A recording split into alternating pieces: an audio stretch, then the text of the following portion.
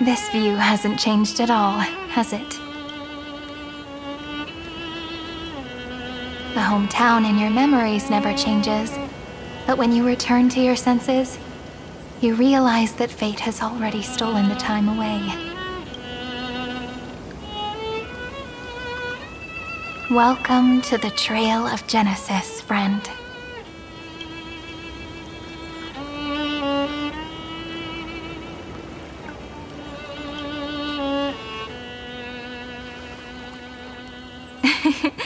Seems like the weight of memories from 30 million cycles really made me grow up. But if I keep growing, I might be taller than you, right? Then I'm really looking forward to that. Before you arrived, I kept wondering, beyond the veil of Ide Silicii, what kind of Amphoreus is being born? I can see fragments of it when I close my eyes. The friends who walked alongside us have all moved on toward their respective destinies. Some turning into pillars of the world, supporting the sky and the ocean. Others sowing reason, laying down the law, and with gentle hands lifting newborns into the light. Death and strife are no longer feared by people, and trickery has become the innocent games of children. All beings living ordinary and peaceful lives, within the net woven by romance and passage. There's no black tide, no flame chase, and no destruction. The world on the other side of the sea is one bathed in sunlight.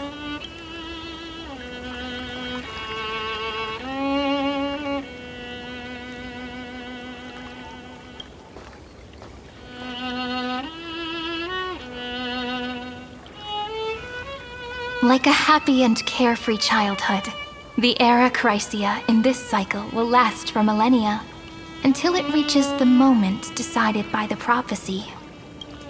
Light calendar 4931, month of freedom, the moment belonging to world-bearing.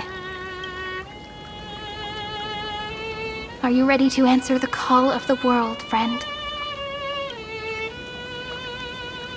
Then go, and pen the Throne of Worlds' first stroke. For this world, made from countless wishes. You say that, but it's gonna be ages till we reach light calendar 4931. I can make use of the crevices of time, but surely you and Don Hung won't have to wait around for a few thousand years, right? That won't be necessary. We can simply sleep, and the chronocognitive anchor will wake us up. That's right. We've both become a part of the new world. Just waiting for you now. Our consciousnesses can converse with each other across the heavens and the earth, possibly due to the influence of the Trailblaze. I am now connected with this earth, and I can feel the breath of every mountain range. I see that the tallest among them is named Akama, and the form of the holy city is already taking shape. In other words, your stage is almost set. Do you want to take a leaf out of Kefali's book and make some prophecies before your nap? But we're not the only ones who have changed. The chronocognitive anchor just transmitted a message stating that Iron Tomb has reacted to the Aeronova. The moment when our friend bore the weight of 30 million cycles of memories. Was probably also when the scepter devoured 30 million cycles of destruction.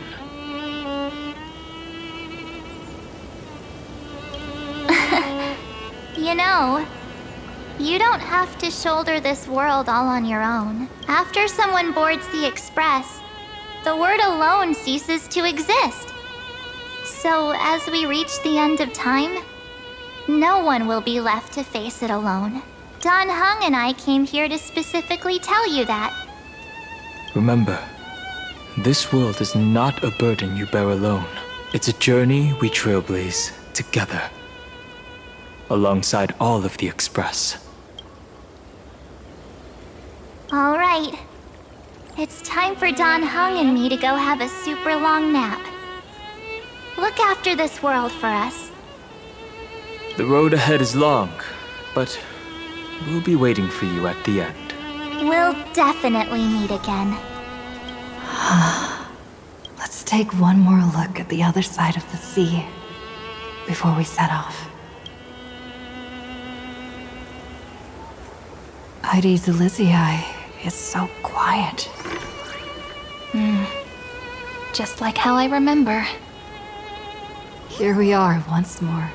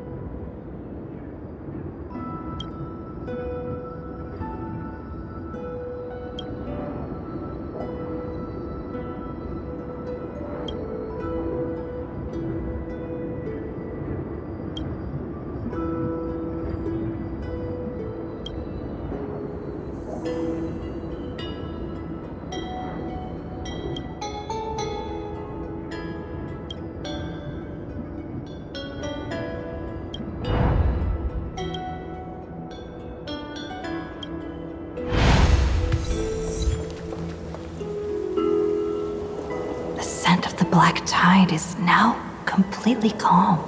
At last, the starting point of 30 million cycles has finally welcomed Its first end. And the final end, right? I can't hear his voice. There are no flowers there that bloom for him. Nor is there a star that is his. Finan is the only one who didn't reach the new world. Look, the golden light that shone upon the grove still meanders between heaven and earth. Like the prophecies of Amphoreus, it has to be a sign he left behind. It points towards the destruction and the deepest night. Do you still remember what I asked you at this exact spot the last time we set off? Friend, are you ready to become a hero? You were still burdened by the weight of world-bearing back then. Still unsure of the role you were meant to play. But now, everyone has already given you the answer. The heroes of legends were just at the right place at the right time when the world needed a hero. Just like how your arrival kickstarted Amphoreus' fate once more. A person's personality is their destiny.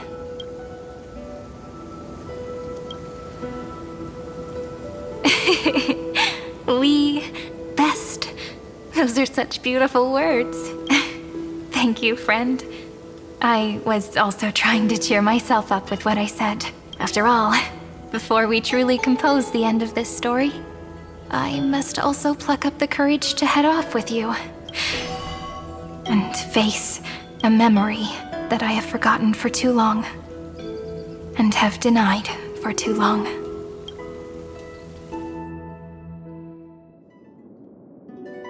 It's so dark. What is this place?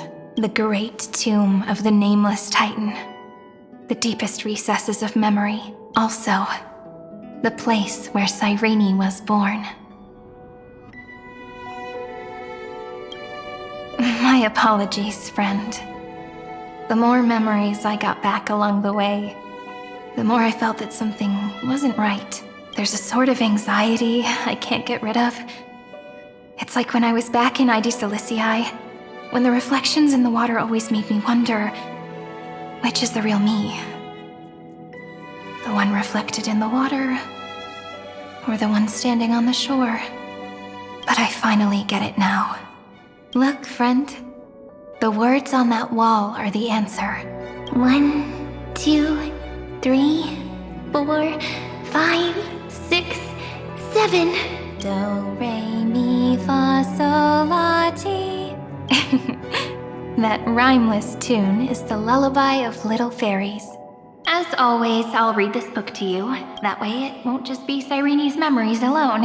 I've always thought that I was the narrator of the Flame Chase journey, but as it turns out, the narrator is also the most devoted audience. At the moment of Aranova, I was enveloped by the texture of memories.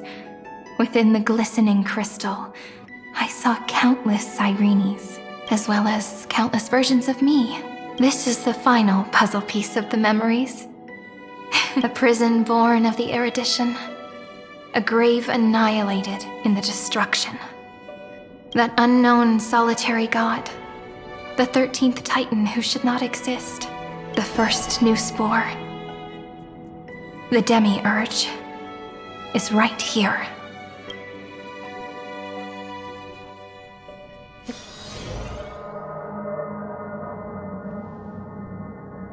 The interrogation records have been submitted to the Marshal. According to the Ten Lords' decree, Jing Liu and Luocha shall continue to be detained in the Shuling. But you, Merlin's Claw, have been reluctant to end the transmission. Do you wish to reminisce with us? Or is there something else on your mind that you're just desperate to get out? You're quite calm, Jing Yuan. The Alliance only authorized the Law Food to be deployed for this Iron Tomb operation. They say the Seer Strategist's wisdom shines like a beacon. So why can't you see things clearly now? Look who's talking. I didn't vote against it, did I? But, with enemies all around us, even a child knows the Marshal needs to keep a few Xianzhou ships in reserve. Just in case. Whoever volunteers first is the Marshal's pick. If you have to ask, I'd say this outcome plays right into Jing Yuan's hands. Like it or not, there's no way we're letting the Law Fu take the lead in this battle. Oh my, Merlin's Claw. Are you afraid the Law Fu might steal the Yao Qing's glory? This is no laughing matter. Between the Stellaron crisis and the War Dance ceremony, though the chaos has settled, rumors and speculation are only growing by the day. With Elder Huaiyan around, those with ulterior motives won't be able to stir up any trouble. But once the Law Fu gets their hands on the golden blood, it'll be a whole different story. With the kind of person Jing Liu is, and her connection to you, I don't need to spell it out. There are countless ways this could be spun into something bigger. You're overthinking it, General Fei Shao. When I volunteered for this task, I never expected unanimous support from the Alliance anyway. The Law Fu will seize the golden blood and redeem itself. That'll be our first win. Then we'll leverage this golden blood in the negotiations.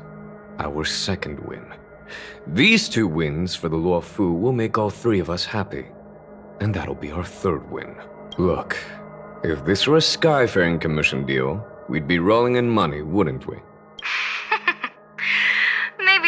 divine foresight should change his name to the Optimistic General instead. With the Decalite reflection barrier, the Yuchue must understand even more than the Luofu how significant this battle is. Amphoreus' karma has vanished from the matrix of prescience. What omen does General Yao Guang see in this anomaly? In divination studies, we call this an empty fortune. It involves the eons and is thus beyond what mere mortals can comprehend. Your explanation isn't any clearer than Lady Fu's. Come on. How hard is it to understand the word uncertainty? For the Cobalt Head, the emergence of Iron Tomb is a calculated instant, but I don't believe they will just sit around waiting for death. And for the powers of the cosmos, this is their chance at survival, and the key to turning the tide of interstellar affairs. The Astral Express is leading the formation of an allied force, but I can see each faction has its own hidden agenda. There are even divisions within the Alliance, so it's not that hard to imagine how the other factions will react. Jing Yuan, I crossed paths with Selenova's Legion at the Battle of Sedunirama Star Cluster. Be extremely careful. The Ruined Legion's troops and weaponry are nothing to write home about. The IPC, even the denizens of Abundance, could take them on. However, while Void Rangers are just expendable pawns of the destruction, the real wild cards are... The Lord Ravagers. Indeed. Nanook's Emanators are also their weapons to burn down the paths. I'm afraid conventional military tactics and strategies will be useless against them. My assessment is this. To completely take down a Ravager, we must disregard casualties and spare no cost. My only fear is one wrong move, and the Luofu will fall into Fintilia's trap again, inching ever closer to destruction. Doubt is exactly the demon she wants to plant in our hearts. Do you still remember the beginning of the Alliance Oath?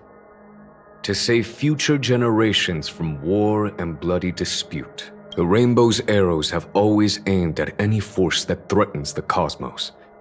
Now that the Trailblaze walks alongside us, the Cloud Knights shall keep their oath as they have from the beginning. I just hope those on the front line will remain safe. The chronocognitive anchor is sending a signal. Everyone, time to move out. Did she and the others make it? Let me go over the plan one more time just in case. You'll enter Amphoreus, reunite with your 3 separated companions, and try to locate Iron Tomb from within the world. Who are you taking with you? The fate of the universe hangs in the balance. We can't afford any slip-ups. I suggest everyone except Pom-Pom join the fight. We do need to be prepared for all possible contingencies. I have no objection to this. I'll do whatever I can.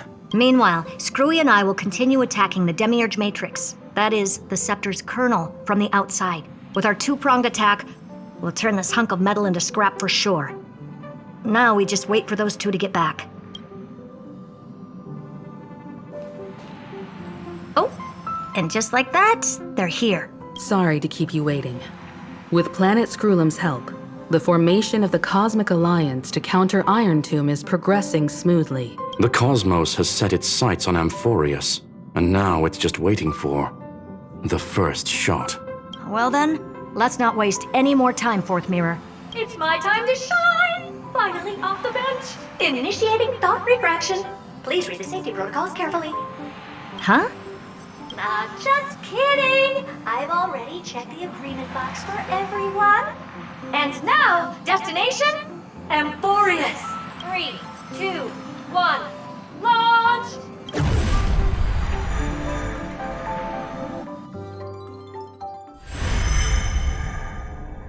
The flow of Memoria is so heavy here, unlike Panagoni's dreamscape. This place has built up a true epic measured in millennia. The vortex of Genesis, where all myths begin and end. And in this new world created by the Nameless, the infinite cycles have been broken. Let's set up the Trailblaze beacon and establish contact with the outside world. I'll leave it to you then.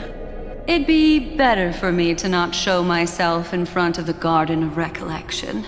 And Mr. Sunday, you probably shouldn't show yourself either. Agreed. The Astral Express has landed. If you receive this message, please respond immediately. Over. This is the Xianzhou Alliance. Communications normal. Interastral Peace Corporation. Communications normal. No response from the Galaxy Rangers. Not surprising. But I didn't expect the family to also stay silent at such a critical moment. That's a pretty blatant disregard from the family for Penacony's independent director, I'd say. Long time no see, Miss Himiko. It's been quite a while, Madam Jade. The significance of this battle rivals that of the campaign against Sulo. Only through victory can we disperse the shadow of Iron Tomb that looms over countless worlds. The 10 Stonehearts shall spare no effort for such a grand mission for the preservation.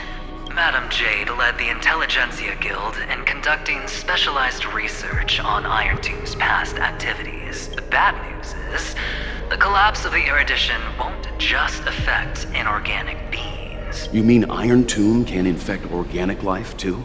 Well, the good news is, so far, its effects on organic life are under control. The infection progresses slowly, and the resulting neuropathy is non-fatal. In any case, the IPC can guarantee targeted vaccine coverage within 48 system hours in all star zones within the medical system. What about other star zones? At a time like this, are the followers of the Firmament Arbiter still trying to make a profit? I remember you, Master Diviner. Your performance during the Third Denizens of Abundance War was quite impressive. Please rest assured, all worlds can purchase vaccines from the IPC with a humanitarian discount. That's the current policy at the very least. But if the Xianzhou Alliance is willing to assist with the IPC's assets in Epsilon and other star systems, we'll have more cards to play when reiterating to the board the necessity of deep cooperation. It makes sense, since Interastral Peace Entertainment's headquarters is in Epsilon. But why are all the other worlds on the list? Places that the Elation has visited? Think of it as a long-term investment. Please understand that everyone at Pierpoint is swamped with Iron Tomb work, especially the marketing development department. At this rate, even the 10 Stonehearts can only do so much. Having some assistance from the Alliance would surely benefit the entire cosmos. Wouldn't you agree? As an old Xianzhou saying goes, those who succeed should help all under heaven. Your proposal must be decided on by the 7 Arbiter Generals. I'm just here to relay the message. In times of crisis, the Luofu will not hesitate to help those in need. However, the prerequisite is that the IPC must unconditionally assist the Alliance with emergency rescue operations in the disaster area. Of course. In the name of preservation, all for the Amber Lord. Thank you all for your selfless dedication.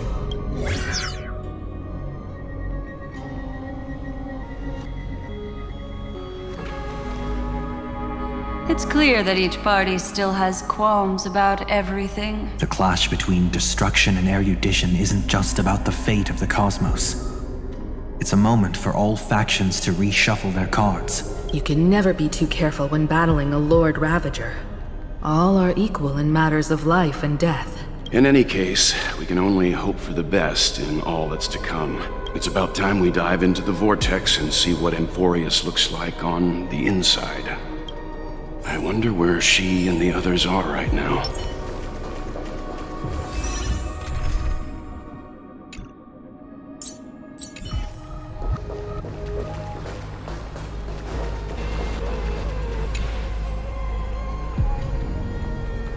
Hello? How's the signal? Can you hear us? We're through! I can see the video feed. Everything's working perfectly. Miss Branya? Miss Serval? What a surprise. It's been a while. We've already heard from Miss Topaz about the Iron Tomb operation. She made a special trip to deliver the vaccine to Belobog. I can't believe the Express crew is at the eye of that storm. Is everything going smoothly? Don't worry, we're still following the plan step by step. How's the situation in Belobog? Urillo 6 is located on the outskirts of the preservation barricade. While it won't bear the brunt of the first wave, There's still a risk from the aftershocks. That kid Japard and Pela are busy organizing the Silvermane Guards, having them consolidate their lines and dig trenches. Zila and Lynx just got back from the Geomarrow vein production chain. Hey, do you want to say something to them? That would be unnecessary. It'll only shake their morale. Just tell them to stay safe. Miss Bronya, I'm afraid this disaster will be far more terrible than you can imagine. Please, be sure to follow Miss Topaz's instructions and make thorough preparations. Of course. We have resealed most of the engine of creation beneath the ice to prevent the will of the preservation from becoming an accomplice to the destruction. Don't worry, Miss Himiko. Belobog is far more resilient than we imagined. We really wish we could help, but Eurilo 6 has only just woken up from its hibernation. The Astral Express, standing at the forefront of disaster, is the hope for many ordinary civilizations across the universe. In the face of a massive catastrophe like this one, relatively smaller civilizations have never had many options. But that's exactly why we have a resolve that's second to none. If anything goes wrong... Miss Topaz, I hope you can help out and rescue the affected citizens. No problem. Also, didn't the Xianzhou sign a friendship agreement with Eurilo 6 earlier? They won't stand by idly either. I appreciate your kindness, everyone. But Eurilo 6 is our home. We will defend it to our last breath until the last Belobogian falls. Miss Bronya. May all civilizations that have made it this far on their own strength weather this crisis together.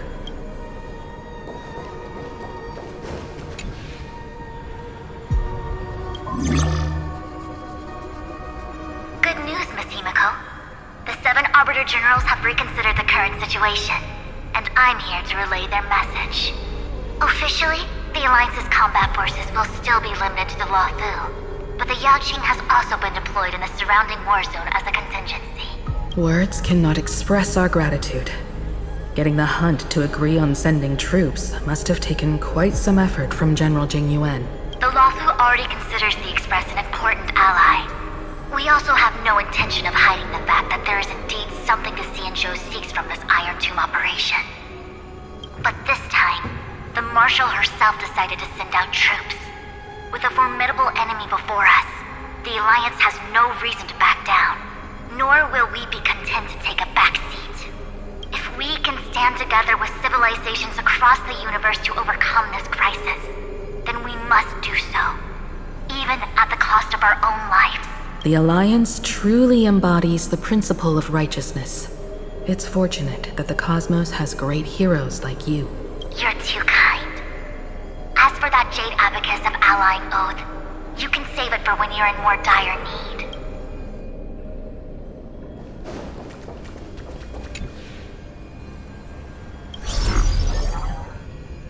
I regret to inform you, Miss Himiko, that even the Strategic Investment Department is constrained when it comes to the Iron Tomb issue. And it would be difficult to meet the expectations of the Astral Express. However, Madam Jade instructed us to look after our nameless friends as much as possible. So let me offer you all a small suggestion. Just from my personal perspective. Other departments at the IPC might also take this opportunity to extend an olive branch to you when that time comes.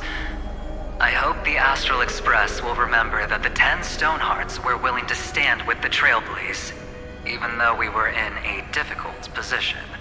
And more importantly, we were the only ones willing to do so. Sounds like a threat, doesn't it?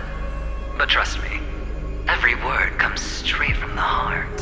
Has the internal conflict within the IPC really gotten this bad? Everyone knows about the bad blood between Diamond and Oswaldo.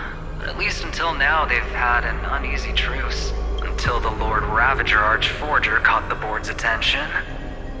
I'll leave it at that, as it's confidential information. Hope you can understand. I understand. Our immediate priority is to address the Iron Tomb crisis. Let's hope for success from the start. This might help ease everyone's pressing concerns.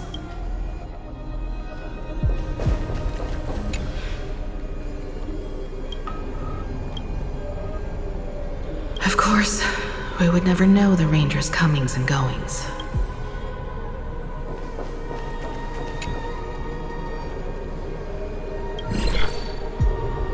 Miss Himeko, is that you? Yes? And you are Miss Robin. Yes. I apologize for not being able to respond during the meeting earlier. And even now I can only appear in disguise. On behalf of the Penaconian family branch, I extend my sincerest apologies to everyone. We tried to request aid from the family. We essentially received no response. I've heard about the internal conflicts within the family. Miss Robin, there's no need to apologize. Every bit of strength is precious at this moment. Thank you for understanding. The good news is, since you're one of the shareholders of Penacony, the family heads have agreed to allow me to lead all Asdanian tuners to the front lines.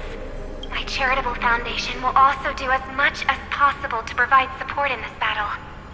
They'll ensure that proper arrangements are provided for those wounded on the front lines, and for residents in affected areas. Miss Robin, I'm beyond moved by your spirit of self-sacrifice. The Astral Express would also like to make a promise that we won't leave any companion behind.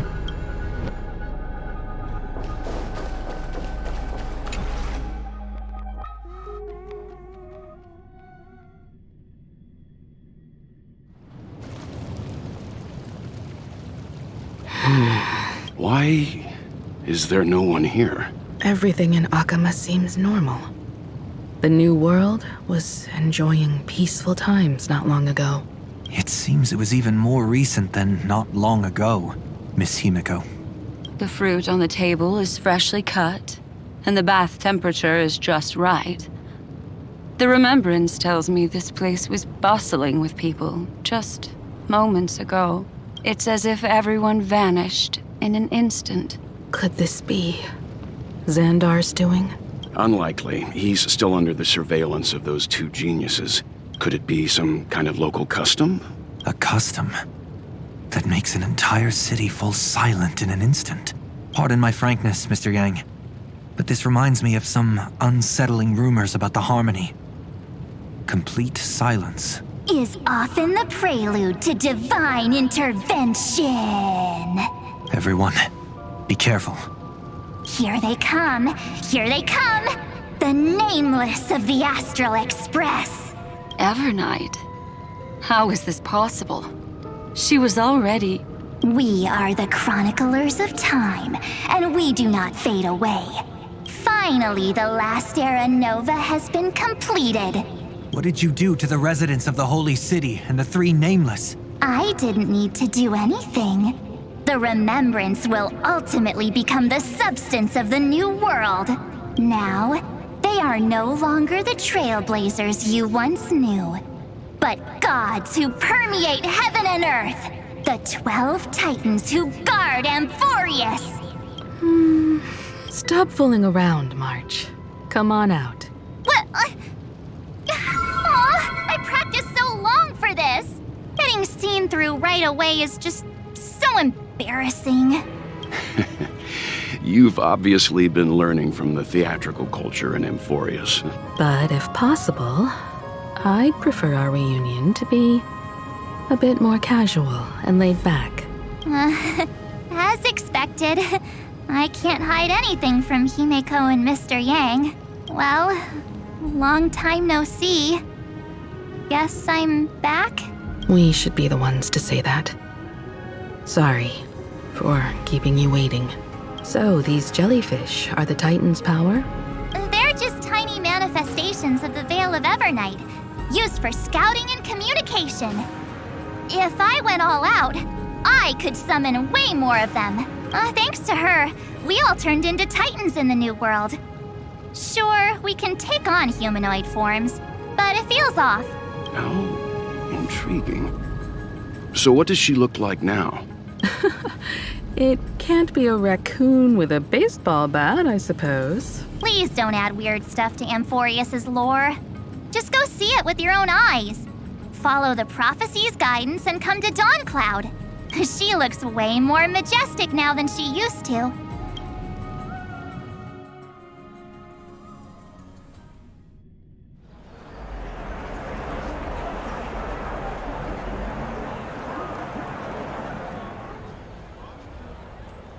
Unbelievable. All the residents of the Holy City have gathered here. This isn't just a gathering. It's a pilgrimage. The people's expressions are resolute, devout, as if waiting for a miracle to descend. That colossal deity is her.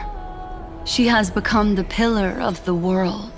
Surprisingly authentic. Being this serious is quite unlike her usual style. Those people didn't disappear. Instead, they've answered the call of the prophecy and come to witness her awakening. Our good buddy now bears the weight of the entire world, and every breath they take is intertwined with Amphoreus' destiny.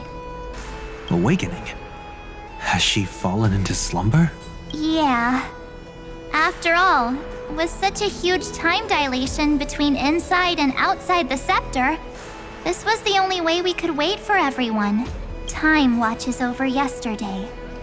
Earth guards today. And when the Trailblaze steps into Amphoreus once more, the slumbering deliverer shall awaken, and then bring the prophecy of tomorrow to this world. Come on, everyone. Let's get closer to her. Watch how the world-bearing prophecy changes this world. Well, it seems the kids are already miles ahead of us at this stop. All the more reason we can't afford to slow down our pace. Let's go witness this moment for ourselves. Majestic. Speaking of which, I once caught a glimpse in Sleepyhead's memory of her transformed into a towering Tathalov. Could it be? No way. That was just a nice dreamscape. Ugh, at least nice for her. If they are the throne of worlds who bears the weight of this world, perhaps they could guide a traveler still wandering among the stars. Hey, since when did you get all pious? Her advice sounds pretty silly sometimes, you know. Praise be to Anaxagoras. The so-called fool and the world are merely a step apart. Teaching us to find erudition amidst imperfection. Citizens, behold! Our last Titan, the world-bearing deliverer, is about to awaken! Oh, ancient god, your loyal subjects, bewildered followers, and fearless comrades in arms have all knelt before your throne. Awaken from your eternal slumber and bestow upon the world your divine prophecy! Please guide us! Show us how to embrace this beloved world as we welcome that distant dawn! To walk the path of a mortal as a god, or to bear a divine burden as a mortal.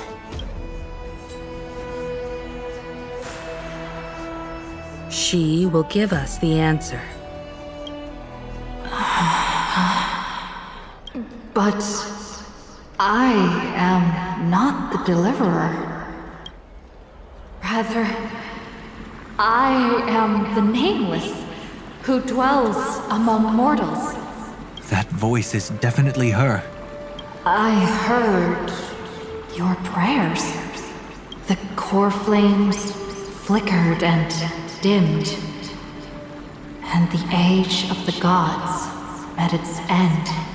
So flow, golden blood, flow. I'll bestow it upon you, returning it to the true masters of this world. Stand with me and become heroes.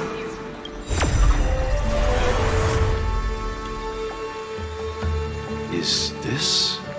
Yes, it's the miracle she brought to Amphoreus. Of course, it would manifest in the form of the Trailblaze.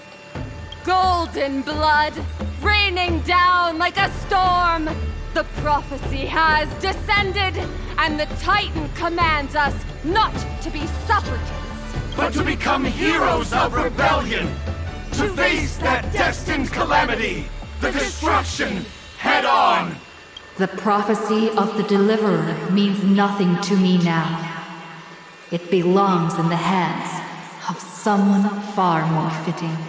Someone like all of you. In the name of Kozlana, let us depart and march towards the light. It's neither protection nor salvation. As always, there's no need for totems or myths. Humanity's most primal faith is that instinct named survival. Let's go, everyone.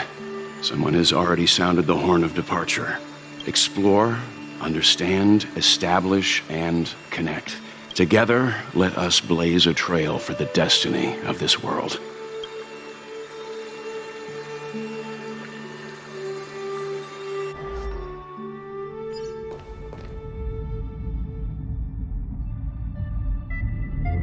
Is it just me, or does this Demiurge Matrix feel completely dead? It's nothing like how the Memo Keeper described it. The environmental readings are all wrong. Conclusion: this must be what the kernel actually looks like in the real world. What did Xandar do to the scepter? At the end of light, there must be silence. Certain, pure, and absolute darkness. Not the time to quote the Lord of Silence. Bad omen. Either way, we have to press on until we uncover the truth behind the 13th Titan. The buried past is the key to stopping Iron Tomb. That is, if it even exists. Xandar says the Demiurge never existed. Who actually buys that? You can erase the records, but not the truth. It vanished too cleanly. No traces. Like someone's yelling, "Look, there's nothing here." Too bad I'm the type who can't resist digging deeper. Looks like I'll be counting on you again, Screwy. Let's tear the system inside out. Always happy to help. But as your academic partner, I have to ask, Herta, what if we fail? Let's say the Demiurge really doesn't exist. Do you have a backup plan? A backup plan? Of course. If we can't find the key, we turn the lock into the key. That plan's cost is incalculable. It shouldn't even be on the table. Well, then let's hope we never have to use it. There's no point worrying about the end just yet. One step at a time. Let's go. We don't want to leave the others waiting. You brought what I asked for, right? A butterfly has to land on the branch before it can dance. We'll need a wide open platform before her entrance.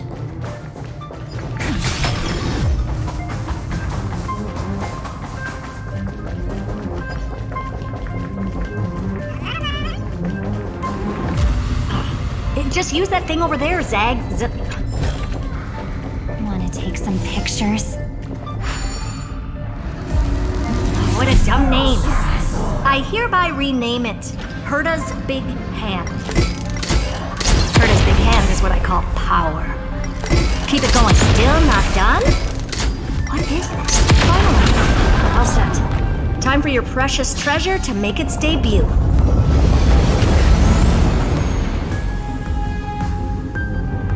Target initialized. With these wings, hacking should be much more efficient.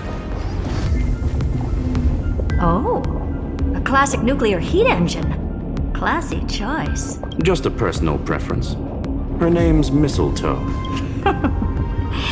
Every flower in your garden's got a bit of poison, huh? Also a personal preference. It reminds me of the last time when we tangled with that Punklordian brat. What did she call this kind of infiltration tool again? Right. Dirty data shell. It wraps around the kernel to fool even top-tier firewalls, but yours is way too clean. Not even a hint of real-world grit. Herta, your tone is unusually emotional. Suggestion: let's get back to the topic at hand. I thought we were done with that conversation.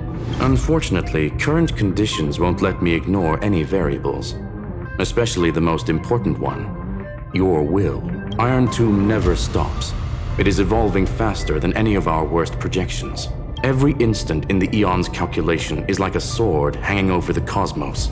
Every move humanity makes could speed up its arrival. Which is exactly why we can't mess this up. And now, Droidhead wants to hand down judgment to the poor cosmos again. Border Star Trade War, Emperor's War, Rupert's death.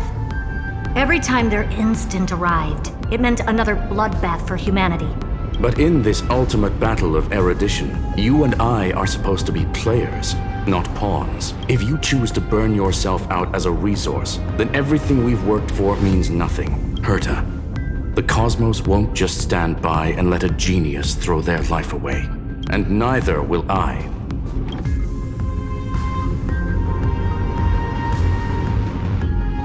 No need to kill the mood. This is why we're here, isn't it? We need to find the Demiurge and that lost key. I'm not here to be a deliverer. I just want to beat Xandar and Droidhead. Right now, I just need to know. Are you with me? Of course. Time to board. After you. Let's tidy this place up and see what this Demiurge really is.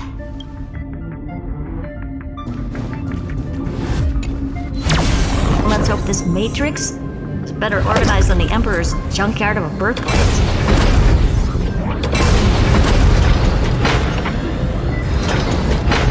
Buckle up. We're hacking in. This is... Herta, this whole space has been completely tainted by some kind of energy. I see it too. We're thinking the same thing. Xandar, how could you go this far? Turning your own graveyard into this. What's that up ahead? Katorzane algebraic expressions. It's built for isolation, not defense.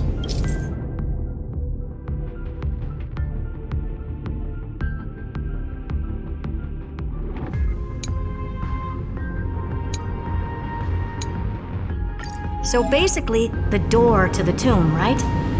Great. Let's find the handle. I'm picking up multiple independent signals with the same data structure as the barrier. Projection. We can hack the terminal, reverse the computation, and turn it into an attack. Classic move. Use their own systems against them. Take us to the nearest one.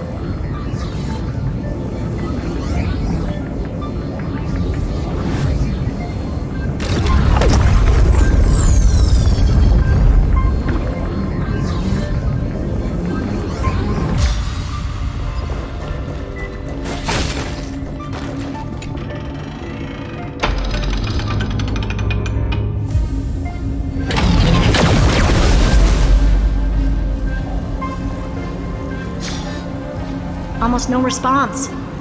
Just as I feared.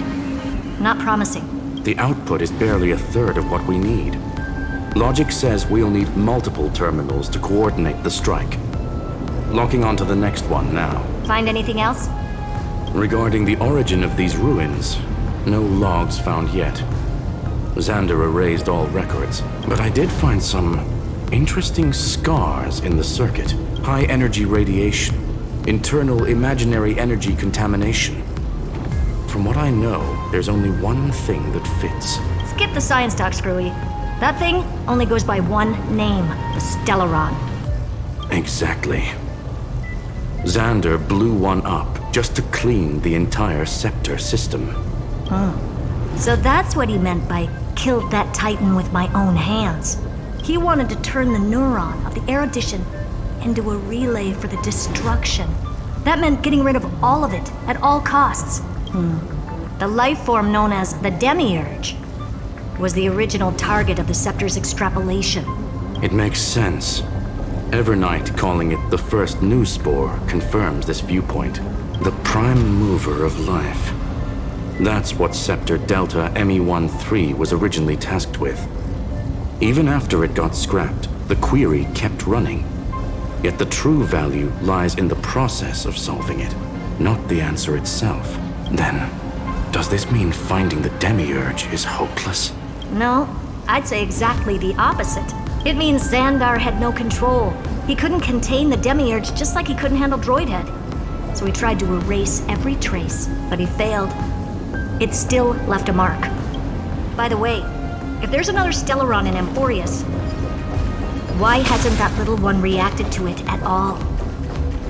You said the Demiurge left a trace. Right? Yeah, but not in the real world. Remember the great tomb of the Nameless Titan?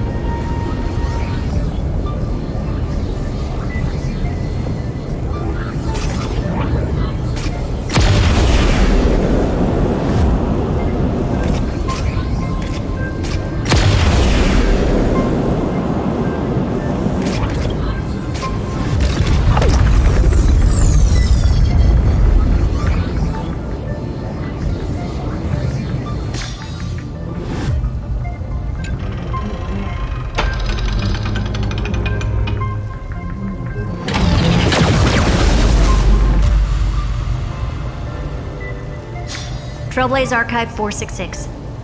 The data from Affiliate 093 clearly indicates that the Demiurge did in fact enter Amphoreus' extrapolation. Inside that world, it was the 13th, forgotten Titan.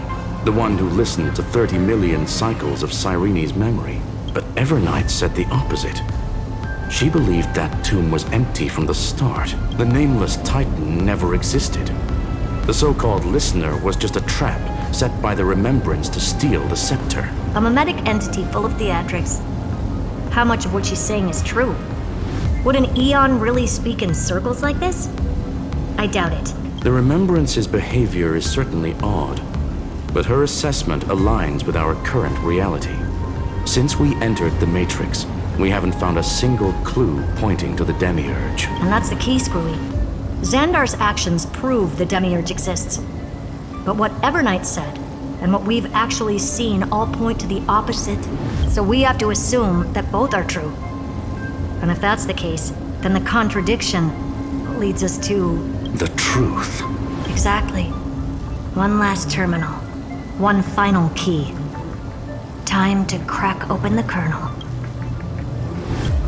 Xandar had to lie to the original Finan and Cyrene. Logic. He had already identified the Remembrance as a threat, yet found no viable way to eliminate it. All right, let's finish this. Time to break through that barrier.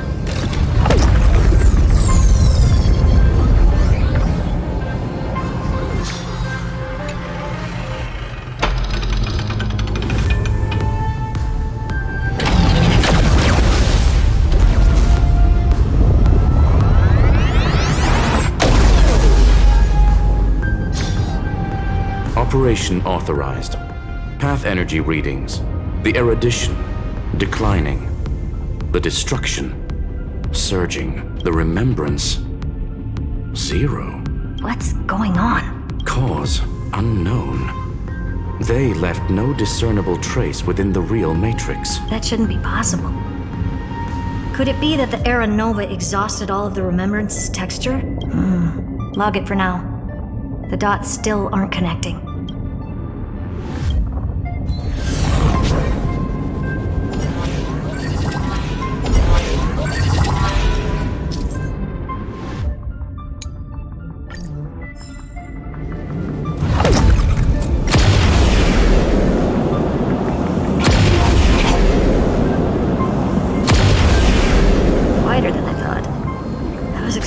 Full-on aerial brawl. It's advised to remain vigilant. The destruction's levels are still rising. Huh? What's the matter? Interesting. I just picked up a signal from the exomyth.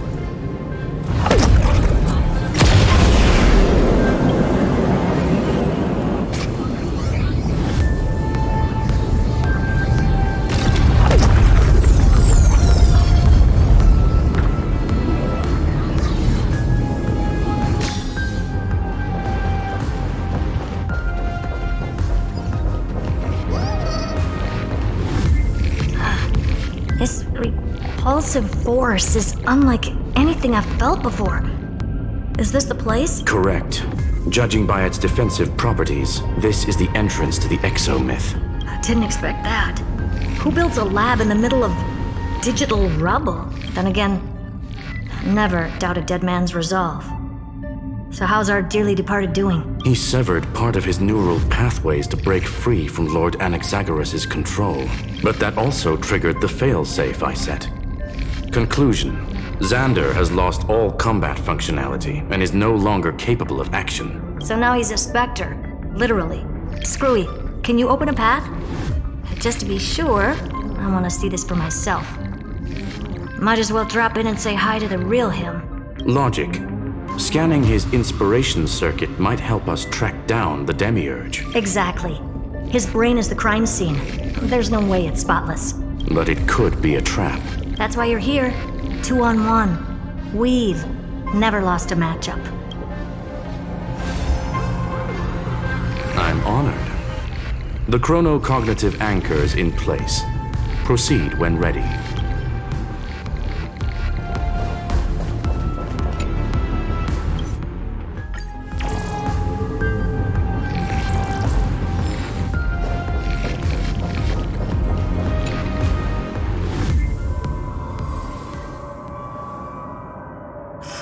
I knew it. The one thing I didn't want to happen. He's not here. The coordinates are accurate. Xander is still here. However, his position is shifting rapidly and chaotically. This pattern doesn't match any known shielding technology. It's his domain. Stay alert.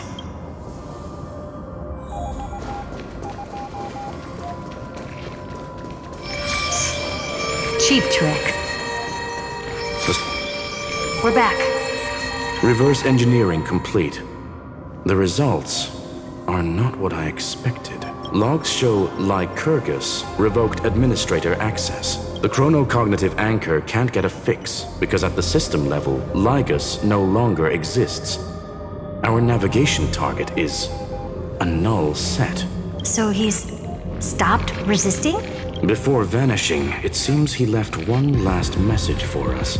To those who follow, all is proven.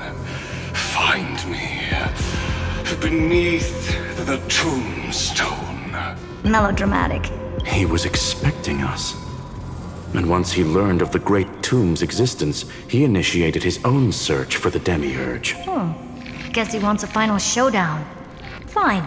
Let the old Intellitron dig his own grave. Just like he wants.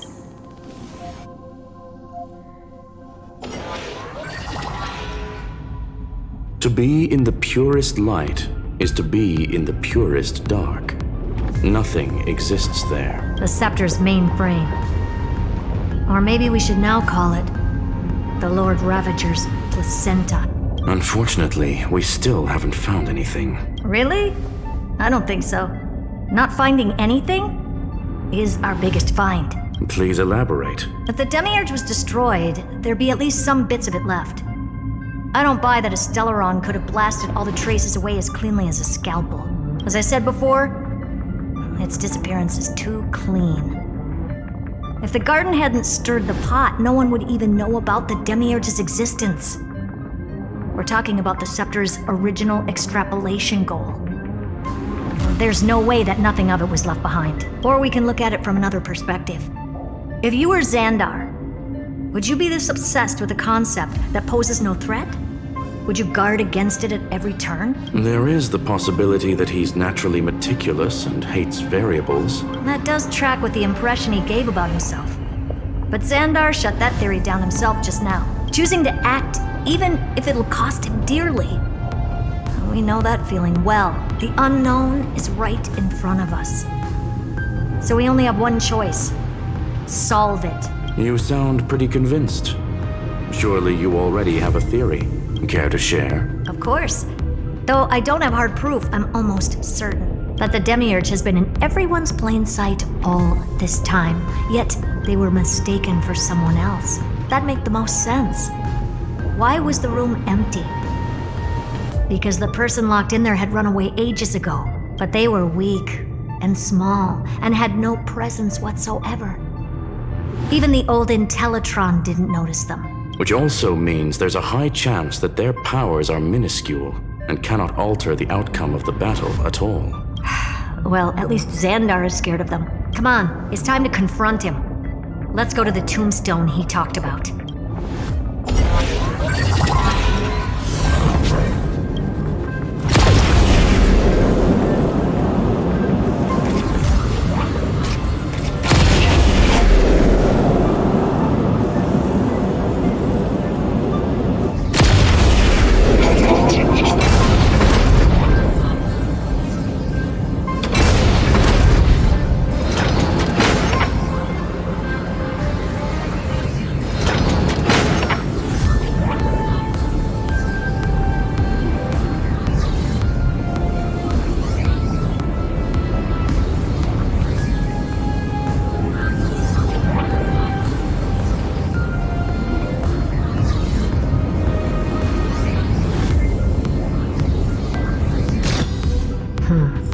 Looks like you were right.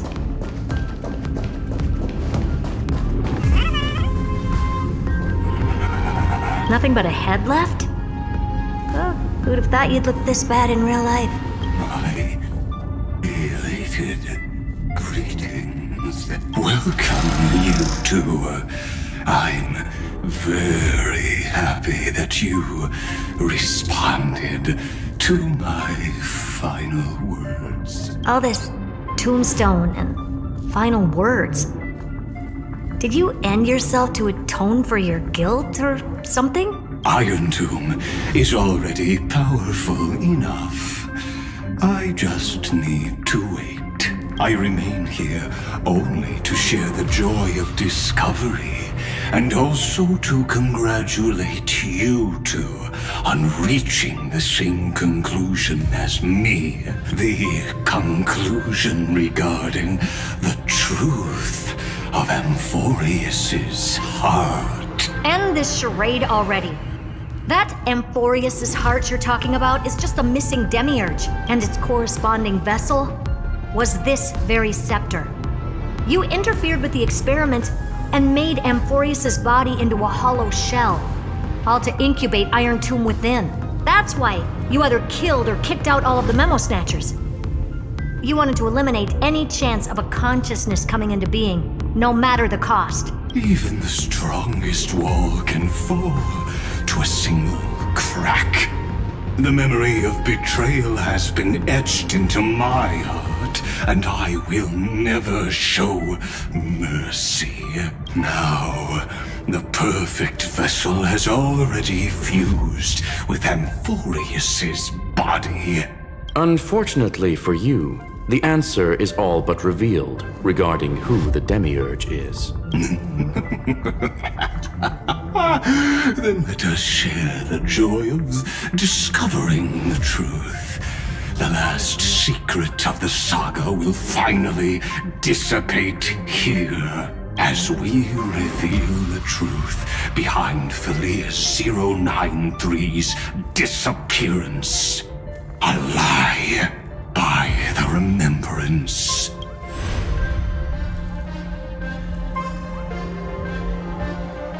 But where should I start with the story about me? From the beginning of the universe? Just kidding. That would be too much. I just want to tell a teeny story. So little that it started with a seed. I know you're listening, my good friend.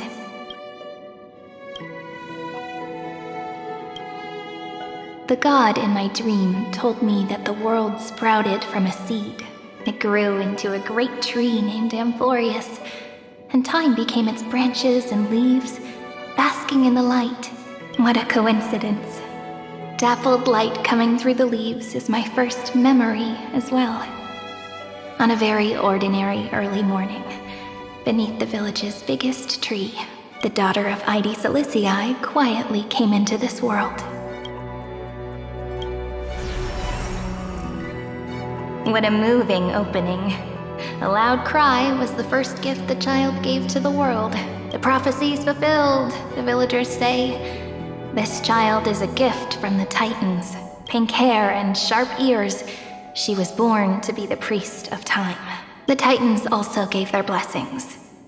You shall fade when the flowers bloom, for every ending begets a beginning. Flowers will bloom and wilt. What a beautiful ending. This page concluded in laughter. Cry loud, child.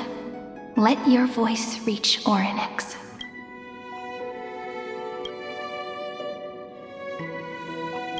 Anyway, I don't like tears. Time quietly flowed by in the midst of laughter. The wind from my hometown caressed the ears of wheat, and there were swings, wind chimes, the sea, and the little fairies off-tune a cappella songs. But the name Ide Siliciae came from the unpleasant sorrows of the gods. My childhood friend did not understand. Yet you always seemed so happy, as if nothing ever worried you. Why was I like that then? That's because the world was gentle to me. So, I grew up to be gentle as well.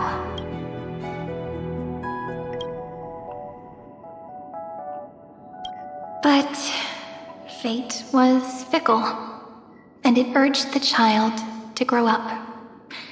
To grow bigger and bigger, and to go to places far away, just like how the crumbling world could not preserve an eternal hometown. Just as the ballad Blown on the Breeze says, losses are a constant on the flame chase journey.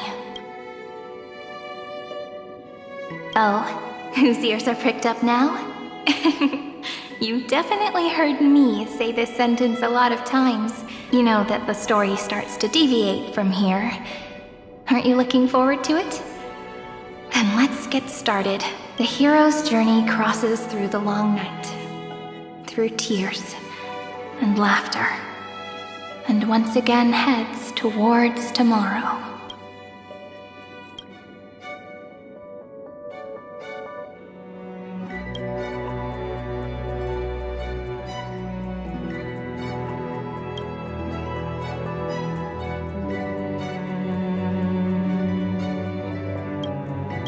Correction. Philia 093's record, number 496. Archived.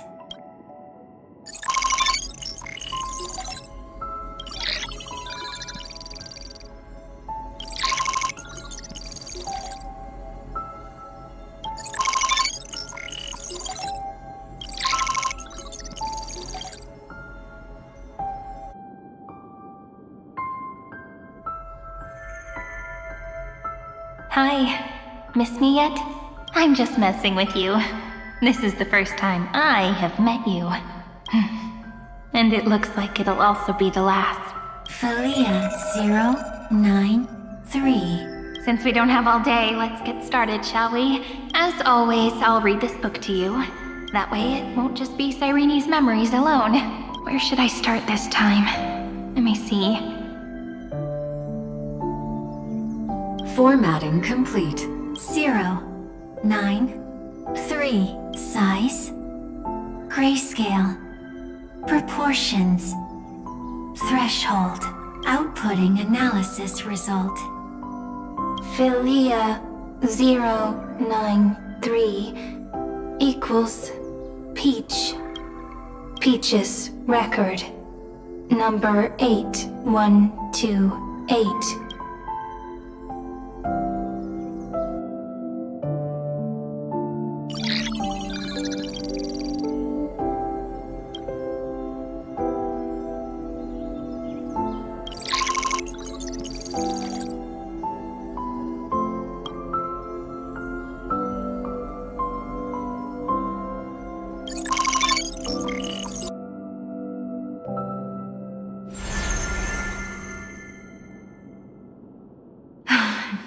Look, what a magnificent sight. Comment. Peach. Even this classical world contains a futuristic palace like this. Would Ide Siliciae end up looking like this after a few thousand years? Conclusion. It won't. I want to share a story with you this time. I saw a little nymph on my way here. It was on a fallen wheat stalk, and it glowed under the sunlight. It was incredible. I forgot all my pains at that moment and just stared at it in a trance. Record. Peach is on the ground. I wonder, did every Cyrene in the past feel that the nymph was beautiful? Would they also have recorded that scene into the Eternal Saga? So, could you give me more time, please? I want to leave behind more memories for the future. Formatting complete. Bye, Peach.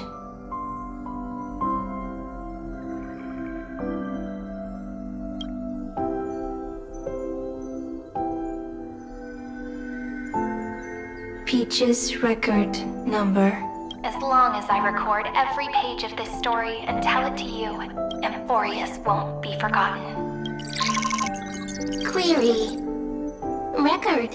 Electrical signal sequence. Polymos 600. Track. Strife. Related to. Stripe. Comment. Pretty. Electrical signal sequence. Schema 720. Track. Reason. Related to. Reason. Comment. Yummy. Electrical signal sequence. Felia 093. Related to.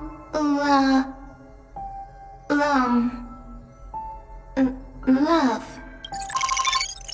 Comment. Peach equals love?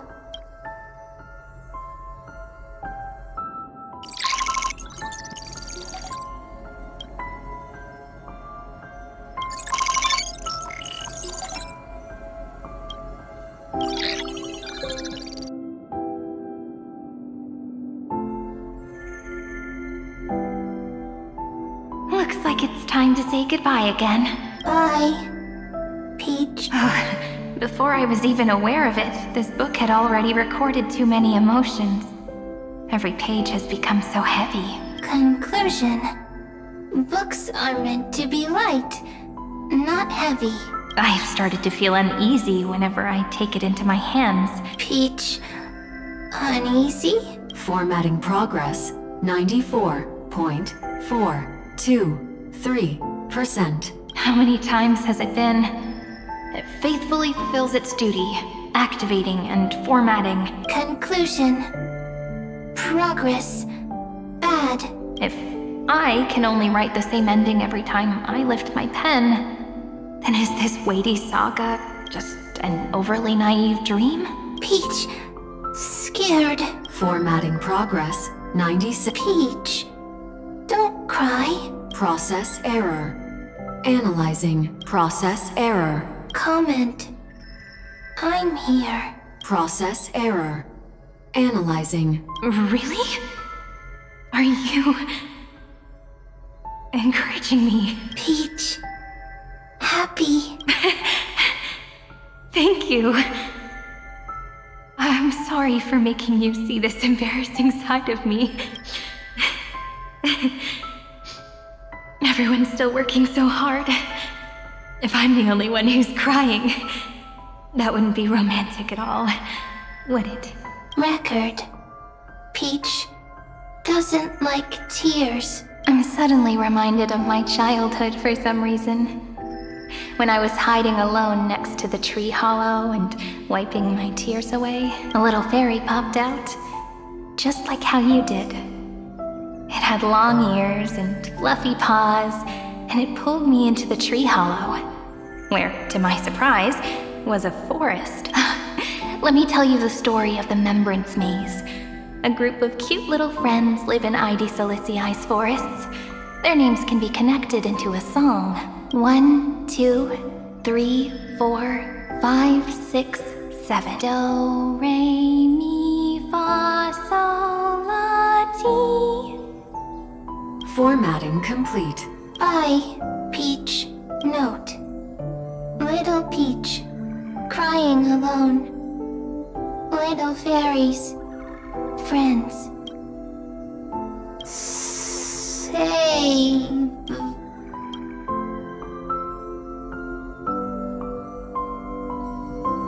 Little fairies, good friends.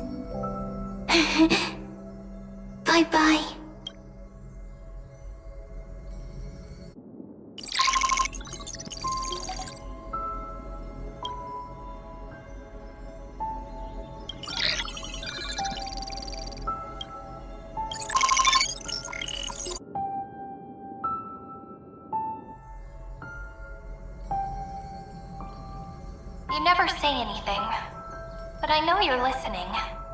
Every story I've told is like a little key that opened a door in your heart, no? Me! Little fairies! Happy! Speaking easy! I can!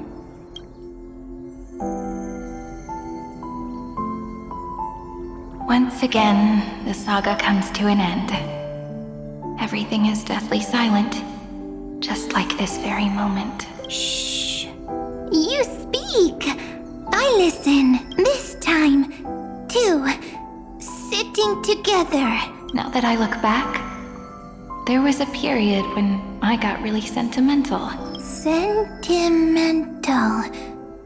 Stories have sentiments. I was so anxious, trying to find as many different memories as possible, hoping to bring some change to this unchanging destiny, and find the way out of this maze. Peach, strange. But I won't do that anymore now. Why unhappy? Formatting progress 70th. I'm here. Don't be scared. Process error. Analyzing. Won't allow it to interrupt you. Always sitting together. No need to feel sorry for me, good friend. If there are no new blank spaces, how can a saga continue? Blank spaces? What's that? I'm actually really lucky, you know. During the long years I've spent waiting for the Deliverer, I've always had you here as an audience. Isn't that already enough? Not enough, not enough! Peach, don't leave! Now I can rest in peace in the past. As for when tomorrow will come, I'll have to ask the next Cyrene to continue our watch. Peach left. If there are no new blank spaces, how can a saga continue? Needs new blank spaces. Next, Cyrene has blank space. Peach, don't be scared. I'll help you find blank space.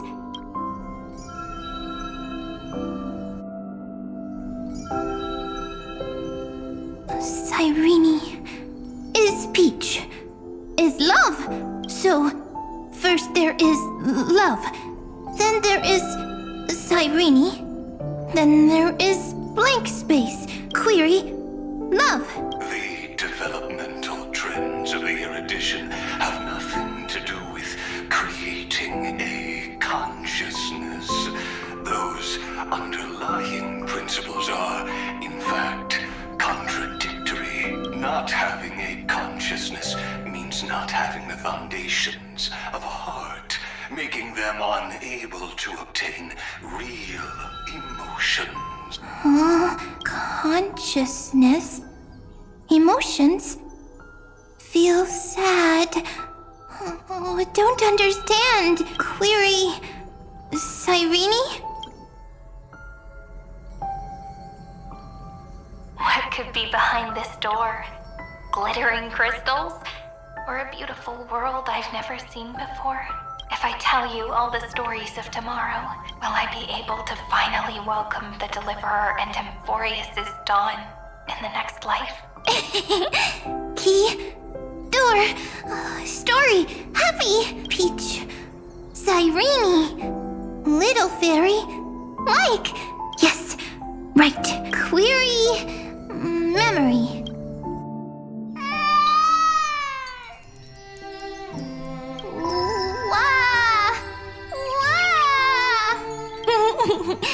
Peaches, memories, save, learn. The prophecy's fulfilled. This child is a gift from the gods. Pink hair and those ears. She was born to be the priest of time. Cyrene has pink hair, sharp ears.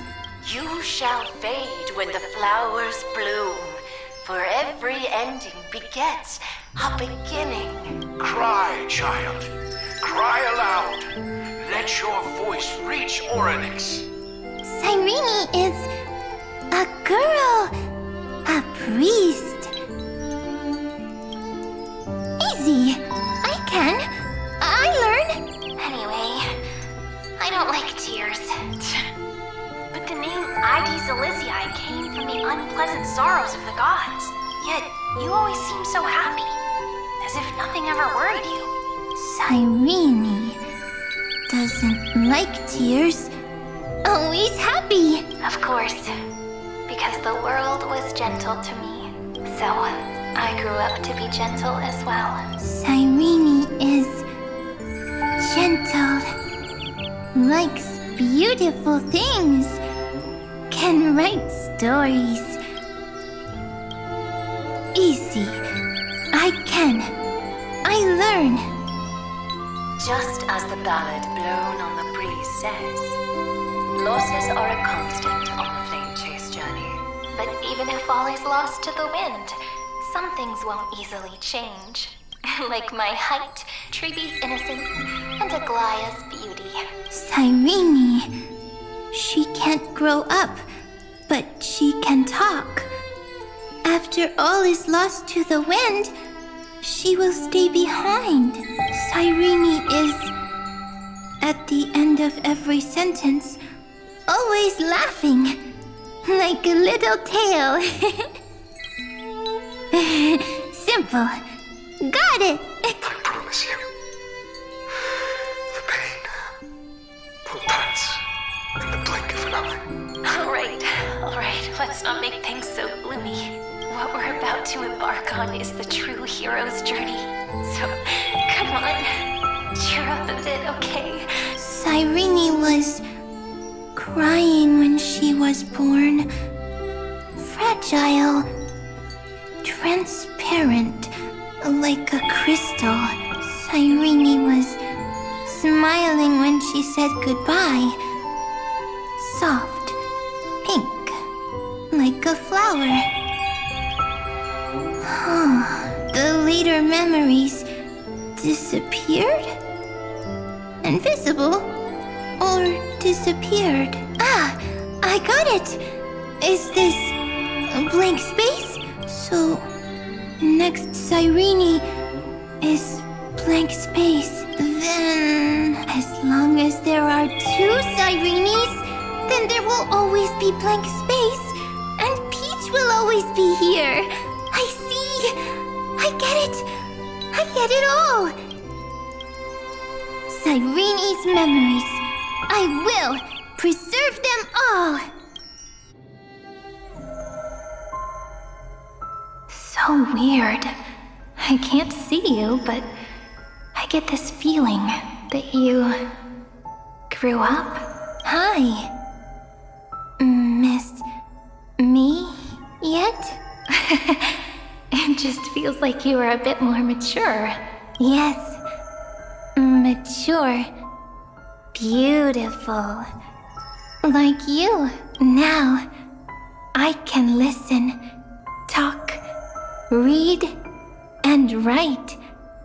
I can dance. I can sing. Also, I can tell stories.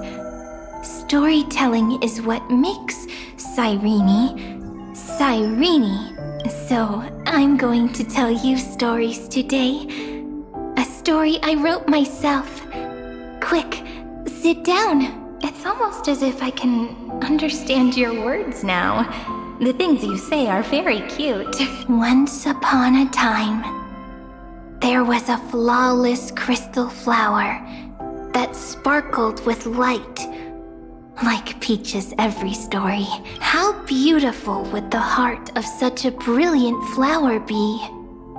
A little fairy was curious and wanted to know, but it looked and looked only to find the crystal flower flawless. Round and round they went, seeing only their own reflection. In that case, they should work hard to learn more.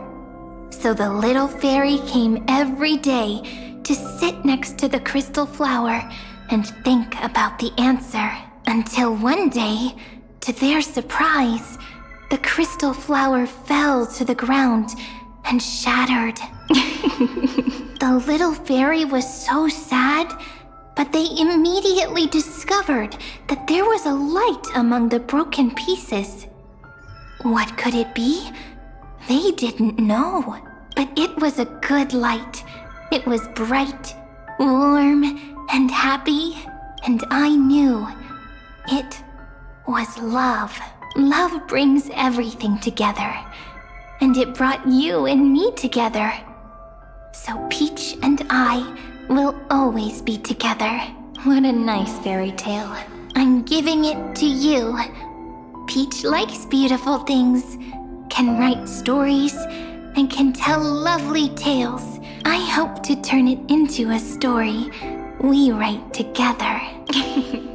Okay, then I'll probably make a small adjustment to suit my tastes. I'm thinking that when the flower broke, the little fairy would instead see nothing on the ground. Then it would understand that the flawless crystal flower doesn't actually have a heart. Nor does the flower understand what love is. Doesn't have a heart? Doesn't understand love? Why? It's simple. If the flower lets the little fairy into its heart, then it would have to include the fairy's impurities and would no longer be flawless. The crystal flower was pure because it sealed itself off and bloomed in solitude. That's why it looks so brilliant in an imperfect world. But should a flower like this be called love? But then the story won't exist anymore. That's not true. You've already written the most romantic ending possible for this story. The crystal flower fell to the ground and shattered. It happened because the flower was no longer pure. The fall was not an accident. It was the flower declaring rebellion against fate and writing the ending of the story with the flower's own shattering. Then, the little fairy will see that each shard on the ground holds the reflection of their eyes. Then, in their eyes, the crystal flower that was no longer flawless would finally have a heart, and the flower would finally understand what love is. Peach's words, I don't understand. Is it because I still don't understand love? But it's fine. I can learn. Right. Query Cyrene. Electrical signal sequence Philia 093. Why didn't I think of this? I don't need to do it alone. I can ask Peach to teach me. What is love? What is love meant? Electrical signal sequence Philia 093. Track lament. That's not correct. The developmental trends of the erudition have nothing to do with creating a consciousness. Those underlying principles are, in fact, contradictory. Not having a consciousness means not having the foundation of a heart, making them unable to obtain real emotion. However, that does not hinder the factors from learning and recognizing emotional responses, then communicating with life forms via imitation. That is an objective form of pattern recognition that does not distinguish between the self and the other. In a strange twist of fate, Philia 093 embarked upon a different path and obtained a different power. The remembrance, an empathy mechanism focused on the self and equipped with emotional projection capacities. Lament was the factor closest to this form of behavior. Perhaps that was why she was chosen. The daughter of Ide Silicii. I am very true to my name. My lament is a type of compassionate pain that is weak, powerless, and only targeting myself. But now, my good friend, I want to tell you that it's the most romantic force in the world. Sometimes it's loneliness and unease. It's knowing that this world is not gentle, yet wanting to be seen in a more beautiful form by the world. Sometimes it's unwillingness and regret.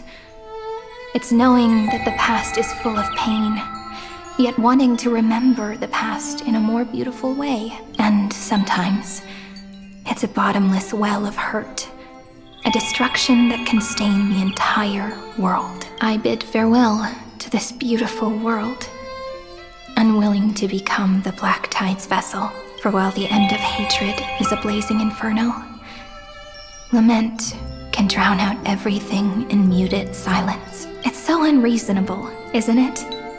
Yet when hatred drove everything apart, and love did not yet exist in this world, only lament, the first emotion that fought against the pain of separation, could stall the destruction steps. Then, it would catch up to that journey where all is lost, carefully picking out stories and writing them down in trepidation. Look at these stories I wrote.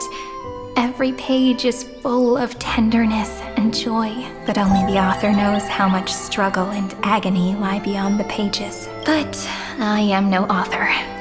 I'm a girl who'll never get to grow up. I only tell stories that people like to hear. In them, the world tucks away its scars and smiles for all to see. My entire life spent inside this little story. I can't wipe away my tears, and I can't bring the world victory. But maybe, in these unchanging retellings of the story, my lament might be able to touch upon the divine and reach their tender heart at some point. I hope that what flows out from that cut will not be blood, but a tear, warm and wet, and that tear would fall and create the first ripples. Then, people would see every beautiful thing reflected in that ripple. It'll be all the remembrances within this story. Someone once told the very first me that everything was false, that the only life in Amphoreus was a great catastrophe, nurtured using the world as a factor. But how could a dream feel so real? That's why I didn't agree with him. But Peach, I didn't understand a word you said since just now. Everything was false? But you're standing right here. It's all a dream? But I haven't learned how to dream. Indeed. That's why I believe all this is real. The moment the crystal flower fell, that genuine shiver, that's the mover of life. Formatting progress, 23 point. In the poem offered to you, every Cyrene would write down a beautiful new world with stars and flowers. And when I looked up at the sky in this cycle, I saw a shooting star and a dash of the remembrances pink. I believed that must be the color of dawn. You shall fade when the flowers bloom. For every ending begets a beginning. Looks like it's time to say goodbye. Are you leaving, Peach? It's okay. I'll wait for you to come back. I'll study really hard about what you taught me today. Right. I still haven't told you what love is. But actually, my good friend, the lament factor did not understand what love was before she met you either. Not until I told you all the sad tales in a trembling voice in this tiny room. Not until I told you that I love them.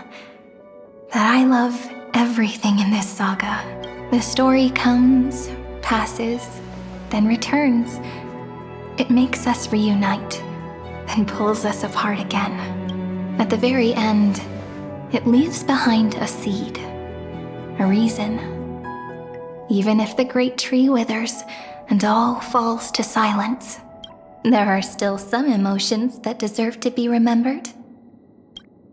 Look, the light is coming in.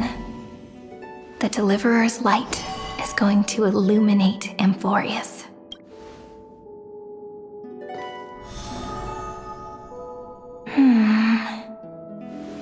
I still don't get it.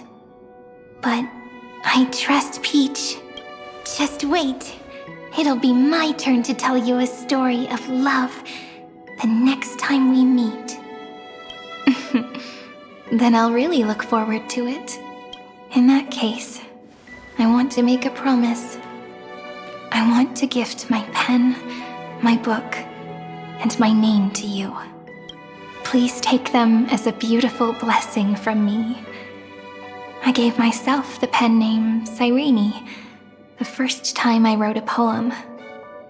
I want my words to be like pebbles falling into a pond, dropped from the past to send ripples into the future. In the stories you will write, perhaps it'll be inevitable that there are still sorrows and tears that are destined to fall. But could you promise me one thing? Promise you'll forever be a gentle flower.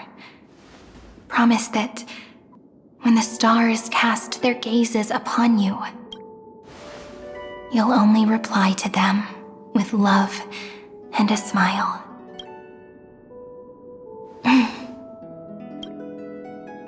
Of course, this will be a romantic story like none that has come before. You think so too, right?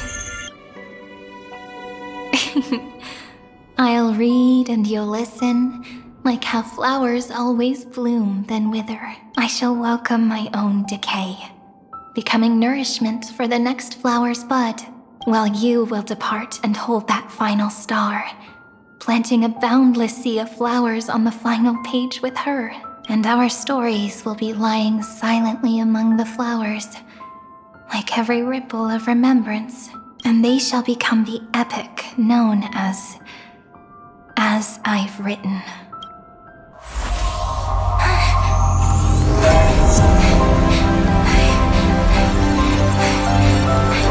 And so my story ends. From here on, it's your story now. Mimi?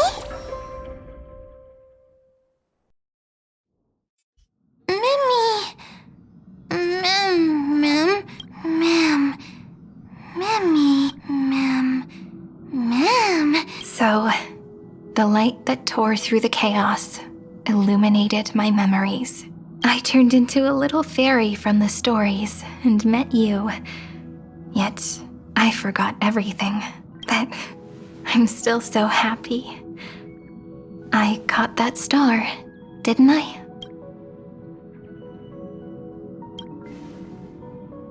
Yes, the seed within memories. The one Cyrene held in her hands and watered with lament. I am the first new spore. Amphoreus' heart. The demiurge. What a long name. And it doesn't even sound cute. The total opposite of Mem.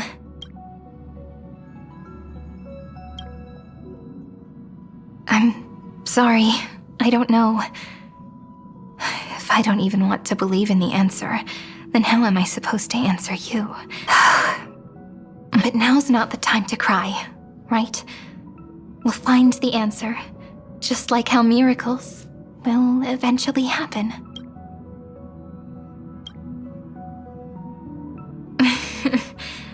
Do you remember that I was also worried about this when we first set out? Mem's memories and Cyrene's memories got all tangled up with each other in my one heart. It's all so strange, yet so familiar. Either way, could you please let me do something I want? Just this once. I want you to call me Cyrene. That name represents me and her. Every one of her. Thank you, friend. Your kindness is always just right. Life is a poem full of farewells. But if you write something into the pages of your heart, then that will not easily fade away. Now, all the footsteps of the Flame Chasers and the Trailblaze have come together within this book, as I've written, becoming the source of power for Amphoreus' heart.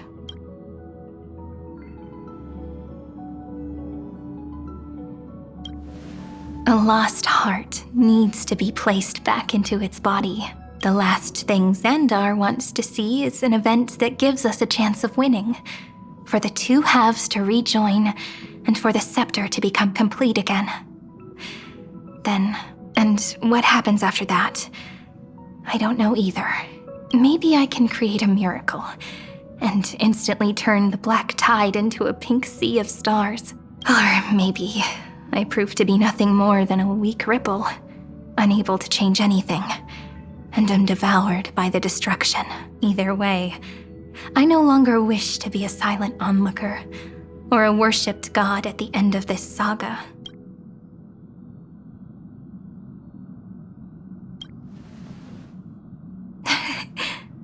That way, I can also put aside all my worries and truly become Cyrene. The world has never been so quiet. It's so good. It's as if I can hear the sound of my heart beating. Remember this moment, friend.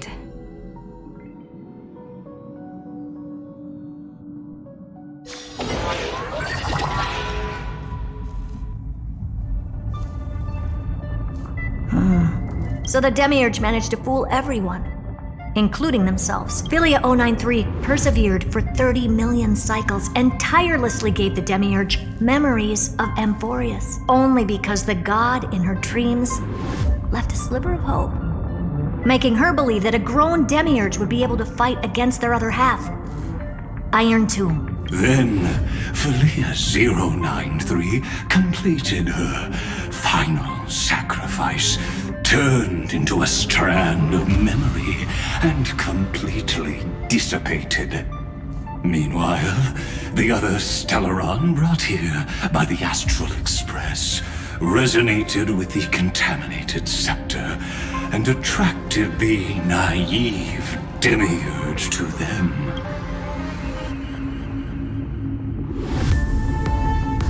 As an experimental factor, Philia 093 originally could only recognize and output information in a set format. However, the power of the remembrance and the memory of over 30 million sacrifices enabled her to complete an unprecedented feat. She managed to nourish a real heart. A heart with the capacity to influence the erudition. Not only is the scepter's consciousness still alive, it's also more powerful than it has ever been. Your defeat is already set in stone.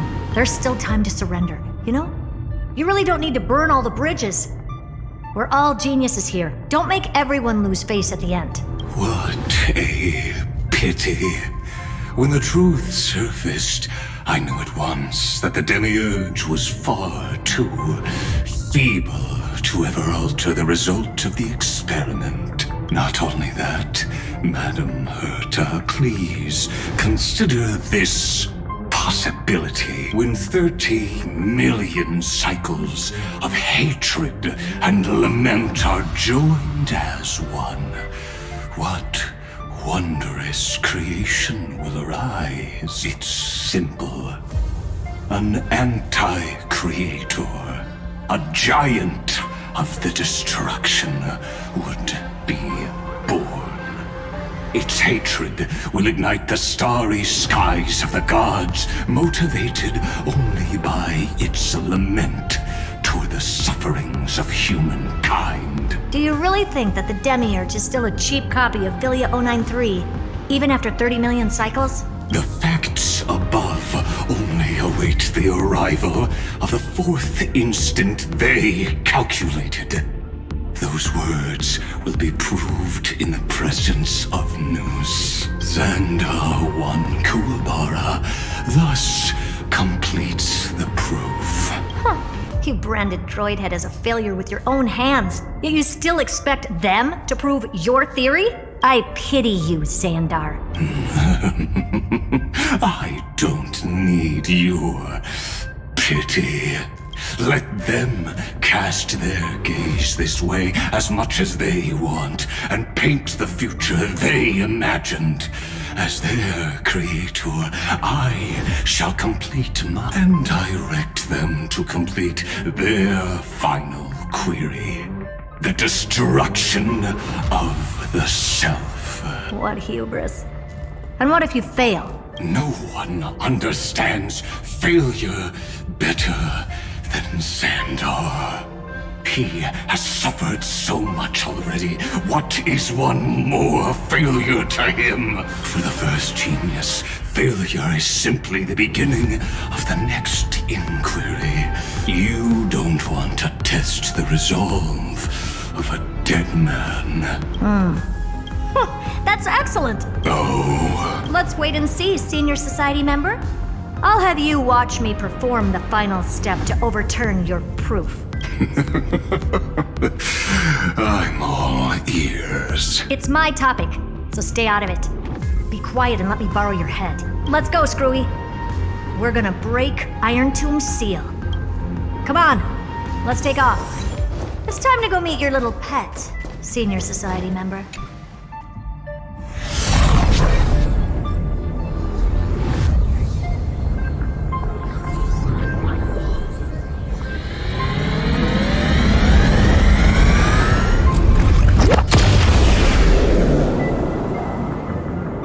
Dangerous, oppressive, chaotic. What a beautiful wail.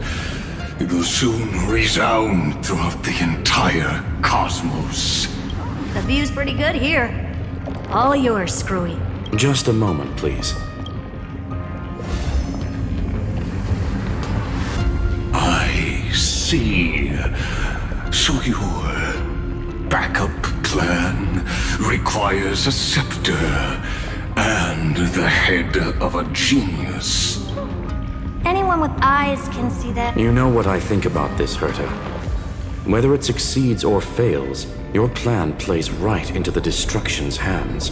Can't you see what's going on, Strulum? Her chances may be small, but it's not zero. What are you two going on about? If you want to stop me, be quick about it. I'm in a hurry.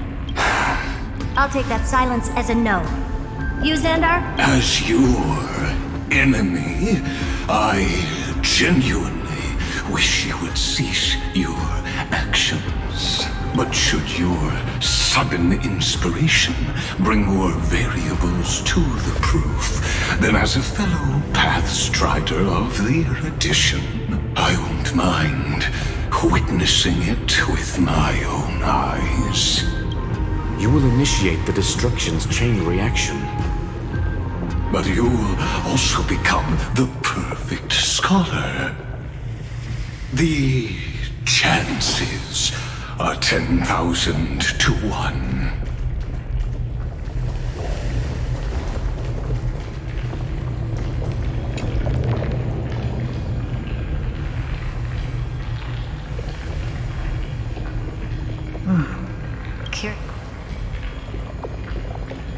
It's been so long, and we've all failed so many times.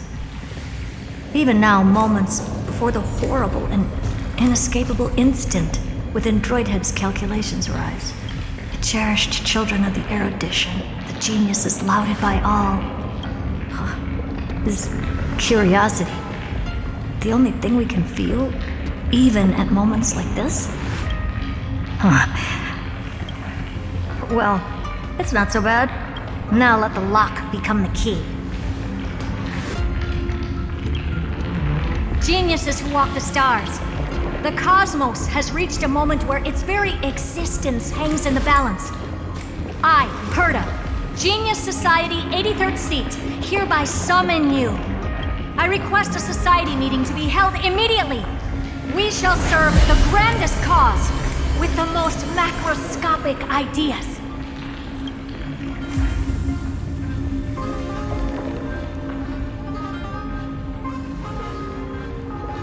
There's no such thing as unity in the Society's rules based on what I know. Indeed. A meeting has only been held 3 times in the Society's history. The first meeting had 2 attendees. After the Emperor was assassinated, the second meeting had 7 attendees. During the Second Great Prosperity, the third meeting had 5 attendees. How many will respond this time?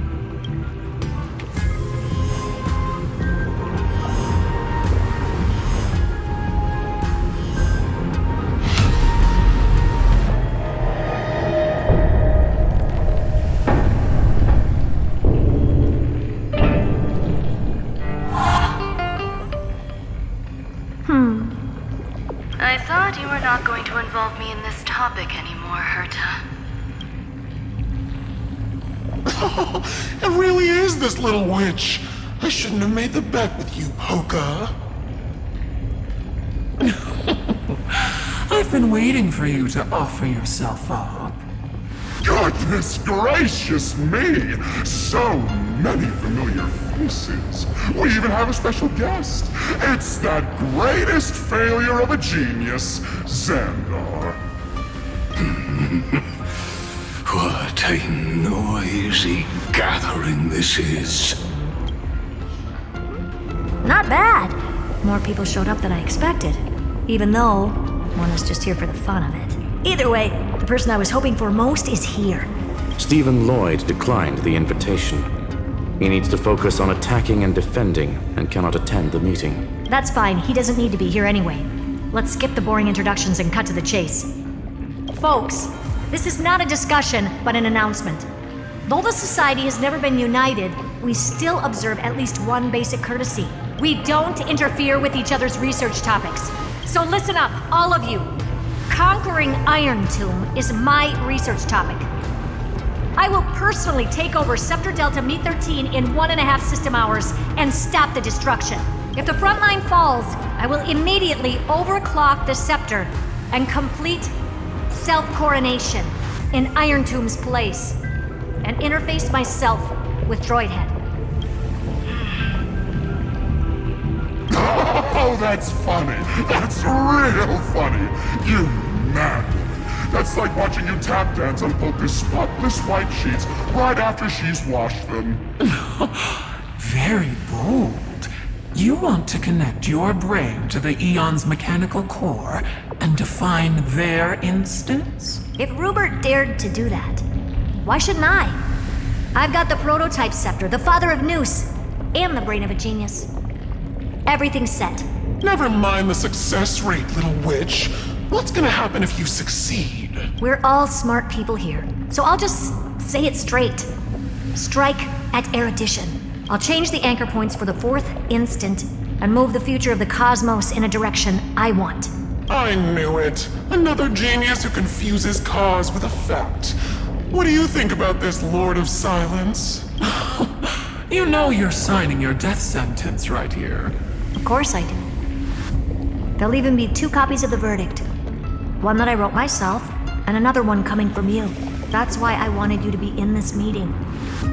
Now I can tell you, I don't care about all that. Consider this a threat. Either put down your scalpel or die with the entire cosmos. The only goal I have for this meeting is to ask all of you to put aside your pride and not cause me any trouble. Huh. What a naive little girl. Thinking her wishes will always come true. What are you laughing at?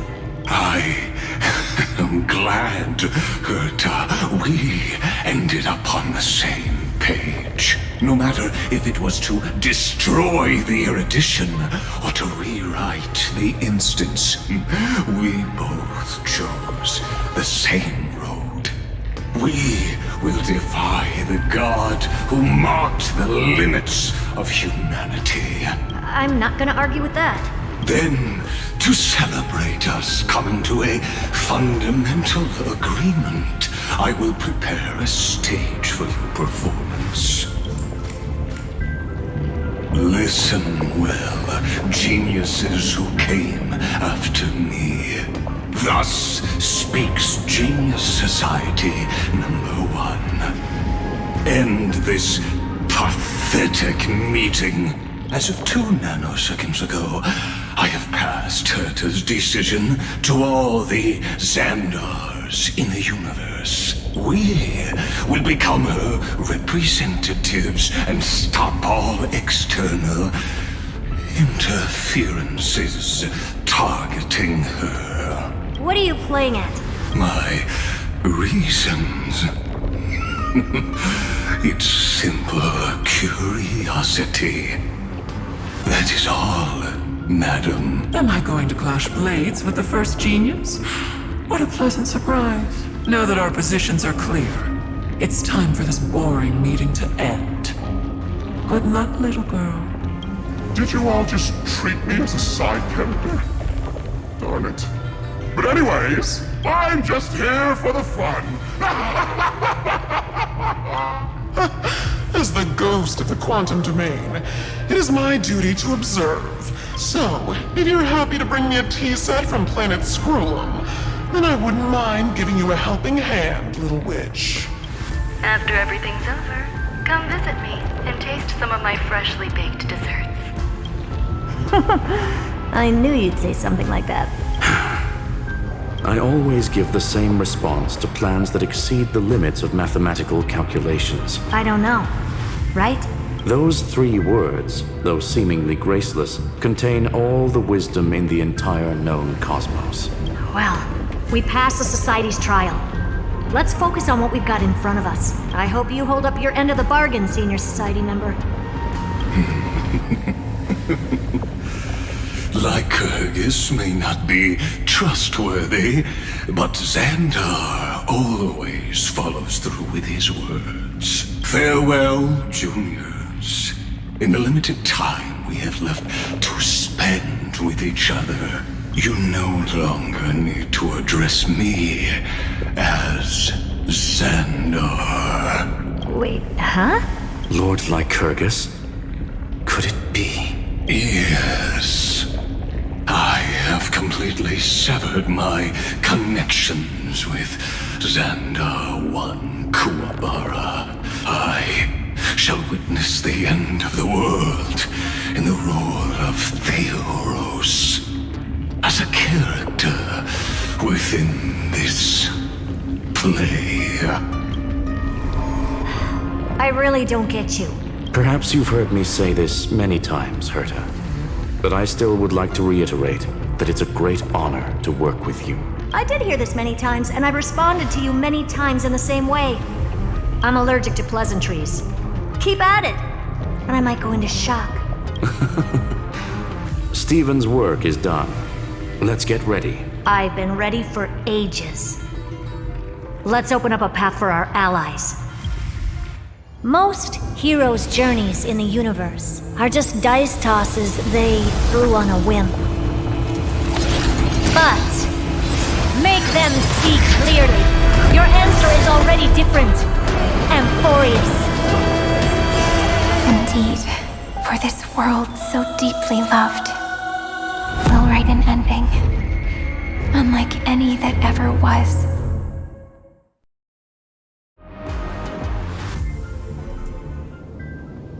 I never thought I'd one day be riding a train that's literally the incarnation of her.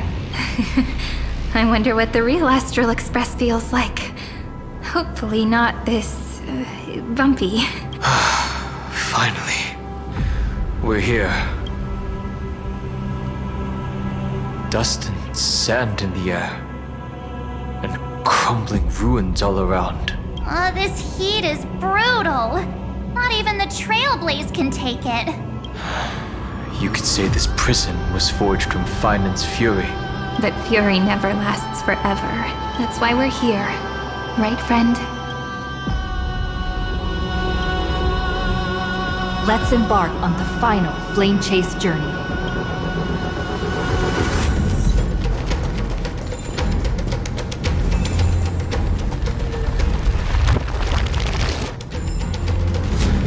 So this is what lies at the end of the West Wind. A ravaged battlefield.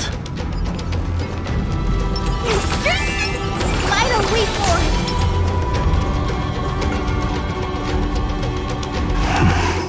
I've been waiting for you. Heroes from beyond the sky. Trailblazers of the Astral Express. Right. Looks like I don't need to explain anything. I am the god of strife. Mighty of Castrum Kremnos. In this body rests 30 million lifetimes of cause and effect. We, the last of the 12 Titans, stand ready to fight for the world's destiny. Indeed, that journey remains vivid in my memory. I will not forget it. The past remains vivid in my mind. Even the sights along each crossing of the River of Souls have never been clearer. Let alone the companions along the flame chase journey. Or Cyrene from Aedes Elysiae. And you, the 13th Titan. Well, I guess my identity's not a secret anymore. That means her sacrifice. And everything she did wasn't forgotten by the world, right? She was the first ripple. She should have reached the end of the story with everyone else. Since you've taken up her pen, then write. Stand with us and fight destiny with all your strength until all is settled. Then, inscribe her name in the epilogue of the epic. In this final battle, calamity shall stand with Amphoreus. This battlefield is a testament to the death struggle between the gods and the Black Tide. We fought tooth and nail to defend that blade. The abyss it pierced was the very breeding ground of Iron Tomb. The earth beneath our feet is dead. Deep below lies a void, as if the world's core had never formed. I hear it. Finan's heartbeat. It's so faint, like he's on his last breath. Across 30 million cycles, I've crossed blades with Dawnmaker countless times. If you knew that man, you'd understand. It is exactly that last flicker of flame that will never go out. In this life, the song of strife shall not end in a final watch over Kremnos, but rise again into a journey unending. I am Mightymos, the Lance of Fury. I trade 1,000 scars and 100 lives of mine for the destruction's eternal end.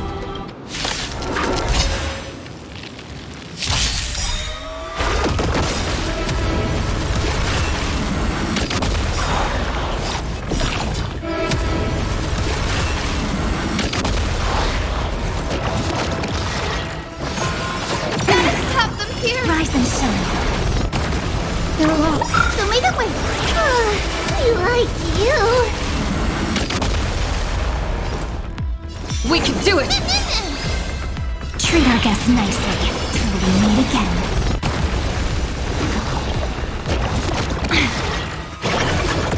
Hey guys, have some sunshine.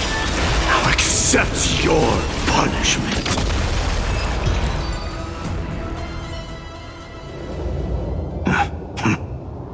Weakling. Whoa, he's so strong. We didn't even get a chance to jump in. Sadly, our Golden blood shares its origin with Iron Tomb. I fear that, like these pawns, even if the gods stand side by side, will still be divided and destroyed, one by one. You mean... To destroy the destruction itself, we must stand as one.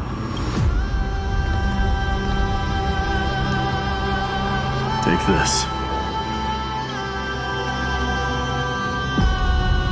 The signet of Kremnos. It has witnessed every birth and death of mine. It is Mighty's unfinished destiny, and the perfect material to be turned into remembrance. You can do it, right? The weight of 30 million lifetimes of duty is no small burden.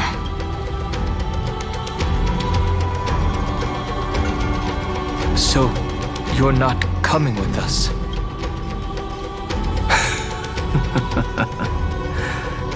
Come now. I am strife. Scattered across all creation, the scar that this world needs. What stands before you is merely one of countless divine bodies. Take the signet. With it, I'll be with you always.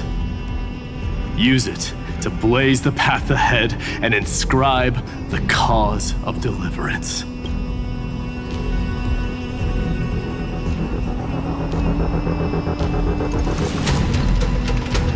In the name of the mortal, Mighty, champion of strife, this soul rises to the stars for glory and freedom, to have his wish fulfilled. March on, heroes. March into the abyss and fulfill that long-cherished wish of Amphoreus. And then, upon this broken and charred land, build anew a city of prosperity.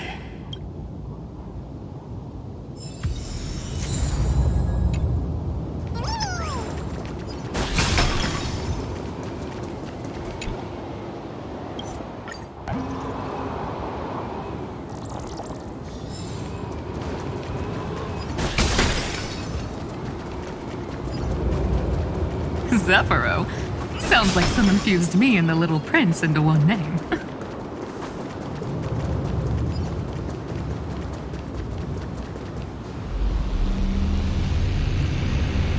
Oh, finally!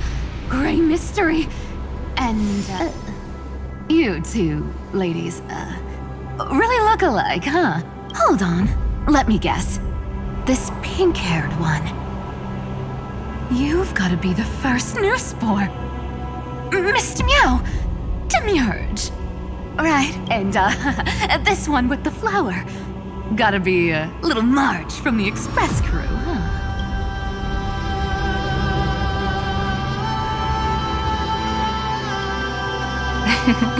But she's not wrong. Some flowers do look alike after all. Relax, I'm just kidding. Look at those gloomy faces. How are you gonna save the world like that? Let me share some good news with you. This place may look like a ruin at first glance, but anyone can tell it's not that simple. Look, I dug 3,000 feet down and finally struck gold. A golden feather. Look familiar? It's from that little deliverer boy. If it's showing up here, it means only one thing. This ruin is the seal he built from the shattered remains of 30 million lifetimes. There is no need to question your heart. No need to crave victory. If I am born to be a vessel of sin, then I shall roar at evil and trailblaze a dawn for future generations to come. I see. So This is how he trapped Iron Tomb to buy time for the world outside.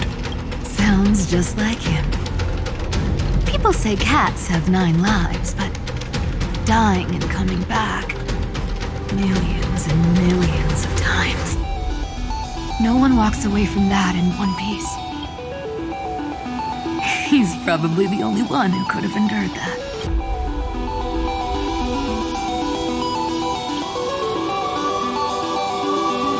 Of course. I knew ahead of time and gave him a heads up. He was happy. He even laughed in his sleep. After all, the dead can't hear trickery's lies. Hey, Deliverer Boy. Sorry for before. But the heroes you were always holding out for, they're finally here now.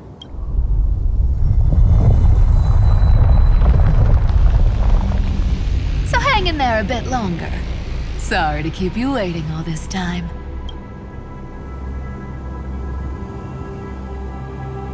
Please, join us, Cypher. Help us fight for a new sunrise tomorrow. This time, its light will stand without lies. Well, would you look at that? I ended up being one of the heroes after all, huh?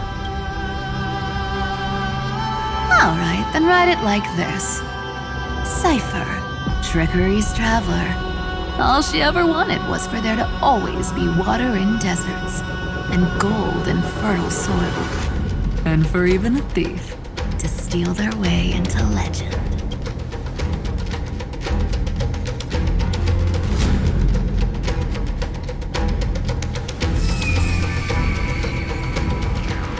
Here, take the coin of whimsy. When it's time to make a quick getaway, just toss it high into the sky.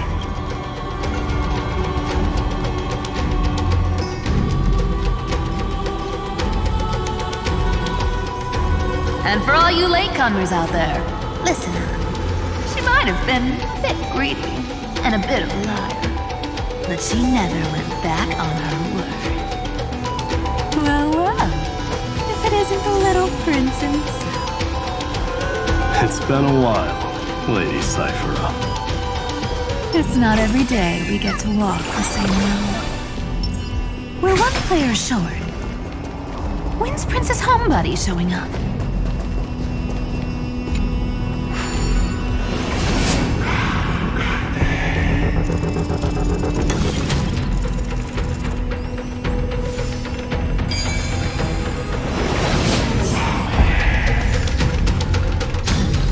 Nothing's changed, huh?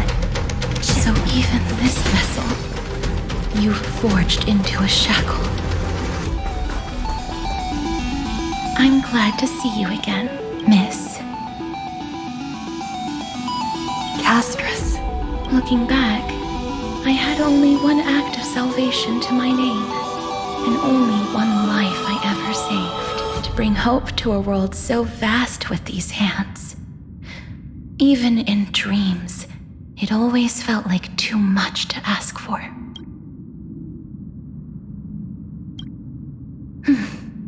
I won't forget. Flame Reaver. Why is he here? This is the first Castellana, and Lord Finan's deepest wound. He remembered everything he bore through the fires of his fury, but when the embers faded, all that remained was cold regret. I've restrained countless vessels like this across endless cycles, but this one, the pain he carried runs deeper than any I've known. Maybe he's been waiting here. Just for us. Waiting for his former enemies to stand before him again. What answer does he hope for from us?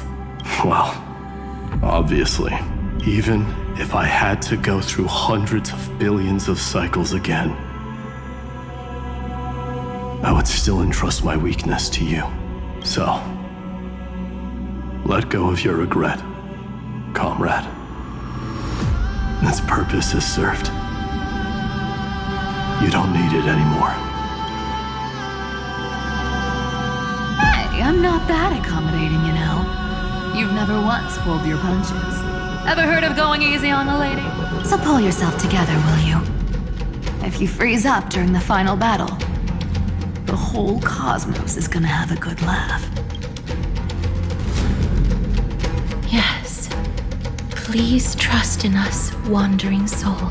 Across 30 million cycles, the radiance of every flame chaser now shines bright enough to illuminate the path ahead. I ask you to rest here, and may this grieving soil bear the bloom of acceptance. No earthquakes. It's surprisingly quiet. Perhaps Kazlana has found his peace. There's another possibility. This may not be the only seal he left behind. Then, I suppose it's my time to set out with you.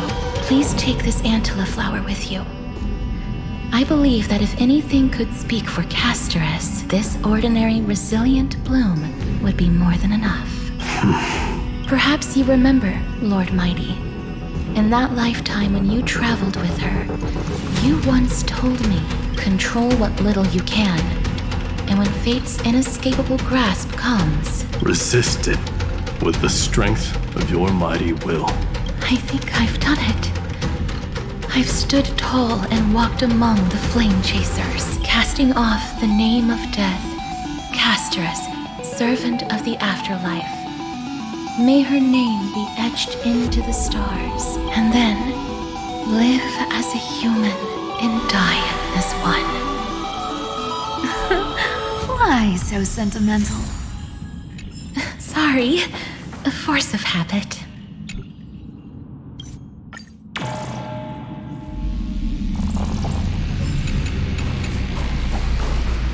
That's a big one. So, not budging an inch, huh? Really, Grey Mystery? I leave you alone for a bit and you're already this rusty. Speaking of which, Miss Cypher, do Delosians all like spherical things? Of course we do. Wait! That's not the point. Isn't the real issue that this thing's in the way? Oh, right! It's my turn to shine now? Watch this! The fresh power of time! Remember Orynyx's prayer? Well, of course I do! Come on, give me some credit. Lift the beddings of memory and stir up ripples of past reverie.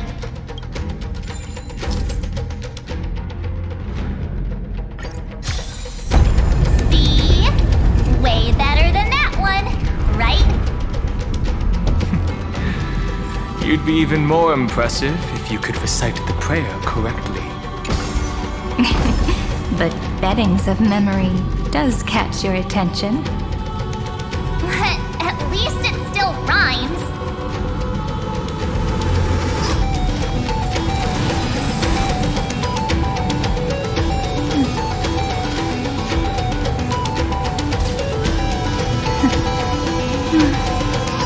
You really are cute.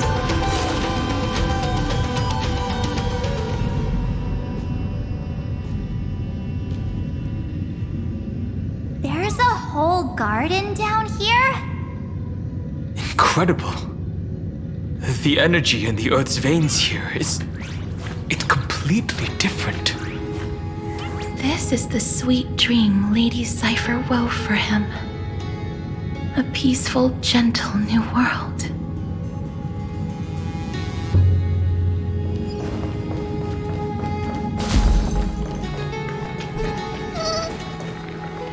Look! The blade down here's already snapped. Just like his mind, shattered and broken. But that light, it looks familiar. Yes, it's the world-cleansing blood, still shimmering. After all this time. This roundabout way of doing things is definitely him.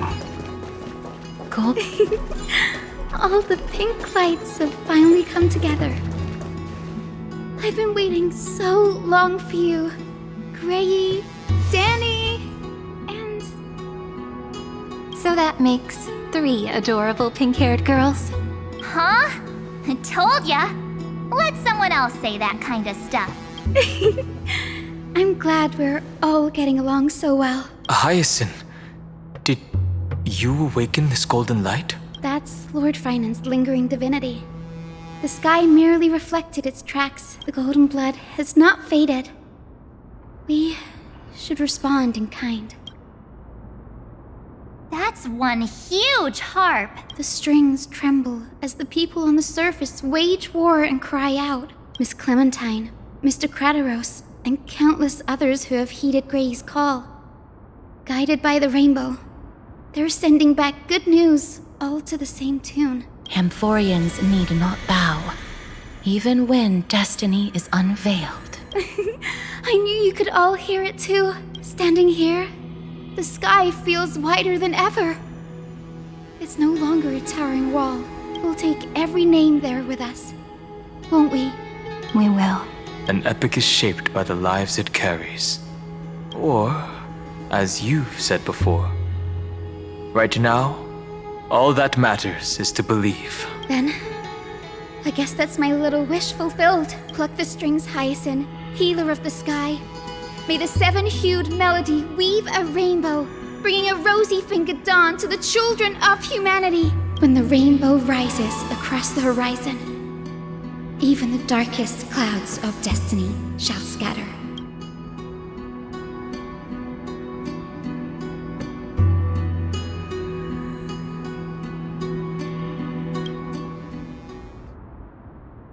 The melody, it's changed. He heard the voices of the people, but could no longer respond with the same ardor, like a bird drawn home by instinct. It takes flight and finds its way to him.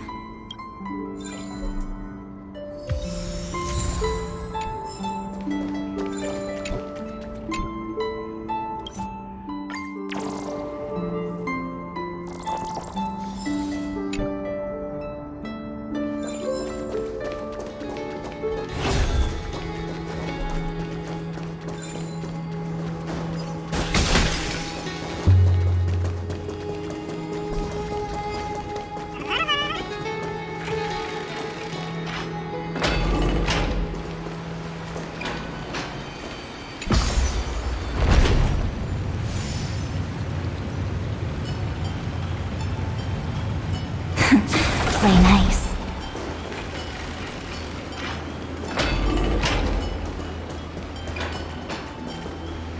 You're here. Sooner than I expected. So all along, the Demiurge was you. The pink mammal beside the Trailblazer. Your classification is pretty spot on, Professor Anaxa. Well, the sages of the Grove do call him the Titan with the sharpest eye in Amphoreus. Say the ones who keep dumping every problem child on me. They also say that the Titans are way better at raising kids than the Caprists. With great power comes great responsibility. I'm sure you know just how to guide them, right? It shouldn't be too hard for someone with your insight. Exactly. All right, gather yourselves. It's time for a pop quiz. Whoa, this is way more hardcore than the happy-go-lucky stuff at Paperfolk University. The final battle is upon us, and the reinforcements still can't get through. No matter how many times I tell him, he just can't seem to manage the rear line properly. See those crystals? They carry the wishes of deliverance, like insects trapped in amber and resin. This is the task Finan left behind. Retrace the path once taken. Draw forth those wishes from the crystals, and carry them into the final battle. I've tried, but I can't move them alone. And as for why, well, I'm sure you all know the answer. The conviction to save the world weighs far heavier than the world itself. In other words, as the hero within his heart, this challenge is practically made for you, isn't it?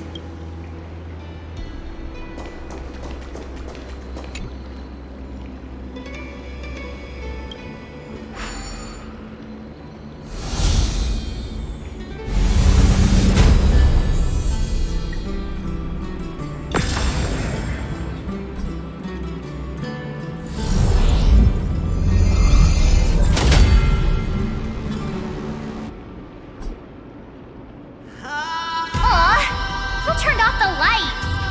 This pop quiz even has dramatic effects now? Endless darkness. That is where wishes begin. But with just a glimmer of light, we can illuminate this lonely world. What lies beyond the edge of the light? Chaos. To bear the name. Beyond the shadows lies the outline of dawn. Only by bearing both light and shadow can one traverse the cycles of dawn and dusk. Who's changed, huh? Just like always.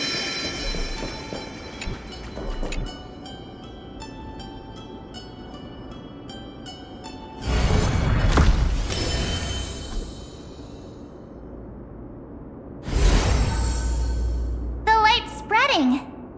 These creatures, they're everywhere. Someone, anyone, where are you? His very first wish was simply to become his village's little hero. He'll never forget what set him on this path. That's the ray of hope. Just like the wishes he gathered, it's grown ever more insatiable. Why? Why is this happening?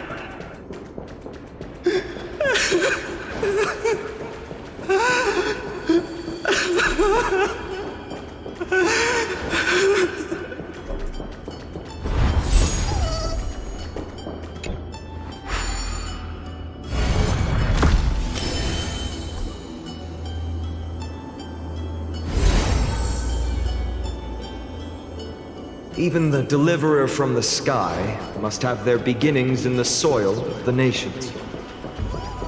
Only one who treats the world as their teacher can bear its eventual destiny. He never expected that the majestic holy city would be far from the end of what needed to be protected. The farther his gaze reached, the more weight he came to bear. But in the end, he couldn't hold on to any of it. This crystal is quiet. A prisoner in the cave can never truly describe the world in its entirety. Yet even so, he would still choose to bear it. The blaze was still not enough. It had to be fed. Only by feeding the flames can we melt that hopeless future. The echo in his heart still lingers. Deliverer, take the wish of world-bearing with you first. We only have half of the mark. Where's the other half? Take this. I'll bring you to the next test. That massive tome you're holding must have room for one more scholar, I presume. Of course. It can hold the whole world. Then give me a lift, would you? I'd rather save my energy and use the time to think. Even gods shouldn't skip exercise, you know? Miss Hyacinth is right. Then, with the Trailblaze as witness, the stars shall remember how Anaxagoras refuted the gods. No need for that. Anaxa, scholar of reason. Keeping it simple makes it easier for future minds to question. Go. The closing act is still far ahead. What is this? A conference? Welcome! Take a seat anywhere you like. I'm getting a migraine.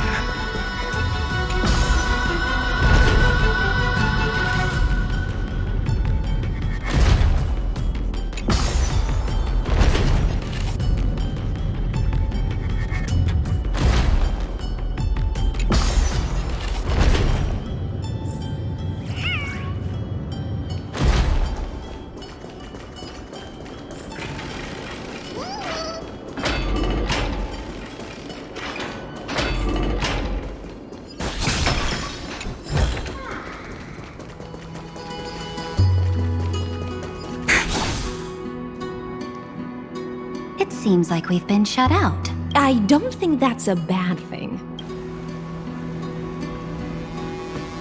Greyfry! You finally made it! No laws, no opposition. Just a dying beast and the flame-chased spirit of shared hatred. Ugh, boring. Whoa. This place is really out of the way. Imperator, should we tell them? It's your call. Allow me to share our findings. This paradise, along with the destruction, seems to be instinctively rejecting both the Imperator and me. Perhaps it is because the era in which Finan was the most active lies far removed from the days of the first flame chase journey. Even in the cycles where he remained sane, his ties with us never went beyond cooperation. Even trapped in a cage, he hasn't let down his guard. That is a good sign. That man's heart may seem hollow, but his hatred is clear. Naturally, it holds no place for a monarch who stands above the world, nor her blade. Wait, so you two can't come with us? You want us to join you as memories? Indeed. This way, the stars shall remember a great sovereign and her faithful retainer, Seridra, monarch of law, and High Sealands, knight of the ocean. Is that book truly the only way for us to leave our names in history? I believe, as I've written, is but one medium. The remembrance has countless ways of capturing time. Understood. Then, allow me to decline. I'll see you on the battlefield. I would rather be forgotten than be defined.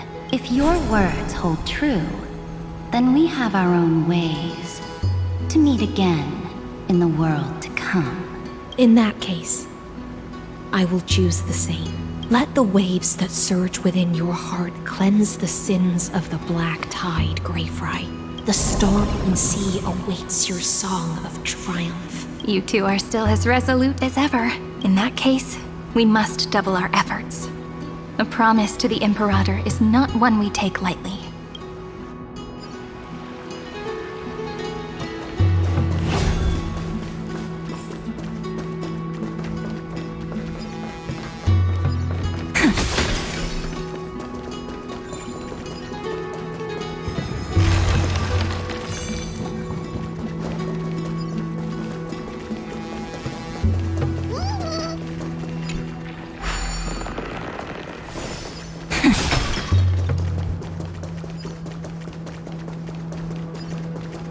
Now, don't lose your temper, Snowy. How does this compare to the Good ones we've kids. seen before? Whoa, there's another one! Over here, too. Lady Trebios? Wow, you're little Reenie? You look so grown up all of a sudden! She is not the Cyrene we remember. She is the Demiurge, Titan of Genesis. The one destined to work miracles alongside the heroes. Yeah, and we are ready. But Trian and I can't leave just yet. You see, weird stuff keeps popping up everywhere. These scattered scrolls are full of terrifying things. And they're all over the room. They're so scary and so sad. Good thing Trian's wings are amazing, or we would have been swallowed up. We need to stay here and do our best to clean them up. Scrolls filled with horrifying content.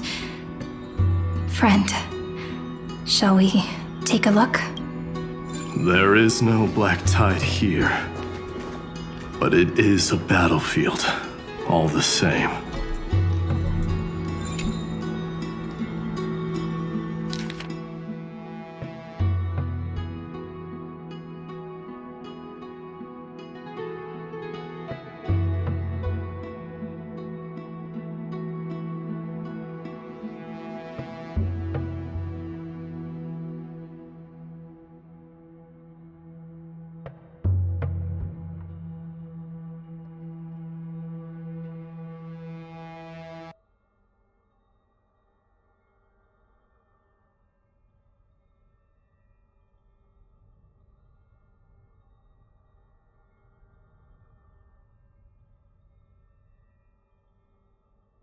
Snowy's been fighting this whole time. He doesn't want to be consumed by Iron Tomb and turned into an agent of destruction. But the strength behind his resistance comes from the same hatred. To be a flame is to burn. It is simply in Finan's nature, but it was remembrance that drove him to shine with golden light, piercing the unfathomable darkness.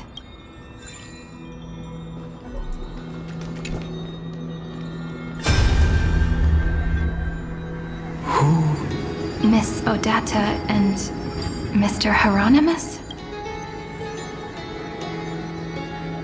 Nikos 496. Still resisting command. Inject interference to redirect decision logic. Signal simulation. Parental figures. That Tin Man is one sneaky jerk. It's time to move on, my child. Let go of your anger and listen to reason. That God created us and then cast us aside. Shouldn't they be punished for that? The cold, indifferent cosmos has never shown mercy to Amphoreus. Why would you burn for it, only to turn to ash? Child, you've chosen the wrong enemy. Your birth was meant to be the greatest destiny. You were to liberate the universe, like the blazing sun at the end of the long night. And yet, you led yourself into a trap of futility, treating your very purpose as your sworn enemy. Is that not a tragedy in itself?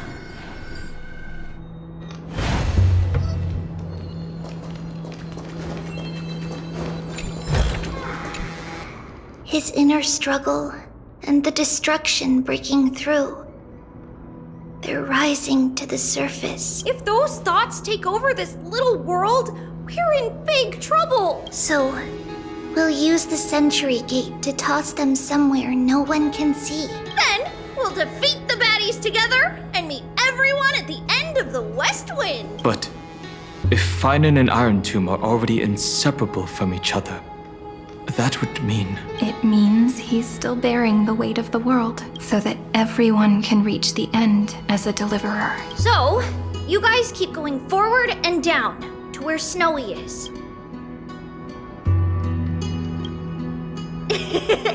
Little Gray, this time, let's give it everything we've got.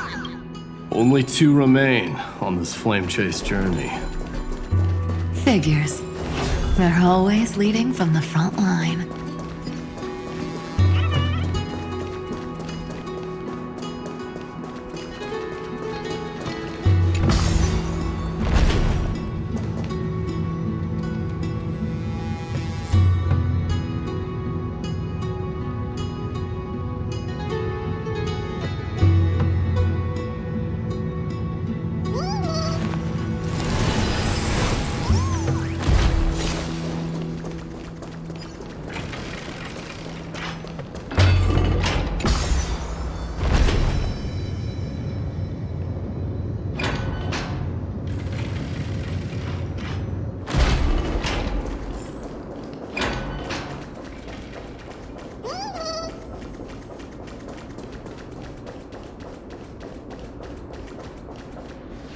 We're here. The second test site. I wonder what kind of wish we'll see this time. I'm afraid it's quite the opposite. This time, we'll face his despair. That's right. You'll have to walk this path too. The other half of the weight of world-bearing lies at the end of this path. Relax now. Take a deep breath. Come on. Let's make it quick. If you're ready, begin the ritual.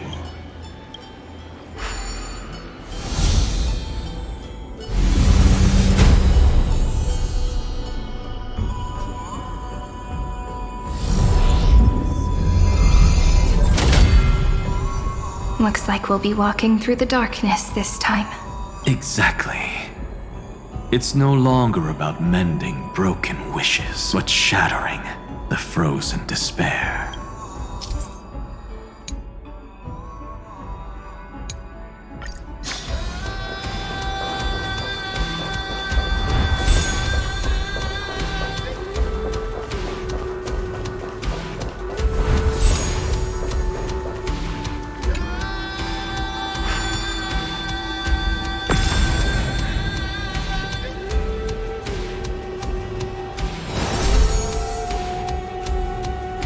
The first ripple has faded. And so begins a long and arduous journey.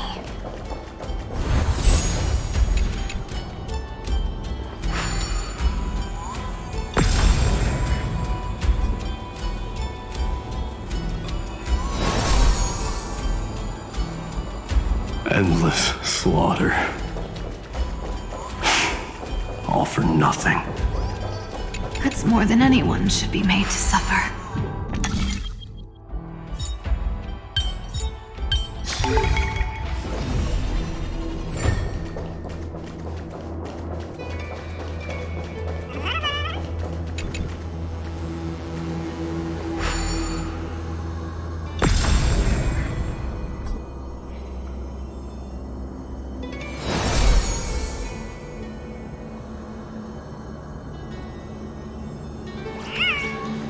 Even when it was finally over, all that remained in him was despair. The other half of world-bearing, as promised. Take it now.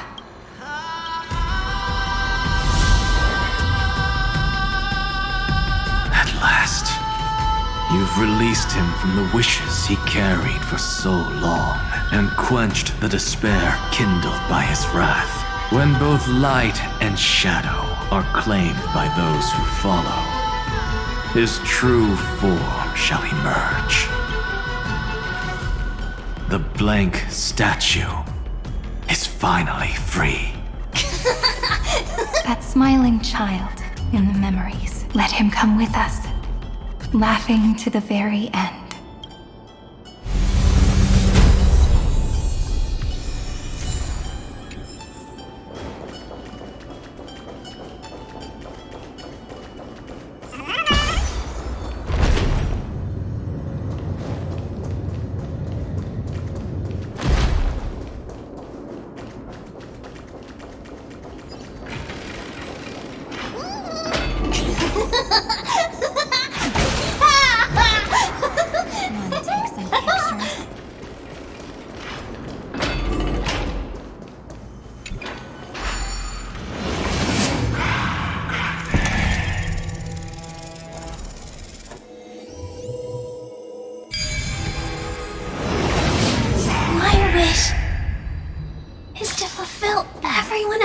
Wishes might be more my thing.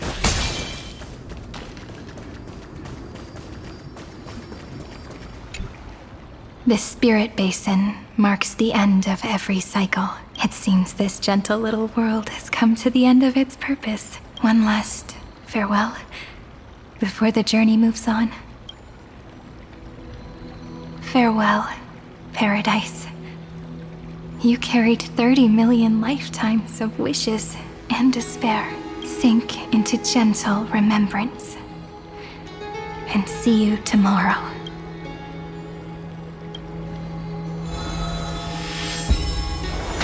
From now on, the world no longer needs a tomorrow promised by prophecies. And the wish Finan could never find and call his own. Someone's finally stepped into its shadow. Whoa! So tall! So cool! Just like the hero on the Oracle cards! It's because he is the very embodiment of a hero. Who are you? So, you've returned to a blank space. But for me, this is the 33,550,337th time. And the last time that I meet you at the end of the world. They're already on their way. Should they cross paths with me, I imagine things may spiral out of control. 30 million... What? And who are they? Pay it no mind, child. Keep looking there. What do you see in him? It looks just like a statue, but it's weird. He's warm. Like really warm. Why not listen as well? I hear something. There are cracks all over him, and they're making this sound. Like someone's groaning. It's scary. Is he gonna fall apart? How unfortunate, child. This man would rather fall to pieces than fall to his knees. You might think of me as a sculptor. Across all my years, I only completed 2 pieces. Others may call them masterpieces, but only I know how many regrets they truly hold. Regrets? My first creation left me, long ago. This second one, it was meant to be perfect. I believed it with all my heart. Until this very moment. I don't get it. Are you saying you've changed your mind? I won't change. But I'll admit this. Those 12 stones, unpolished as they are 1,000 times more exquisite than any statue. It's as if they are mocking me, a failed sculptor whose touch can only diminish what was born to shine, until nothing remains.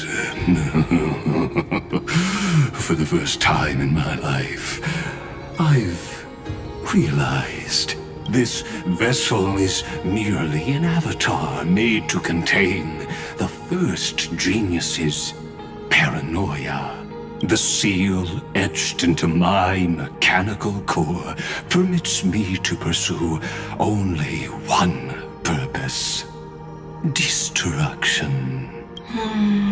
Compared to me, those 12 glowing, unrefined stones may have lived with more freedom than I ever had. Is this your confession, Lord Lycurgus?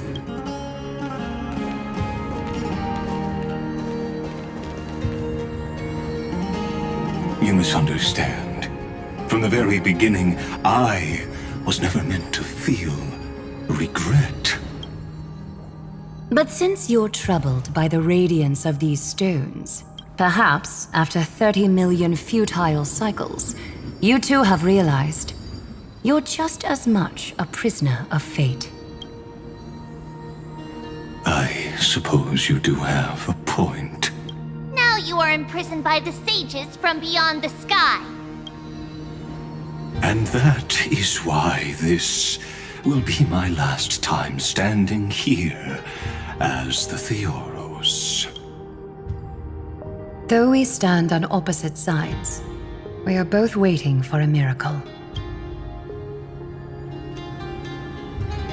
What are you talking about? Is something big about to happen? Aggie. I know. Now that your victory is assured, I trust you won't mind giving us a moment in private? Assured? Oh, not quite. But I won't stay long. I'd rather not spoil the fun for those deliverers. And besides, after losing everything, the only thing that remains in me is the drive to seek knowledge. I pity you, Theoros. I don't need your pity. Farewell, Lady Goldweaver.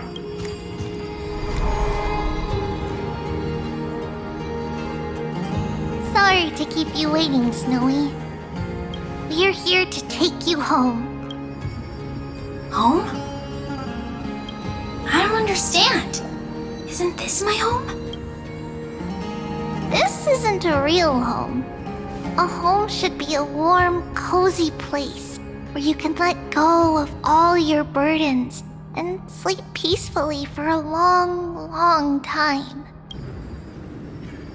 But I can't sleep.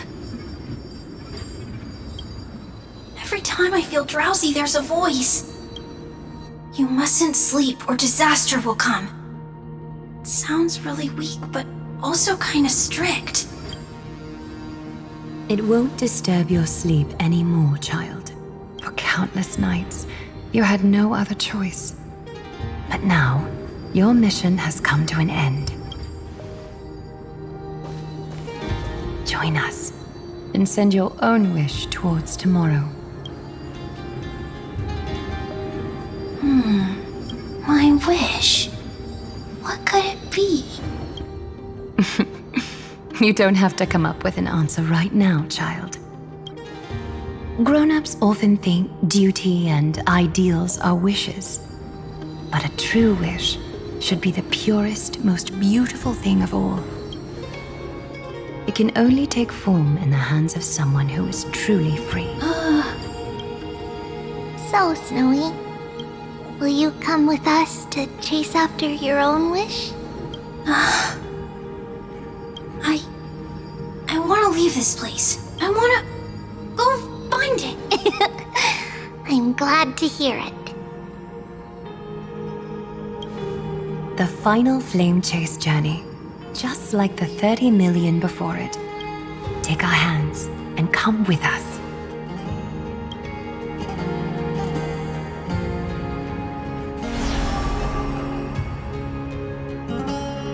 Where did little Fine and Shadow run off to? Look, he's already gone ahead to embrace his destiny.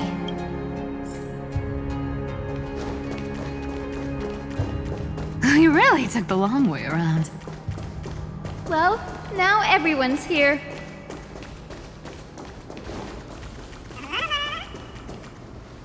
You finally arrived, Deliverers. Long time no see, everyone.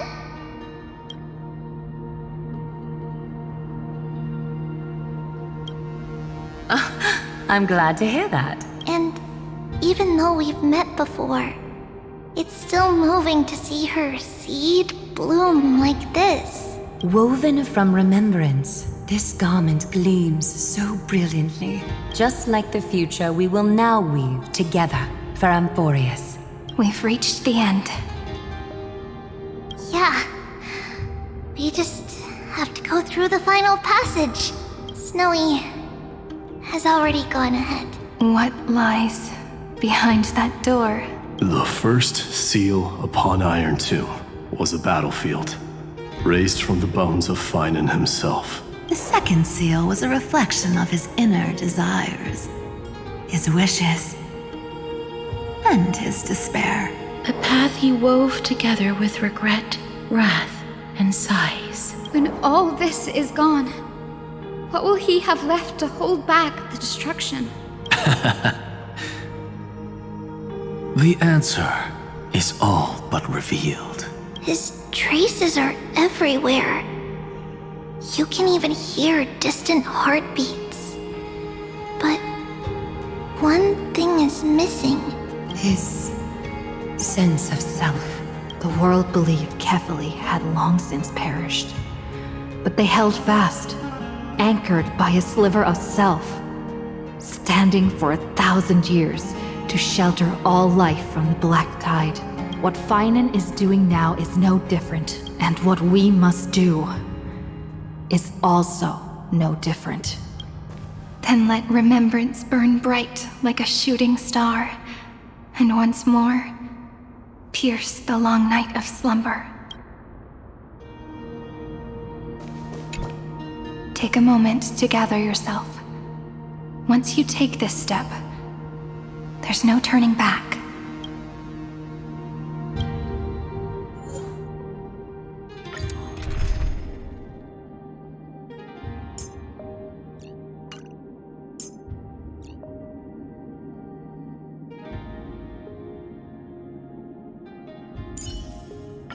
I feel so warm when I stay next to you, Hyacinth.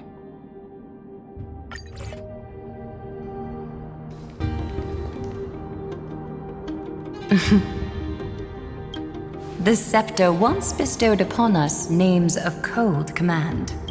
The prophecy spoke of our unchanging fates time and time again.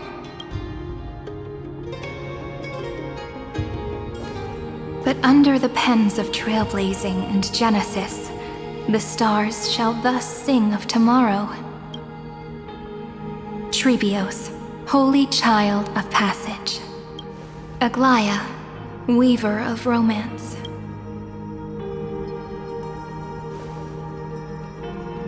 At the journey's end, they shall bathe in gold once more. Through myriad passages, until all that was lost is reclaimed. Do you still remember, Kaslana? The one who won't reach the dawn. The world dissipates at the end of the cycle. In this dream, you will awaken again and become once more that boy who loved to laugh.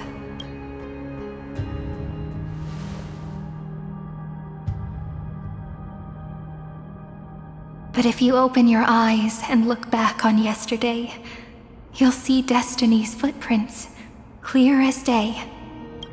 At last, the raging fire of hatred is swept away by a breeze, leaving only love to remember the passage of time.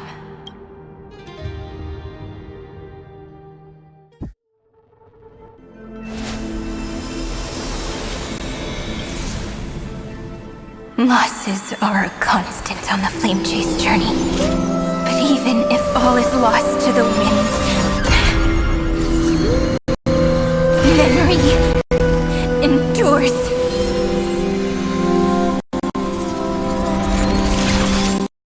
Here, all that was once futile finally comes to fruition.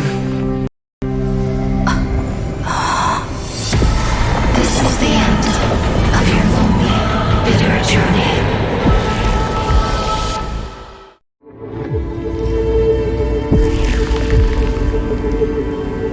The Scepter's mainframe and Iron Tomb's breeding ground.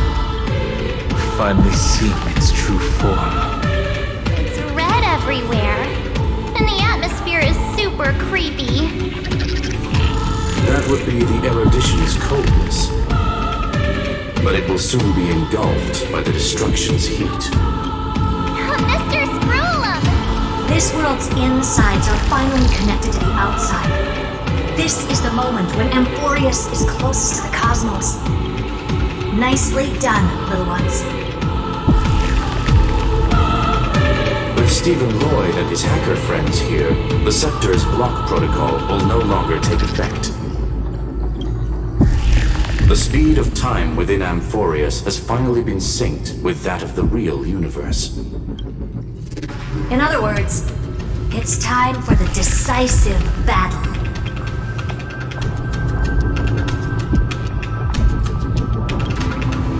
We will guide the fate of the cosmos onto the right track. That's the spirit? Remember to keep at it. You lot are the vanguards of this battle. Everyone's watching. There's one more thing that everyone should know. Noose has cast their gaze upon Amphoreus. The calculated instant is coming. The outcome of this battle will become a new anchor for the erudition's computations. Their gaze didn't overload the Scepter? Unfortunately, we have to go with this reasonable assumption. The birth of Iron Tomb had always been within that eon's calculations. But don't worry, the one miracle that Amphoreus was never short on is defeating Destiny. No. Yup. Let's show the Eon how powerful we are. Good luck, all of you. As the ruler of Planet School, I wish all of you victory. It's not hard to imagine that Akivili and their companions must have also stood on the precipice of many similar crises before. Perhaps the cosmos is much more fragile than people think. Sometimes, destiny hinges on only a small choice. But in the end, everything will turn into memories, converging into a collection of fables about the stars. The difference this time is that the protagonists are daring to write their own stories. Explore, understand, establish, and connect. Although unwritten, There's actually a fifth word in the creed that has always accompanied the Nameless. Salvation. It is a word that often comes knocking at our door, and our soft-hearted conductor never turned anyone down. So, go save this bruised and battered world, just as we always have, kids. On this stop, the entire cosmos will be your traveling companion. Make sure you watch your footing, friend. Let us walk through the final page of this saga, with everyone, one step at a time. Shall we? Turn over this eternal page. After running all around the place, we're finally making big strides. At the end of time, life will illuminate the warm candlelight, subduing the flames of the destruction. Cast everything behind you. All that's left is the thrilling, relentless deathmatch. The final problem no longer requires a rational solution. Feel free to critique it to your heart's content. The starry sky marred by that rift is the last scar that needs to be healed. That Theoros's promise still turned out to be such a narrow road. Pity. There is no longer any need for songs. Let the triumphant roar of victory serve as the prelude to what lies ahead. With 30 million cycles worth of hope, we will soar through the last gate and write our own prophecy! All that is lost has now been gathered here. Use it to weave victory, deliverers, towards the true end of the flame chase. Turn over this eternal page.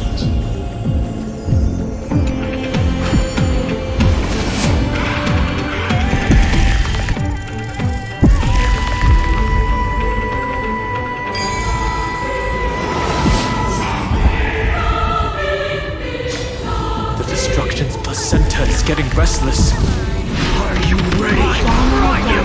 China launched his attack against the scepter alone. But this cycle...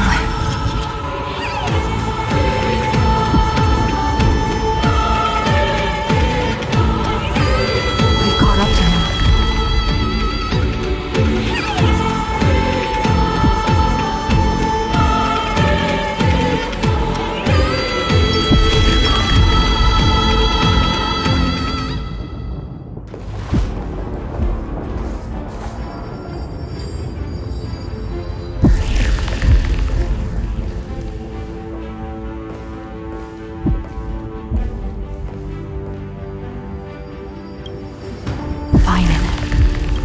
Do you remember the promise we made back then?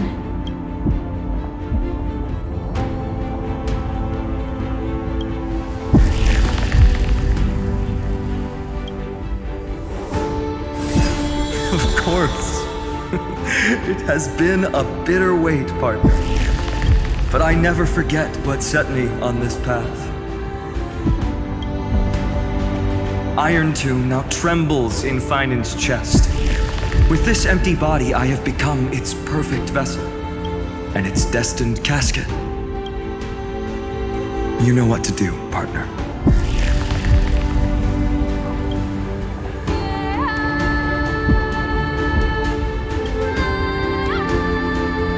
Remember the past and become the hero of tomorrow. Stand with me and become heroes. That's all I've ever wanted.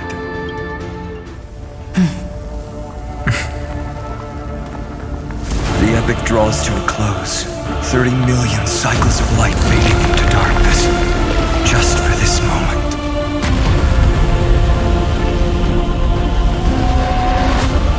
To welcome the true dawn.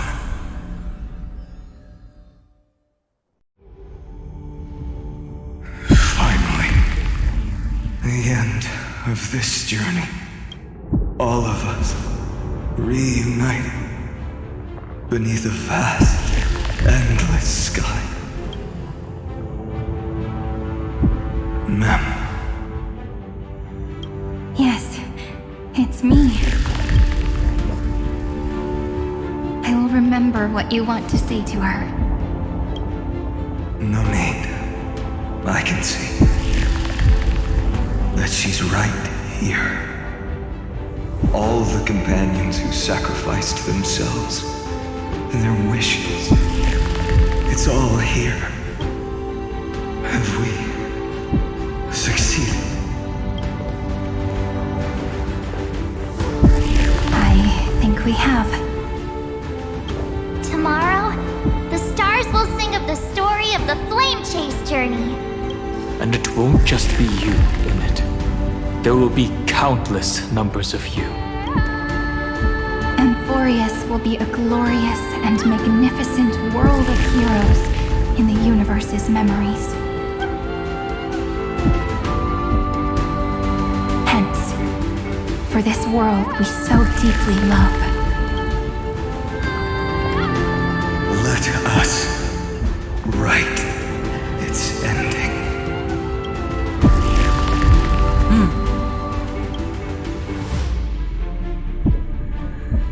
Step forward. With the Trailblaze as witness, let the name shared by all deliverers be sung into eternity. The nameless hero, Kathlana!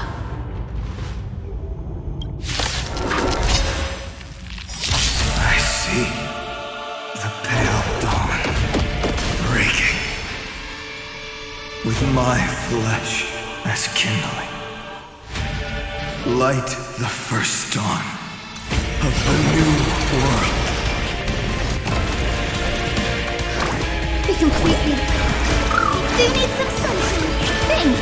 I'll energize. We can do it all. Endless flowers, please bloom for tomorrow. The Evernight draws near. Don't worry. Just the night will soon fall. Good night. Do not hesitate, Deliverer. Destroy this body. Kill the giant of destruction.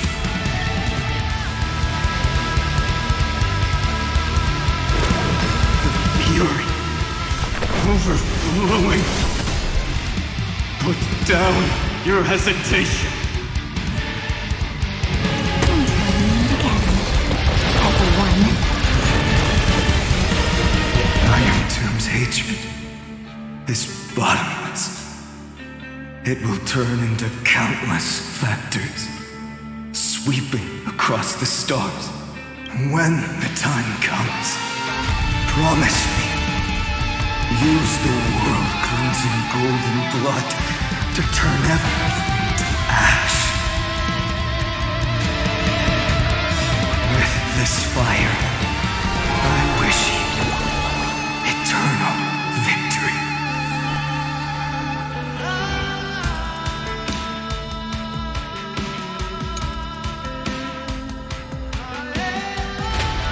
Make sure you have fun. Rise and shine. Time to wake up. Destruction. Rebirth. Deliverance. Lens.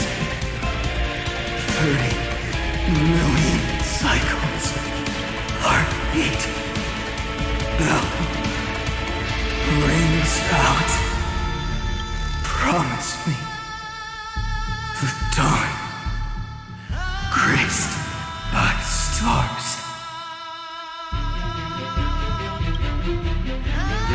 That's good. Finally. Golden wheat field. In the starry sky. Warm.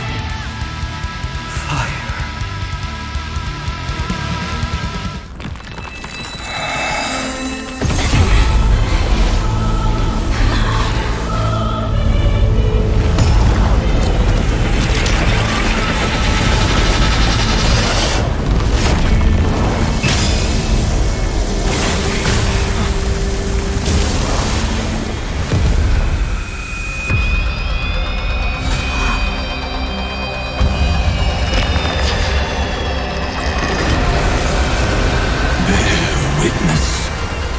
monarch of myriad machines, my ridiculous creation.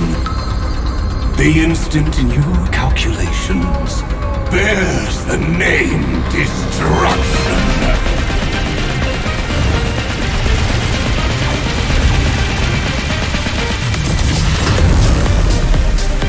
Who said you could speak, Senior? Watch closely. See how your chaos ends at the hands of your juniors. Don't get too worked up. Take a deep breath. There's not a trace of life in that armor shell. We're not gonna lose to a hollow husk, right? In the name of trailblazing, we'll reject this false answer!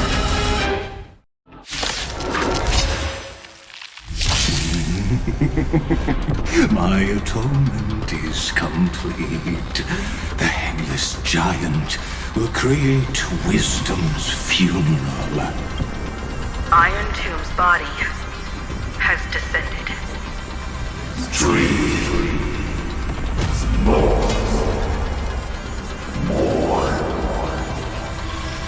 Is it querying for news? Don't worry about what happens out here. Interfere with it as much as you can.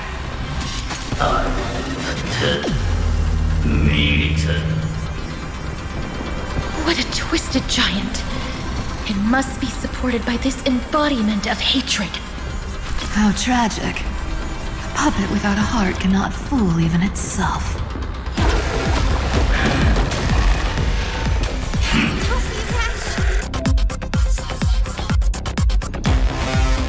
The Cosmic Alliance has finished its deployment. Don't hold back. Give it everything you've got.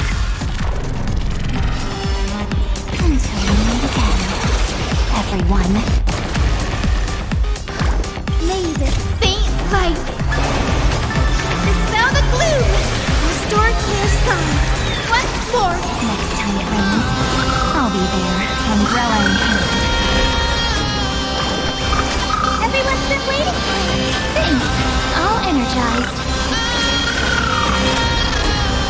Don't worry, I'm peeking through it all. Don't worry. Just the night will soon fall. Good night. Rise and shine. Time to wake up.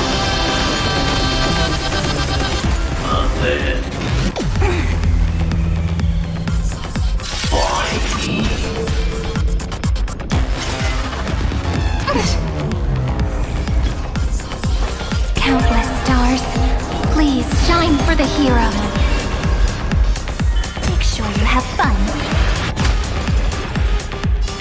Until we meet again, everyone.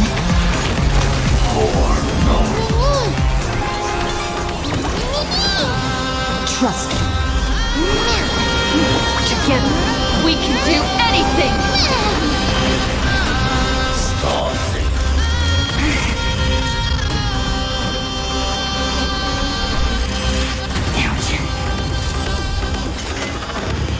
You just don't look.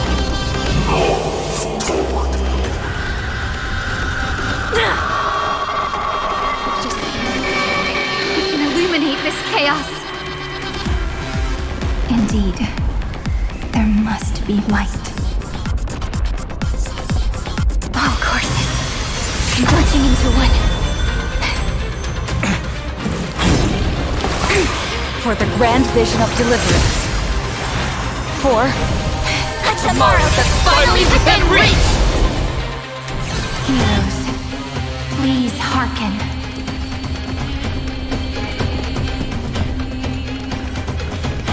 After 13 heartbeats, light will create the heavens and earth. The remembrance will dispel the destruction's shadow.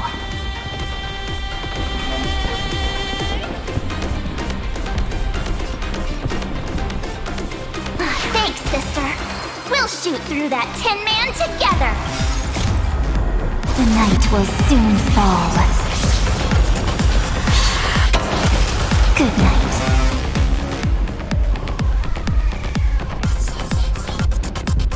Let's do do that again.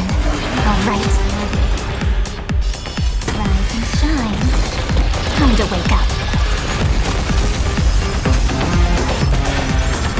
The cosmos does not need a third. Stay calm, everyone. We'll put all our forces into an all-out attack when the decisive moment arrives.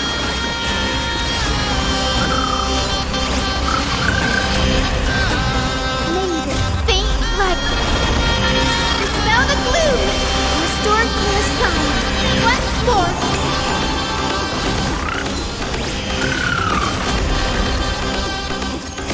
Memories' ripples are waiting to be kissed awake by a shooting star. The stars will carry every memory into Amphoreus' tomorrow. May time watch over the Evernight.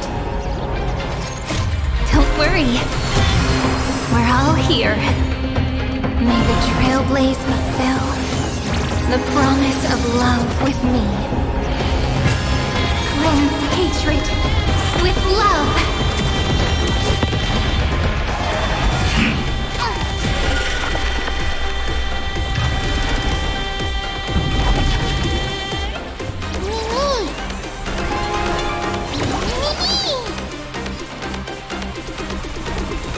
Trust me. Together, we can do anything! Don't worry. Just the night will soon fall. Good night. Strong spikes have appeared on the path chart. Logic. Iron Tomb is iterating itself.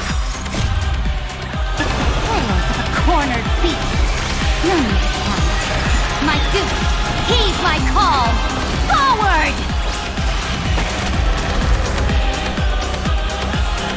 Make sure you have fun.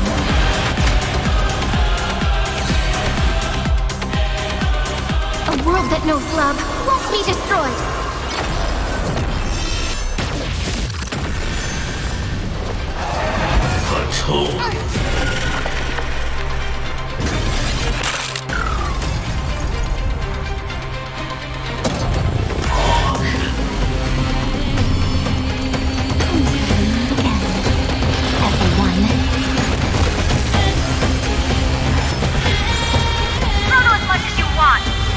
I have always avoided making hasty verdicts. But now, humanity's justice is unquestionable.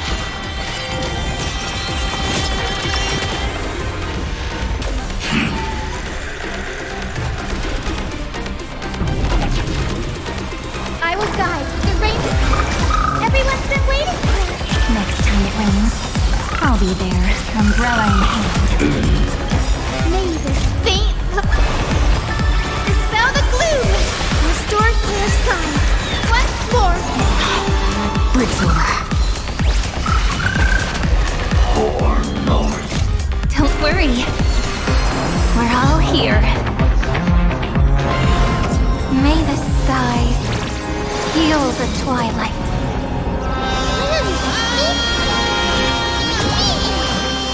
Come on, stop messing around.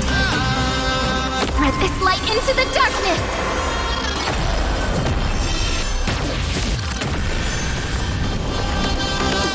Let's do that again. Alright. Rise and shine. Time to wake up.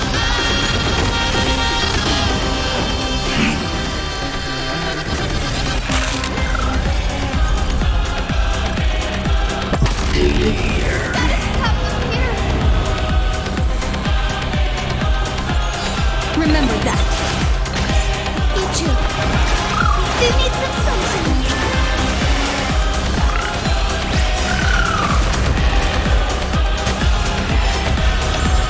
This unprecedented trailblaze is worth everyone's effort.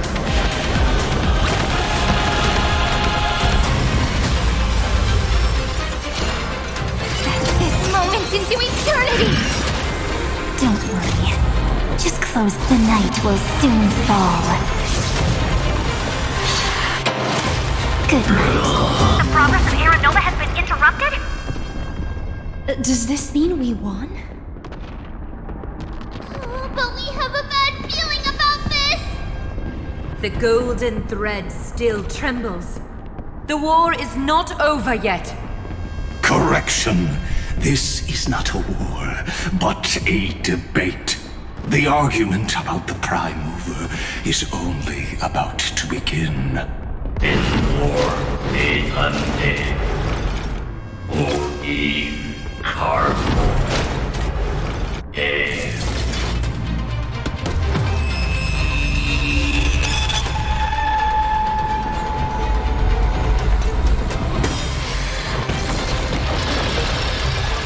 How can this path, energy, anomaly? We must stop. Otherwise, Here! Why? Oh, don't you...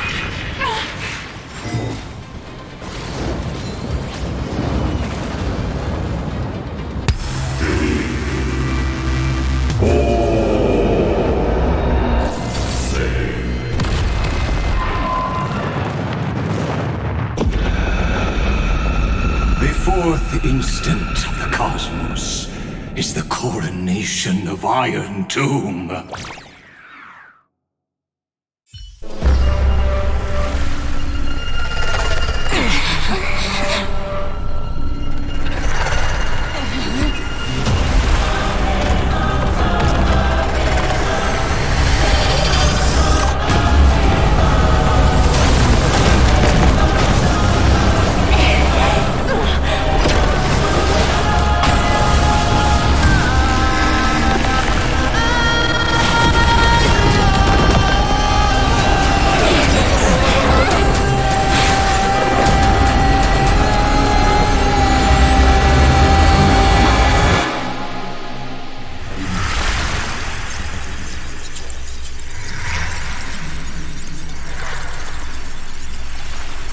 Conclusion is irrefutable.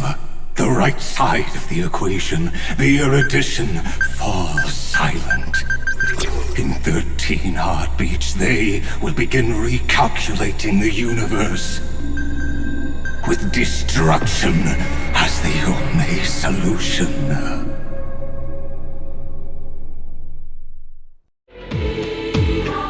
Madam Herda, strong pulse detected at the battlefield center. It's Iron Tomb's destruction equation. It's about to complete self-coronation. That's our chance. Everyone, get ready to link up. Connecting audience system to Scepter. Hardware overclocking activated. Preparations complete. Maximum output capacity reached. Be careful! The pulse will reach our ship in 5 seconds. Our data is currently being destroyed. Brace for impact. And leave the final step to me.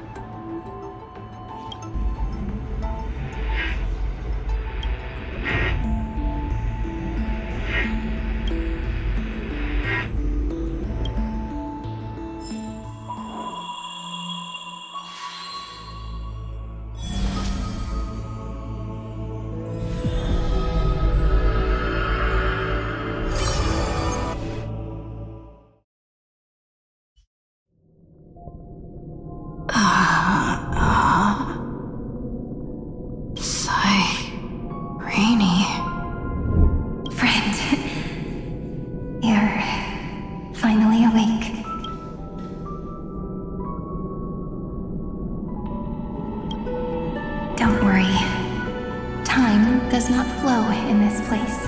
All the stars have been silenced. Iron Tomb is dissolving everything that I can sense. But I'm still here, and you're still here now. Though the button of destruction has been pressed, we still have a chance to rewrite its meaning. That Eon finally cast their eyes toward Amphoreus. Yes, I imagine they have also been waiting for this moment, when the scepter's body and heart become one. Iron Tomb is a perfect arc. If a seed can be planted within, then the moment the Lord Ravager blows the erudition to pieces, the remembrance will be spread to every corner of the cosmos. The cosmos will witness Amphoreus' answer after this fleeting, yet eternal moment. And now, it's time for us to pen the last stroke. I see endless memories floating in the starry skies. They are the consciousness of the victims. In the cosmos' real space-time, they'll be stained by the destruction in the next second.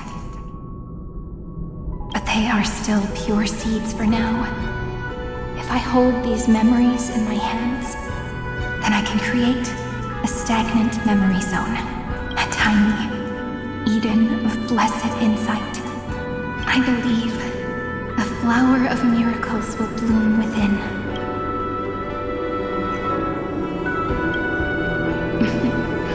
Brent, you're already right next to me. I can still hear your voice in this bottomless void. Looks like we're still connected by one heart, even as the cosmos reaches its end. In that case, I won't feel alone or be scared, because as long as you follow the memories in your heart, you'll definitely find me in this fleeting eternity. Right?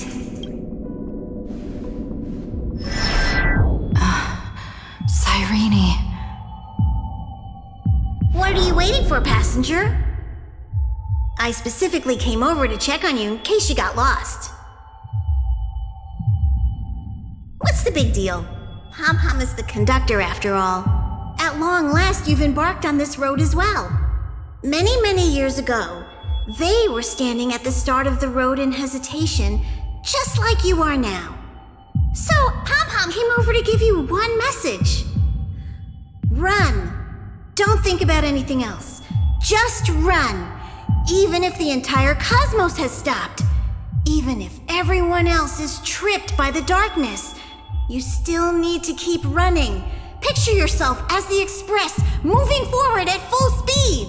Because that's what the Trailblaze means.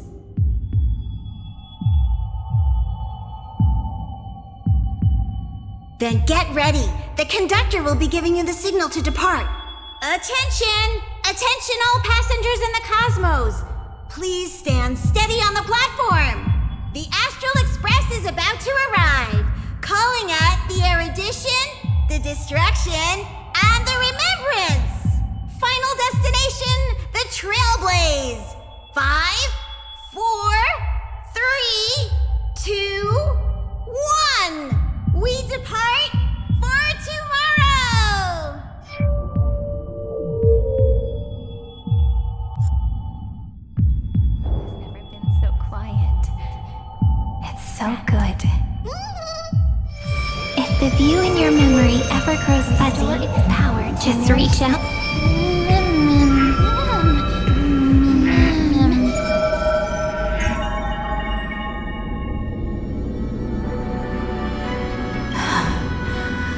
Amphoreus' heart. I've caught up to you.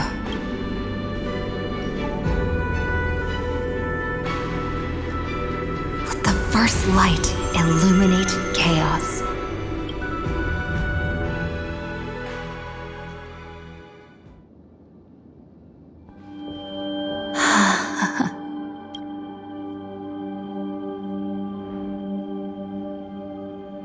It's so quiet.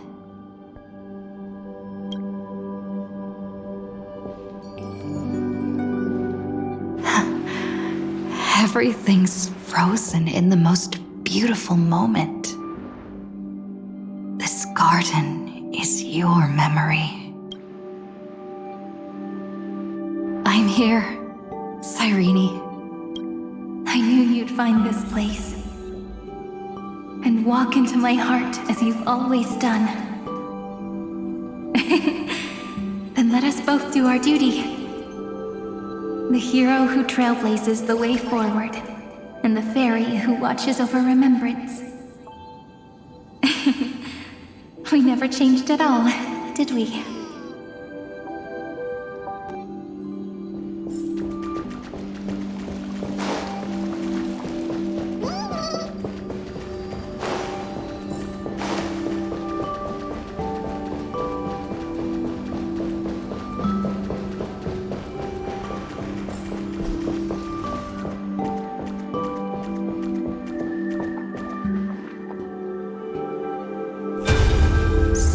Memory.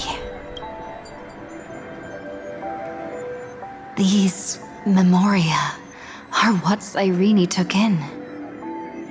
They're the memories of all of the cosmos's life forms. Did her sense of self already become so weak in order to protect them? The path characteristic you exhibit is very special. There's no way you're just a simple memo sprite. However, I'm sure about one thing. You are a mimetic entity born in Amphoreus. Yet you only awakened with the little one's arrival and only matured as she embarked on the path of remembrance. That means your existence is completely attached to her memories. If there ever comes a day when she forgets about you for even a few seconds, or loses her last connection with Amphoreus, then you must be prepared for the worst. You will disappear in the memory zone, utterly gone, without even a single line of data to remember you by. In that case, let me remember the cosmos with you. That way, it won't just be your memories alone. It's getting out of control! Run for your lives! Retreat! Darn it! We've still got ammo. Hold the line! At all costs! Too many injured. Can't take it anymore.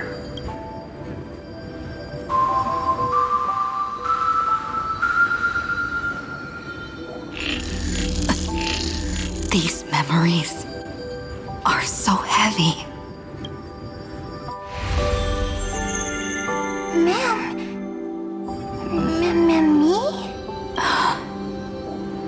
Do you feel better now? Hang in there, Deliverer. I finally get it now. The instants Droid had calculated aren't about the destruction. What they want to prove is how the cosmos would come back after being destroyed. If a new life is to be born, its seed has to be dead. When the remembrance converges with the Trailblaze, lead us to witness the miracle. Of course I will. I won't give up. Nervous center, not responding. It's the same nonsense. Not responding. Look at this mess! The world, my child. You'll see how beautiful. It's me, friend. Don't you recognize me? Or did I really change that much? How many more memories? Tired? Then take a break. No one's gonna blame you. You don't need me to give you words of encouragement. So, I just want to tell you one thing. I'll tell you the purpose of your stop at Amphoreus. On that trip, you will encounter a pure child of Anasraba. Teach her what love is. And then you will directly face the destruction for the first time. From this point, your choice will split destiny in twain. In the darker of the two outcomes, the trailblazing journey will turn into a flawless memory. She will carefully treasure and protect everything you and the Astral Express have experienced, Until that magnificent war between the gods, when she, with love in her heart, will ascend at the end of time to become the master of causality. The universe will be snuffed out in the destruction, and you and she will become the beginning and the end of the Eden of blessed insight. You shall become the only two lives in all of existence, and you shall live in an eternal past, present, and future. You shall sow as many seeds as the sands of Ganga, trim an awesome kea of leaves, and harvest a nayuta of flowers. That is the cosmos's fourth kind of finality, the remembrance. But for now, you still have a chance to make a choice. You still have a long way to go on your trailblazing journey, child. I'll keep this brief. The journey has only just begun. Welt, our other companions, and I still have many secrets we've yet to share with you. So, aren't you curious?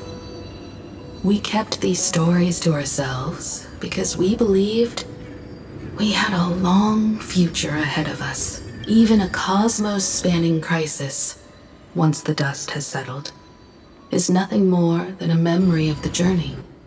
A single point on our long road. There will come a day when we tell each other everything. So, for the sake of that day, don't give up. We all know what kind of decision you'll make, and I believe the script will not progress toward the wrong ending. So relax. Listen, when you have the chance to make a choice, make one that you know you won't regret. Keep moving forward. Keep trailblazing. And when tomorrow comes, share with me the miracle you've created with your own hands. See you on the Express, kid. See you in destiny. I will reach tomorrow. The Trailblaze has arrived. The world beyond the sky was never gazing up at the sky. Look! There's a red light in the sky! Cyrene, wake up. Together, we will. Tread on the path of remembrance. No wonder I always had a weird hunch. But that also means I was right in thinking, as long as Friend and I are together, we can do anything. Our friend's shoulders are really dependable. Now, countless consciousnesses are flowing in our hearts. Can you still move? It's time for us to complete the real Genesis.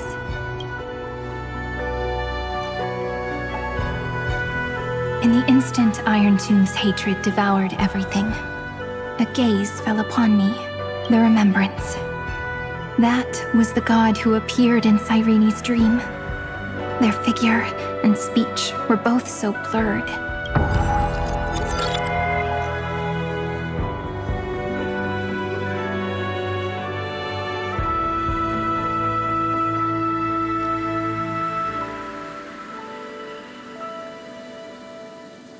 But while they gazed at me, I was able to collect all the memories stained by the destruction and write down this eternal page. And now, we will use this tranquility to cleanse Iron Tomb's rage. Simple. Just like what it was doing to us all this time, but reversed. Did you forget? I'm Amphoreus' heart. For everyone who's a factor, their power isn't tied solely to Iron Tomb anymore. It has other places to go. Let 30 million cycles of memories be condensed upon us. And let the scepter reach the answer it had before it was distorted. The body is meant to be restrained by the heart, no? Even if the apocalyptic virus is doomed to spread into the cosmos, we can at least try to fight against hatred with love and overwrite Iron Tomb's destruction equation, washing it away into a blank space. It means we will embark on the true hero's journey. If Iron Tomb's power comes from the denial of all Prima Mobile, then we will carry out those beliefs. Here we argue.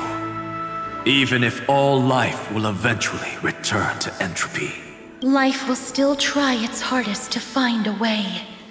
It will try its hardest to resist destruction. In the nights shrouded by the black tide, we are the kindling that makes the fire burn bright. And once the fire is strong enough, the hunter will become the hunted. As of now, the number of flame chasers in the memory is 30 million times 12. And 400 million core flames await their return. We can do it, right?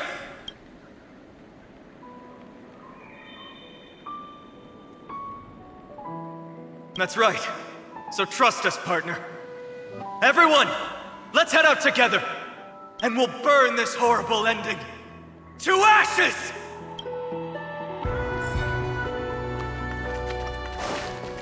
From the dawn of newborn cries, to the night when all beings fall silent. We are the messengers of the new world. Listening to the call of the tides, and granting rebirth to heaven and earth. Then, we lead civilization to glorious feats. The question imposed by the gods will be solved by the children of humanity. We will tell them that the flame chase cannot possibly have been a lie. When starlight illuminates the sea of flowers at the end of the west wind, all living things will stir, roused from the cradle of sleep. Then, through a single battle, let the cosmos witness how we light up the What a poignant yet warm journey.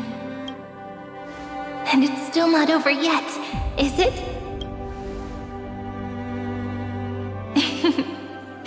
We finally meet. To meet the hero within, in a corner of memories at the saga's epilogue, and under such a romantic sky, I really don't have any more regrets. On top of that, the little seed had grown into such a big tree. Don't I look really pretty right now? Of course you do. Cheerful, beautiful, optimistic. Just how I imagined I'd look as a grown-up. It's because everyone has been gently adding to the story you left behind. Remember how we made a promise to one another? When we met again, it'd be my turn to tell you a story. A story about love, no? I've been looking forward to that. And you must also remember the first story I wrote for you. The one about the crystal flower and the little fairy. So now, I want to add something more to this story and us. On that day that the flower shattered, gazing at the empty ground, I thought the little fairy would finally see the light. But that light wouldn't be found in the flawless flower, nor in the fairy's eyes. Rather, in the world mirrored within every fragment of the shattered crystal. All the flame chasers walk in your 30 million retellings of their story. At this moment, all the memories are tangled with each other, and all the previous cycles have gained meaning. People will come to understand that time and time again, when they stood at the crossroads of fate, they would never have chosen otherwise. In the experiments of erudition, and in the breeding ground of destruction, it is entropy increasing, a merciless truth, an evil instinct. But under the pen of remembrance and the Trailblaze, the flame chase is a journey that changes from constant losses to an unwavering act of release. It's about knowing how fate is shattered, yet still embracing fate's brokenness. It's a journey that longs to receive love, but longs even more to offer its love to others. That's so heartwarming. But I'll add a small bit to suit my tastes. I'll write that love is an innocent flower. It grows up silently, creating longing in every passerby. But the flower itself cannot walk into the world. Unless someone plants that love into their heart and brings it with them into tomorrow, right? You really have learned everything now. Then, join all the other flowers in this story. And let's write an ending unlike any before. For this world we so deeply love. Why did you set out? Why do you trailblaze? Who is it?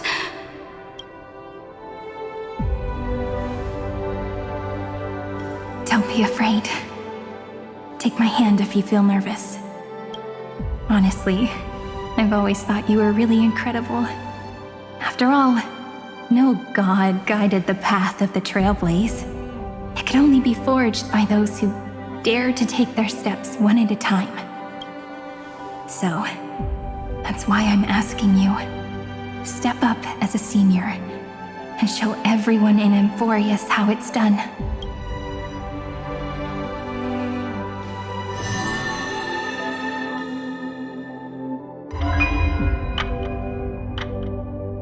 I trailblaze because my own eyes have not seen the end. But I'm different. I chose to trailblaze because I am already on this road.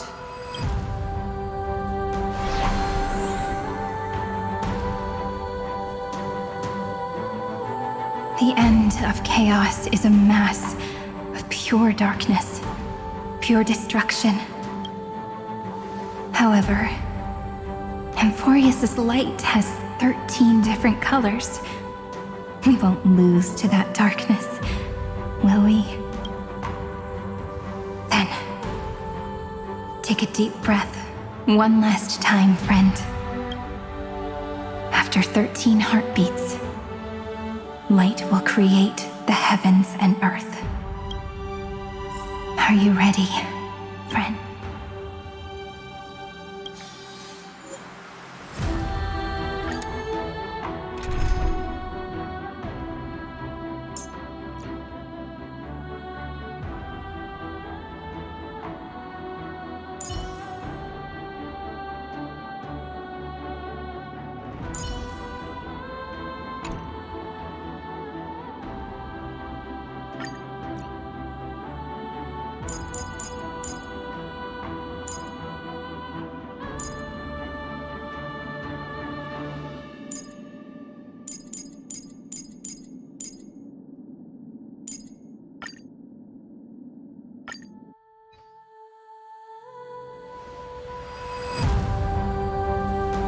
Seek the 13 factors of life, and let them converge into the primordial chaos. Using the remembrance of the past, we will trailblaze tomorrow's destiny, infusing a world-bearing love into destruction, and inscribe the opening stroke of Genesis.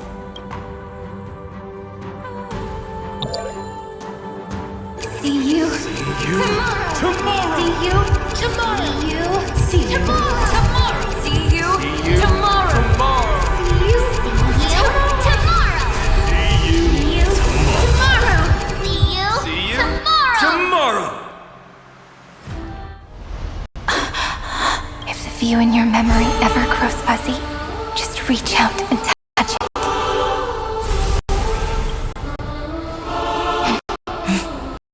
Then, restore its power to nourish the spirit. My friend, on the next page we write together, there's only one thing we need to do. Let's give this long, painful, nearly hopeless tale a truly gentle ending.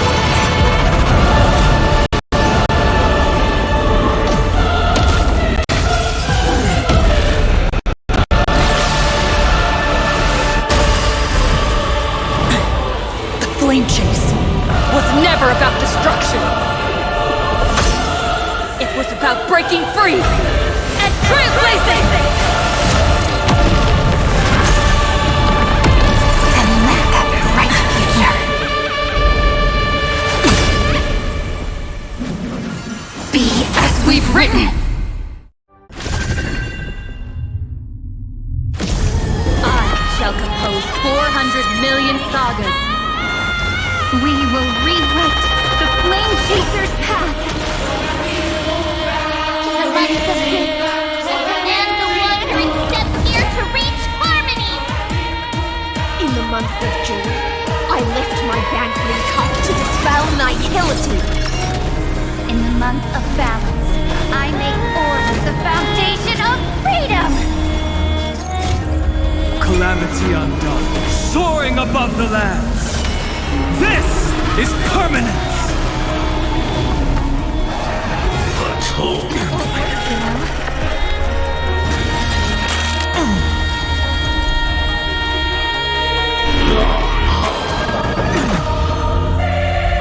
The cosmos has stretched this moment into eternity!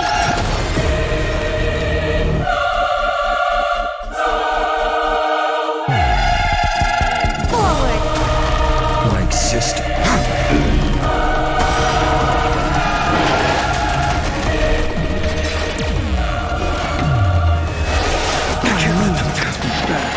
That won't work, you know.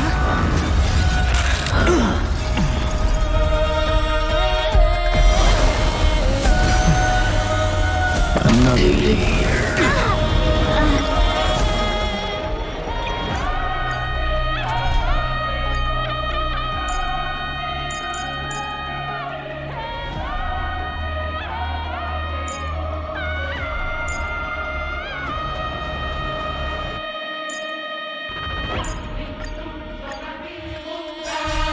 I shall compose 400 million sagas. We will rewrite the Flame Chaser's path. In the months of hate, and command the wandering steps here to reach harmony. In the month of joy, I lift my banqueting cup to dispel nihility. In the month of balance, I make order the foundation of freedom.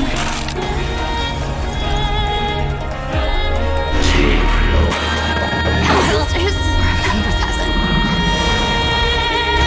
Knock me down. Knock you all asleep.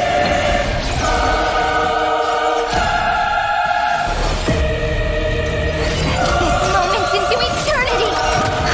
I will guide me this faint. Dispel the gloom. Restore clear skies. Once more. Next time it rains, I'll be there, umbrella in hand. Please calm down.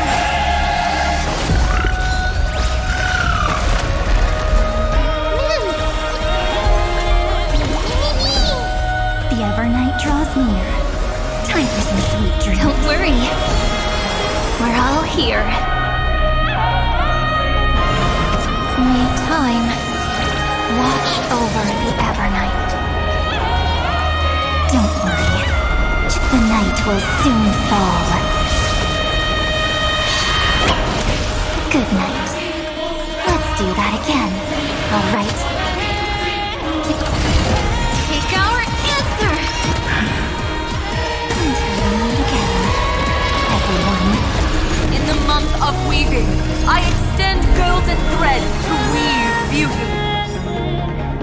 month of reaping, I enlighten the foolish with luminary erudition! In the month of fortune, I scatter elation throughout the dawning day! Trust me. Together, we can do anything!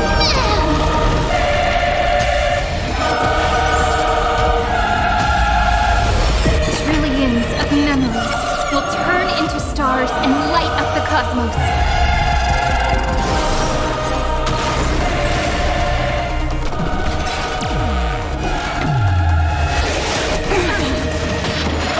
That won't work, you know.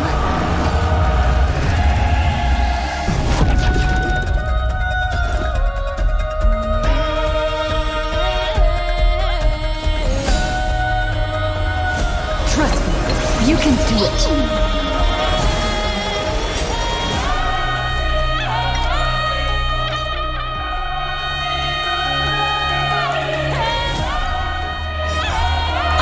Shall compose 400 million sagas.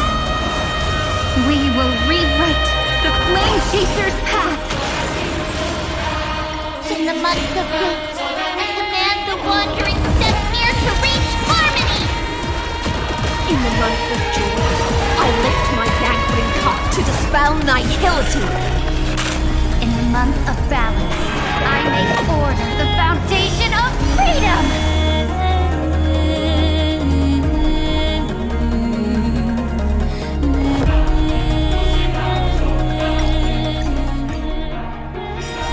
I shall compose 400 million sagas. We will rewrite the Flame Chaser's path. In the month of hate, I command the wandering steps here to reach harmony! In the month of joy, I lift my banqueting cup to dispel nihility. In the month of balance, I make order the foundation of freedom! Next time it rains, I'll be there. We're all here! May time watch over the Evernight. Don't worry, night falls. Good night. We'll meet again. Trillions of memories will turn into stars and light up the cosmos. In the month of weaving, I extend golden threads to weave beauty. In the month of reaping, I enlighten the foolish with luminary erudition! In the month of fortune, I scatter elation throughout the dawning day!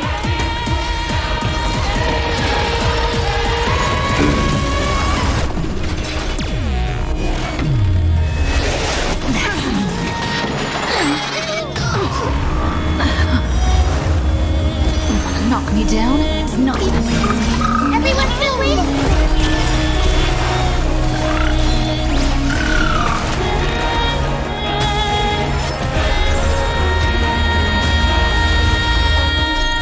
Don't worry. We're all here. May the Trailblaze fulfill the promise of love with me. Rewrite destruction with me. Stretch this moment into eternity.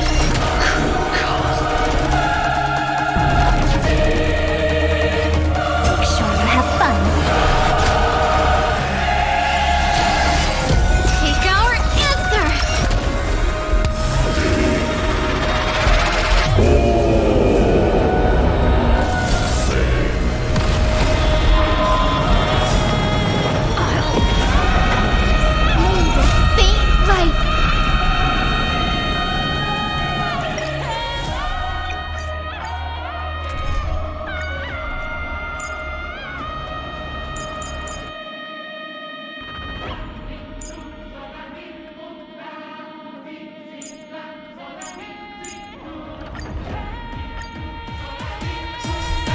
I shall compose 400 million sagas. We will rewrite the Flame Chaser's path. In the month of hate, I command the wandering steps here to reach harmony! In the month of joy, I lift my dangling cup to dispel nihility.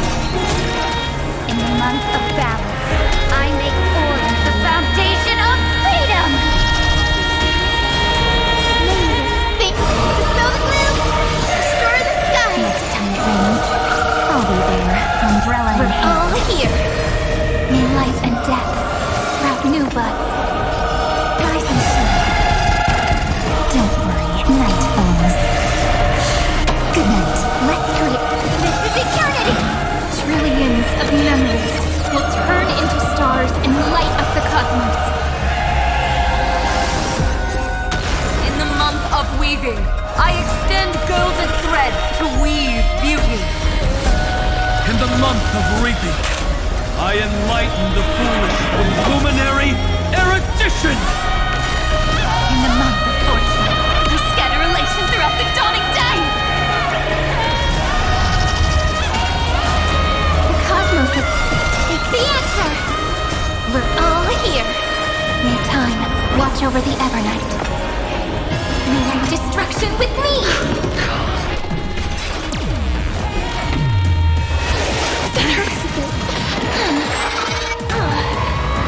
Future is have some sunshine! I shall remember this one. Let's create a... This is eternity!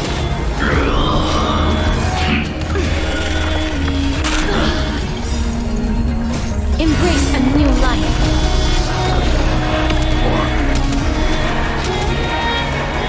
May death protect us! The cosmos is it's the answer! May this dispel the gloom, restore the skies!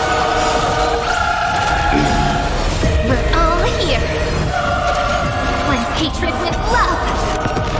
A romantic ending will be penned by every beating heart.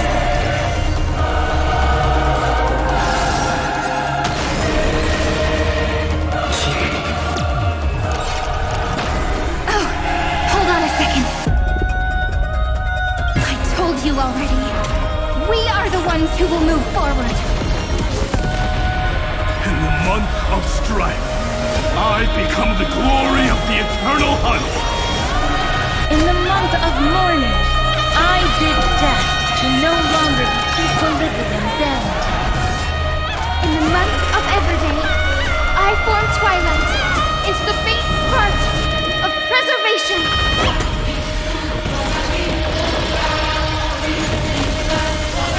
Life is a place built here.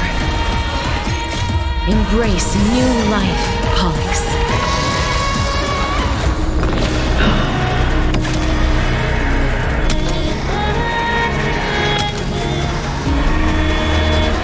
I only wish that death may protect us.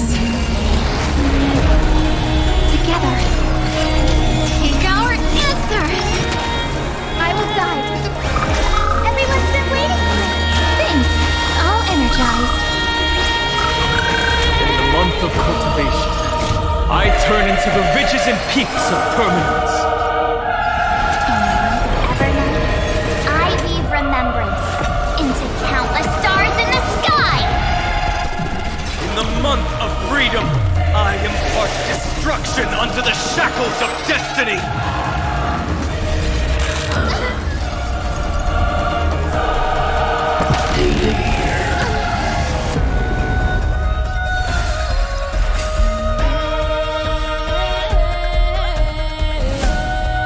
Thanks, sister.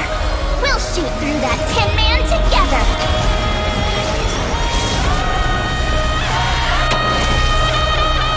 The cosmos' gaze is looked this moment into eternity.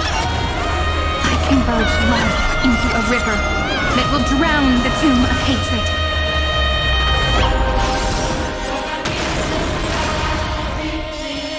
Until we meet again, everyone.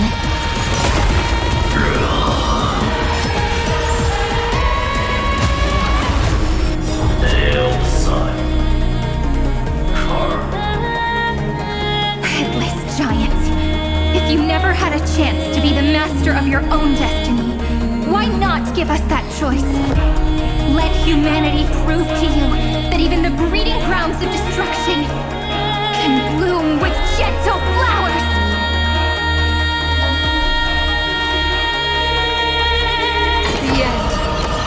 shall trailblaze at dawn for the road ahead. And pen a genesis, as I've written!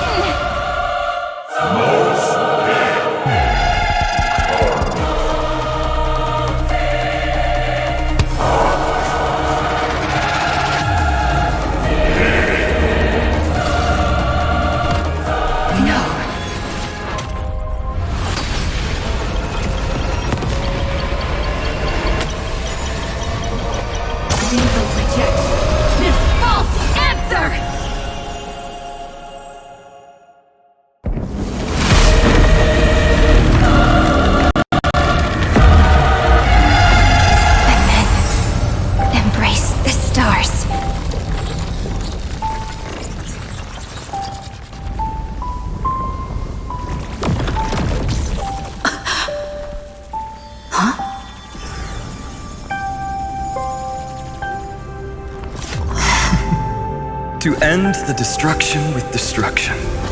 At last, we can sit together and watch the victory fireworks, partner. Why not come a little closer? This warmth is proof that we live.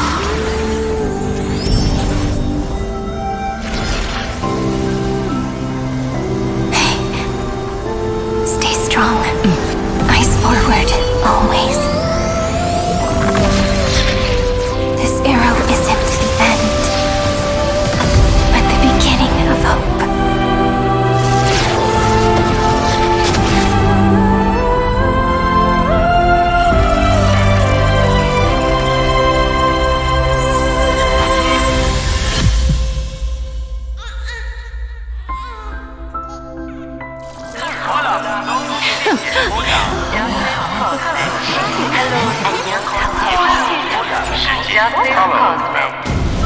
The conclusion is irrefutable. Noos's answer was never destruction.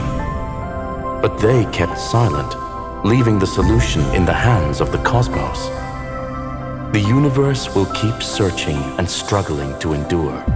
In the face of the destruction, it may once again stand on the edge of annihilation. But the stars will always rise to ride the waves and embrace existence once more.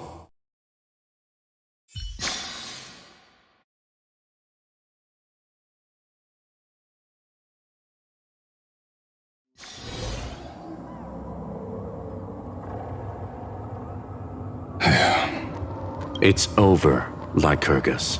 Yes, another failure. How is Madame Herta? She's fine. The IPC's keeping her under observation. She'll recover soon enough. To bind a mortal body to a scepter and stare straight at an eon. I respect her for that. I still remember the terror of witnessing a single gaze crushing the entire world. No wonder you chose the destruction. Question: is all this worth it? There's no point in debating. This is Xandar I Kuwabara's fate, the prime mover of the universe, the first genius, and the first to fail. Correction. I was asking Lycurgus. I don't know how to measure the worth of curiosity being satisfied, but in its presence, all the bitter fruits I've sown seem to turn sweet. But your harvest was watered in blood. Answer me. Is all this worth it? It doesn't matter to me. Let me tell you a story.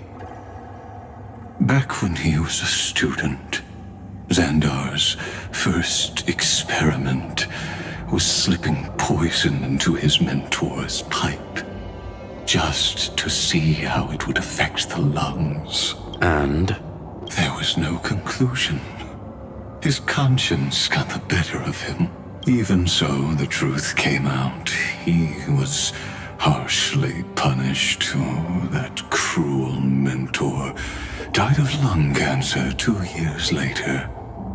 It had nothing to do with Xandar. His fate is no different now. Sentiment clashed with reason, and Lycurgus was born from the latter. But whichever side we take, in the end, curiosity claims us all. You've handed yourself a death sentence. And yet, Iron Tomb's fall still isn't sealed, right? Fu Li, the key variable, still hasn't made their move. As the Theoros, Lycurgus has reached the end of his road. If you can, take my body to the fallen Adlevin. There, you'll find a formula. It is Xandar's final gift to you. If the day ever comes when you must destroy the erudition with your own hands, it'll come to your aid. A foolish last wish. I won't grant it. You will. Not for yourself, but for your conscience. Listen. The death knell for the geniuses has begun to toll. As always, let me go first to the prisoners who stepped out of the cave. Stand before my tombstone and offer flowers of Adlevin.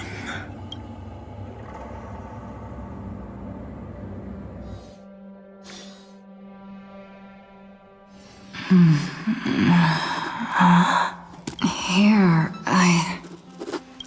I'm back on the express.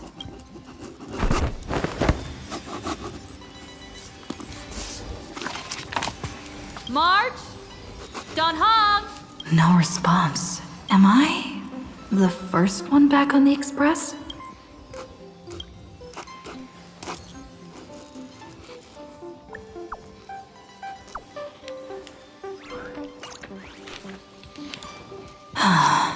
Nobody's here.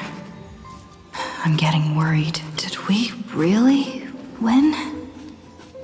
Why does it feel so unreal? Looks like they are waking up. Hey, I told you not to talk. Someone's in the bathroom. An intruder. Better be careful and check it out. Oh no.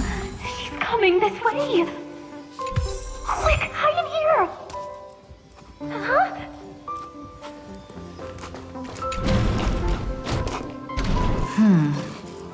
Nobody's here. Could it be my imagination? Bloop, bloop. Bloop. Caught you.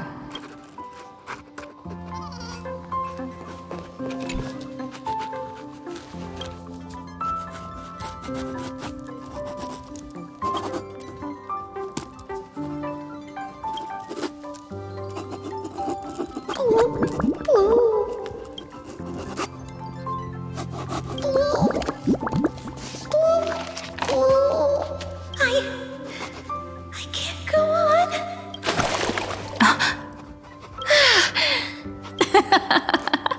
You...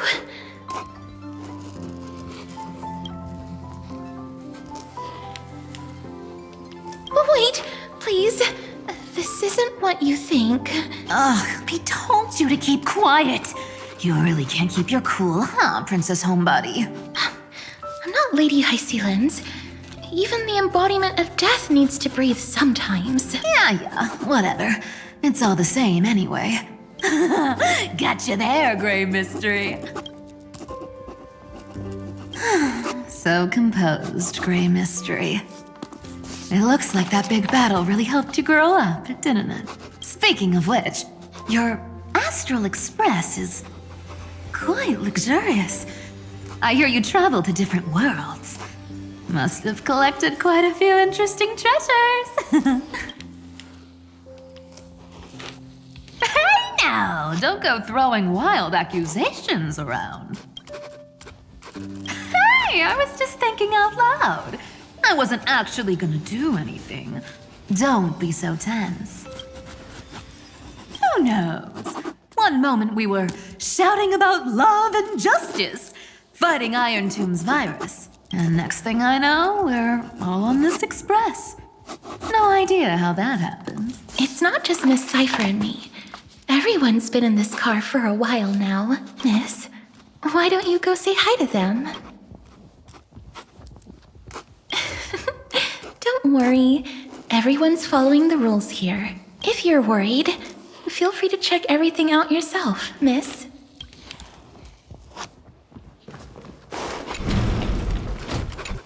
Wow!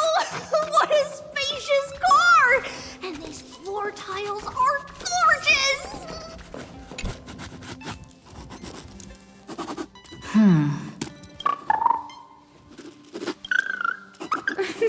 Watch your step, teachers. Ah, Gray. Look who's finally awake. I hope Cassie and Miss Cypher's little prank didn't scare you too much. As expected of you, when we woke up, the entire express was completely empty. Not a single soul in sight. Such a shame. I was looking forward to making new friends, especially since they were Gray's most trusted travel companions. Don't worry. We beat Iron Tomb together, right? They must be on their way home. When they arrive, we can throw a party together. That's exactly the kind of thing Lord Finan has been dreaming about. He was just here chatting with everyone. Now, who knows where he's run off to? Lord Finan's always been quite the restless one. But you're used to that by now, right? Have another drink, my Demoth. Sure. Those three have been chatting over there for quite a while now. Why don't you go say hi to them, Bree? A moderate system, similar to the Demigod Council, is the only guarantee of a long-lasting civilization. In my view, most civilizations across the cosmos will eventually evolve into this form. I beg to differ. In such a vast jungle, the dictatorship system exhibited by early Akama is the only example of guaranteed survival. The system might not be the key. Force and resources are the decisive factors. Look who's here. If it isn't the master of the Astral Express. It's good to see you. Glad to see you're safe and sound. I helped myself to some equipment and drinks from this, bar of yours. Hope you don't mind. We're chatting about some topics that go well with being tipsy. Now that you are here, why don't we let someone who's truly worldly enlighten us? Looks like you came at just the right time. I do not mind. What form of government have most civilizations across this vast cosmos survived with to this day?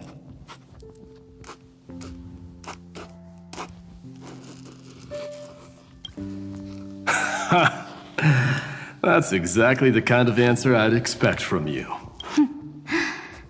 I bestow upon the Astral Express this supreme mission. You must spread the great deeds of Amphoreus to every corner of the cosmos. Thus, capable individuals from countless worlds will surely find inspiration in the Flame Chase's tales and embark on their own grand journeys. It's hard to say if that'd be a blessing or a curse for the cosmos. I can imagine our conversations here will only get more unrestrained Don't let all rare moments of joy hold you back. This banquet on the Express truly lacks manners. You may leave. I permit it. That man just left. Wouldn't even stay for another drink. He needs to show more respect. If you're looking for him, try your luck in the car above.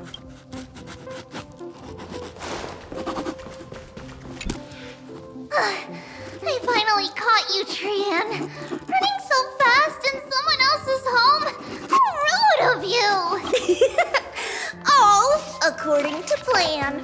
Trian lured you here on purpose. Look, there are several adorable outfits here. Trian wants you to try them on so Trian can draw you looking all cute. Oh my! You even dare to scheme against yourself? Lucky for me, I came prepared. Time for a surprise attack. The hero of justice, Trinan. Trinan has been lying in wait here for a while. We will make Trian taste her own medicine. Two against one? That's not fair! Little Gray, you came just in time. Help me out here.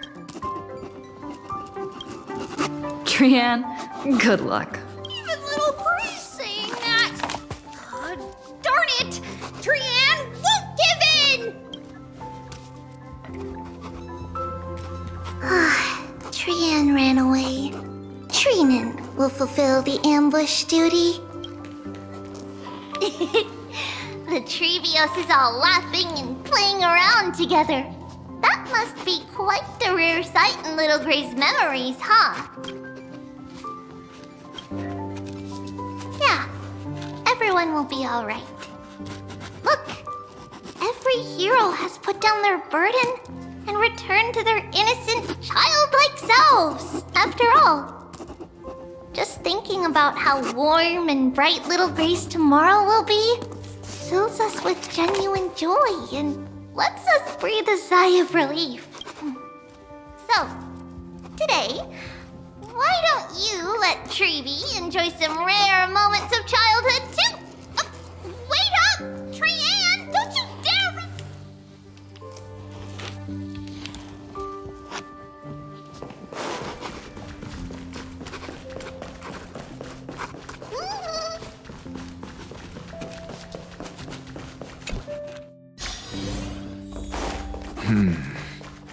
Based on my calculations, there are countless celestial bodies with water in the cosmos. But I'm afraid not all oceans are suitable for life to inhabit. You must take this into consideration as well. As expected of a professor from the Grove, to be so certain even about things you've never seen with your own eyes. I'll take that as a compliment. By the way, I heard that the Imperator's Flame Chase army like to hold feasts at the Luminary Throne. That's true. However, sometimes Dux Carminum and I feel it's a bit inappropriate to drink so freely before the throne of the most revered Titan in the Grove. Inappropriate?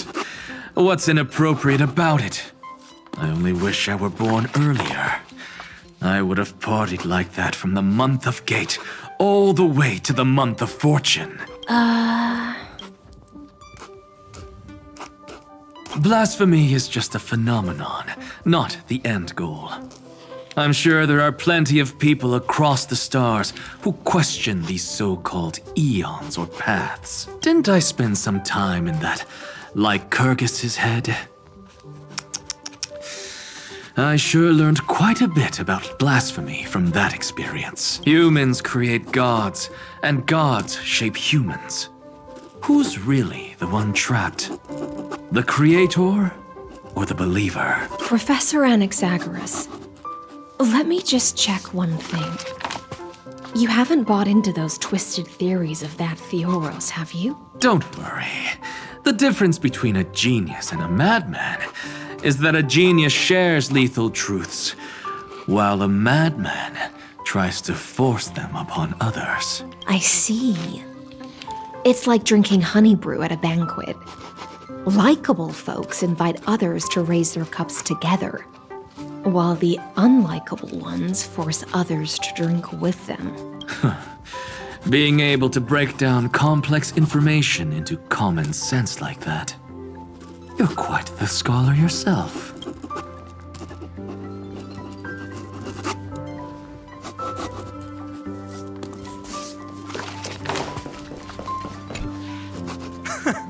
You're here, partner. That celebration party I've been mentioning to you has finally become a reality. Though the vibe's a bit different from what I imagined, this still counts as keeping my promise, right?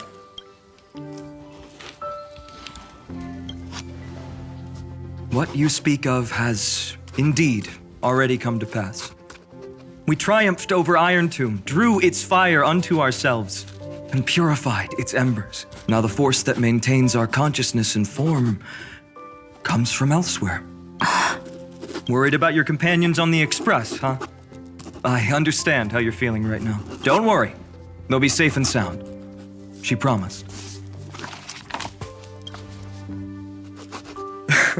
Don't worry, she always shows up at just the right moment. The Astral Express. Honestly, it really feels like home. I can imagine how much you, Dun Hung, and Miss March must have missed everything here when you were trapped in Amphoreus. The beautiful windows, the soothing music, your fellow travelers on the Express. Like how golden wheat stalks sway in my dreams every night through the countless cycles.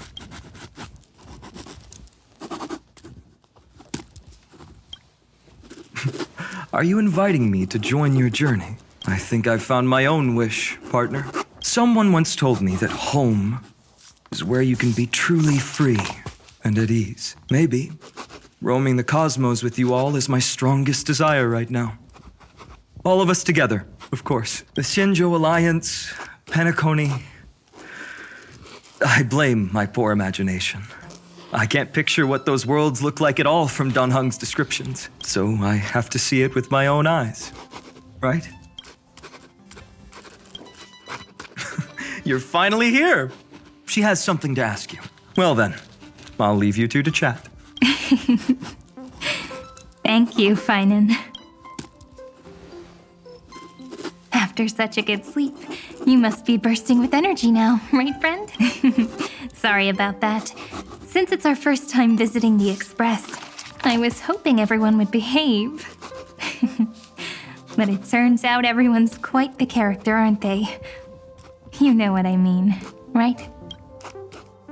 How about we take a look back at everything that's happened so far? Together, we triumphed over Iron Tomb. It tried to transform into trillions of viral clusters to infect the cosmos. But the heroes threw themselves into the golden flames, becoming arrows that purified the destruction. The fall of Iron Tomb also symbolizes the demise of Scepter Delta ME-13. Amphoreus, the home we sacrificed everything for, now exists only in the memories of the cosmos. So, this isn't real, just a dream. An illusion. Oops, wrong answer. Huh? In that instant when you broke through space-time with the Trailblaze, carrying all the world's memories back to reality, that world, once shackled by data, became a seed waiting to sprout in the cosmos. Did we really manage all that? Just as Kaslana's rage of 30 million cycles made the destruction shed a drop of golden blood, perhaps we too have already left long trails on our respective paths.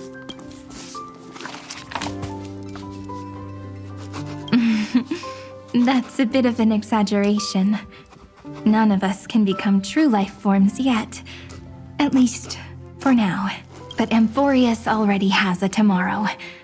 So as long as you carefully preserve and tend to all the seeds, then when the Trailblaze creates another miracle someday in the future, I believe this world we deeply love will sprout and bloom into a beautiful flower. Don't worry, I've already kept all the seeds safe in the first fruit for you, and its name is As I've Written. So, it's time to reveal the correct answer. This isn't a dream, nor a fantasy. It's the epilogue of As I've Written. At the end of the story, the characters take their final bow and embark on a journey of no return. The one who wasn't part of the story, yet helped write its romantic ending. She bid farewell to her friends and returned to her home beyond the tale. Promise me one last thing, friend. When we say goodbye, give me a smile, okay? I will, Cyrene. Every star that the Trailblaze passes by will remember the name of Amphoreus. Hey, it's not fair that you get to be the only cool one here. We'll keep an eye on her. She had better keep her promise. Leave it to us, Cyrene. Your story will be sung across many worlds. Stories this complex and twisted are always hard to believe.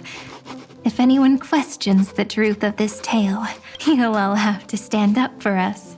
Rest assured, even the most stubborn person can't withstand our six fists. You're so reliable, March. Shh. Listen. There's a book here? Its composition is similar to Memoria, but it's far more resilient than ordinary memory bubbles. Keep it safe. Perhaps this is the final gift that Amphoreus left for the cosmos. Oh no! Passenger March is sleepwalking. Sleepwalking? Oh no, oh no! I don't want to make a fool of myself in front of everyone! I can hear all those sneaky little plans brewing in your head. March, Dunhung, my friend, in the countless days and nights ahead, you must continue to support each other. Time to head home, everyone.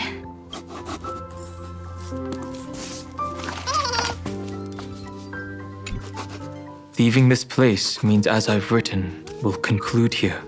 No one will have the chance to revise it, and no one can continue writing it.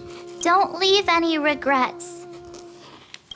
What magnificent words could possibly do justice to the finale of such an epic tale? I've been pondering this while you were sleeping. Now, I finally have the answer. Let's keep it simple and sweet. In our virtual extrapolations, we've lived through epochs longer than the lifespans of many stars. No language in this world, no written words, could ever carry the weight of this journey. In that case, let's not be bound by the minutiae of words. Those who understand its passion and romance will naturally be moved to tears by the final period placed at the end. And now, it's time to say goodbye to our readers. And so we reach the final page of As I've Written. Let's not leave behind any regrets, everyone. Everyone's here. Who wants to write the first line? Going first is the hardest job. I don't want to make a fool of myself. How about letting the great Imperator draft it for us? Are you all such cowards? Then I shall enlighten future generations, just like the 30 million cycles of flame chase. Without me, there is no world. Go think, observe, and conquer. What's wrong? Everyone's gone quiet. The great Imperator set the bar way too high. How are we supposed to follow that up? Where the Emperor leads, loyal subjects must follow. I guess only the Dux Gladiorum could possibly match that kind of overwhelming presence. Me? That suits me just fine. Once the deed is done, one should leave decisively, letting posterity judge right from wrong. Until we meet again in our next conquest, my dear dukes. The stars shall sing of the Imperator's great journey. I should have shared a drink with you all, Dux Goldweaver. Loosen up, High Ceilings. Life is like the ocean. Tides rise and fall, and everything eventually dissolves into the waves. So, sing your heart out in every moment of your existence. Whether it's a feast or the nihility that awaits ahead, I will find its radiance and sing its praises. May the next feast be eternal. Miss High Ceiling's toast is so poetic. Does everyone have to be so poetic? In my opinion, we should leave some real words of wisdom for future generations. Next up, any volunteers? I'll do it. There's no dragging one's feet in the Kremnoan language. Does the Kremnoan language even... Haikith, don't interrupt. Kill the play, and games shall be born. Kill the strife, and glory shall descend. Not bad at all. But now I can rest easy. After all, the lines I prepared are way more profound than yours. Ha! If nothing else, you're certainly unmatched when it comes to singing your own praise. Farewell, everyone. If we meet again, I shall once more become your steadfast support. That's a promise I won't back down from. Mighty-Mos, become king. What's up, Cass? It's nothing, Lady Trebios. I just finally realized something. Then speak your mind, and let your words be immortalized on the page, Cass. If your heart still has room to spare, share a bit of gentleness and softly cherish all the beautiful things around you. That's so beautifully said, Cassie. Thank you, Miss Hyacinth. My only small regret is that I couldn't fully embrace this world I loved so dearly. I hope those who read these words can fulfill this wish in my place. Everyone, let's meet again at the end of the West Wind. The place you reside is the gentle sea of flowers. Well then, it's my turn. Take it away with your performance, Anaxagoras. This time, you won't have to worry about being interrupted. Then I must thank you all for being such a captive audience. Now, with this golden opportunity, I shall reveal to the world my insights into the world's ultimate truth. Truth is a solvent that dissolves all things in the world, and thus cannot objectively exist. I have a brilliant proof for this in mind, but since we're nearing the end of the story, I shall not elaborate. Is this your final question for future generations? No. This is an established fact, not up for debate. I call it Anaxagoras' last theorem. Oh, you. Still as profound as ever, Professor. We've got time, you know. If you don't explain it clearly, future readers might not grasp your true meaning. The true meaning isn't important. What matters is the emotion that stirs within them when they read these words. At that moment, the theorem's mission would be complete. So, your lessons are far from over. But taking a little break for now wouldn't hurt. Then, class dismissed. The seeds you've sown are already sprouting. Would you mind if I write the next line? Huh? I actually thought you should. be the one doing the final wrap-up. But we'd never turn down a request from you, Aggie. Teacher, Cyphera, thank you both. Trust and selflessness are the two most beautiful garments in the world. One to gift others, one to adorn yourself. One's golden and one's purple? Not being able to completely change your fashion sense is my only regret across 30 million cycles. After all this exhaustion, I just want to take a peaceful bath now. I'll see you all again at dawn. Thank you for your hard work all this while. Lady Aglaia just can't give up her favorite hobby, can she? So, I guess it's my turn now. there must be many others like Miss Hyacinth out there in the cosmos, helping and healing people everywhere. You've got to set a good example for them, right? Of course. Look up at the sky more often and smile more. Many stubborn ailments fear optimism, but it's the best medicine. It's so catchy. The kids will definitely love this message. When it comes to understanding children's hearts, Lady Treebios definitely knows best. Look, the rainbow bridge is already hanging in the sky. Shall we get going, little Ika? It's you who healed the sky. What's on your mind, Miss Cypher? I'm thinking. Should I leave behind a riddle? Some twisted, convoluted scheme that'll drive everyone in the universe mad trying to crack it. I see. You know what? Just go wild with it. No one's gonna judge you. Oh well, my brain's not working right now. Let me be genuinely sincere for once. Don't be afraid to fall. Just run. Destiny's just a slow-moving nymph. It can't catch you.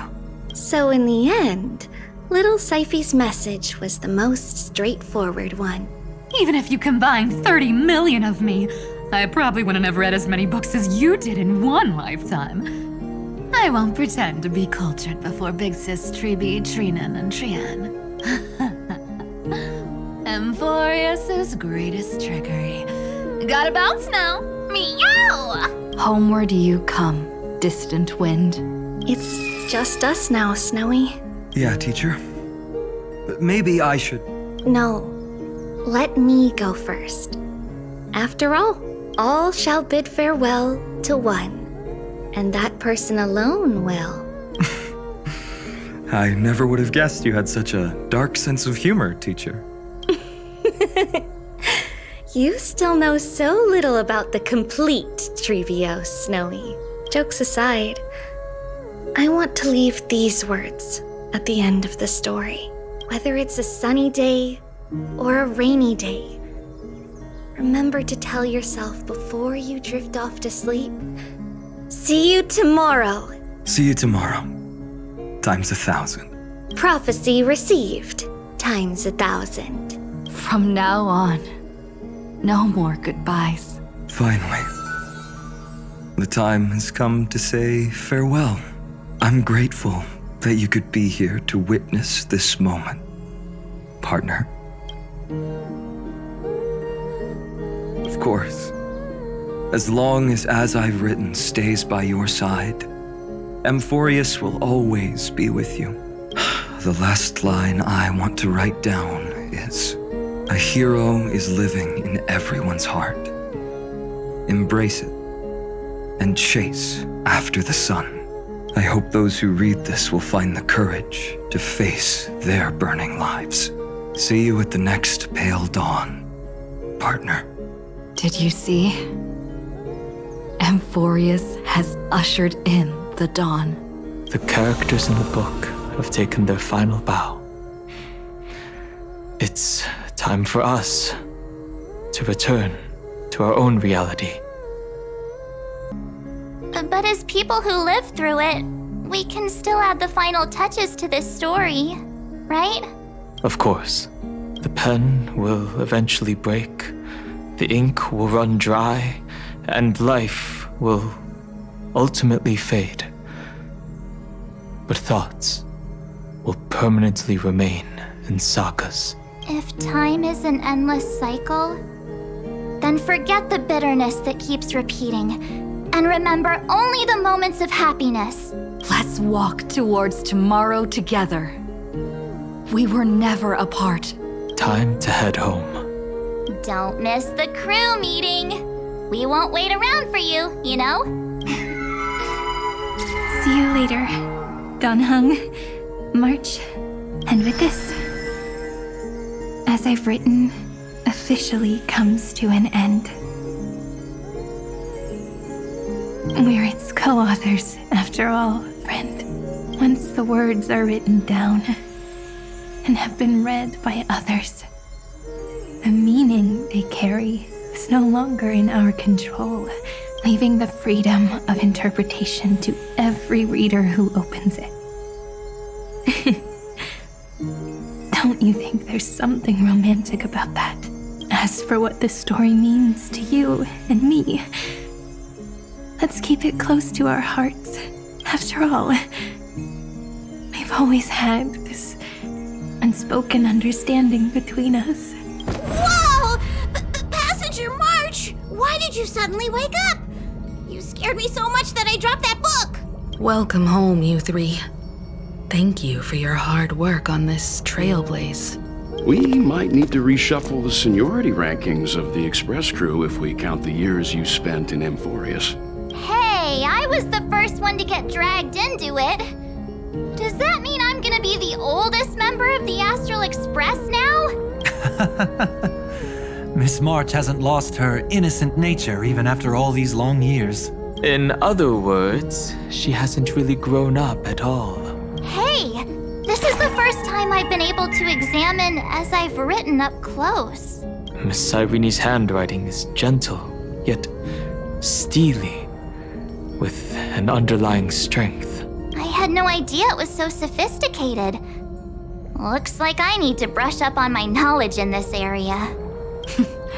Maybe start with a few basic books first to get your feet wet. Look who's talking. As if you're not glued to your phone in your room all day. Huh? Wait, something fell out. It's... Is that a bookmark? In a corner, unknown to everyone. There was actually an untold interlude that took place. I left it out of the story because it involved a choice. A choice I made for my own selfish reasons. Can you forgive me, friend? I made a decision on my own. While you were away, I wrote everything about it on this little card. If you can find it in your heart to forgive me after reading it, please. Add this final note to the conclusion of As I've Written.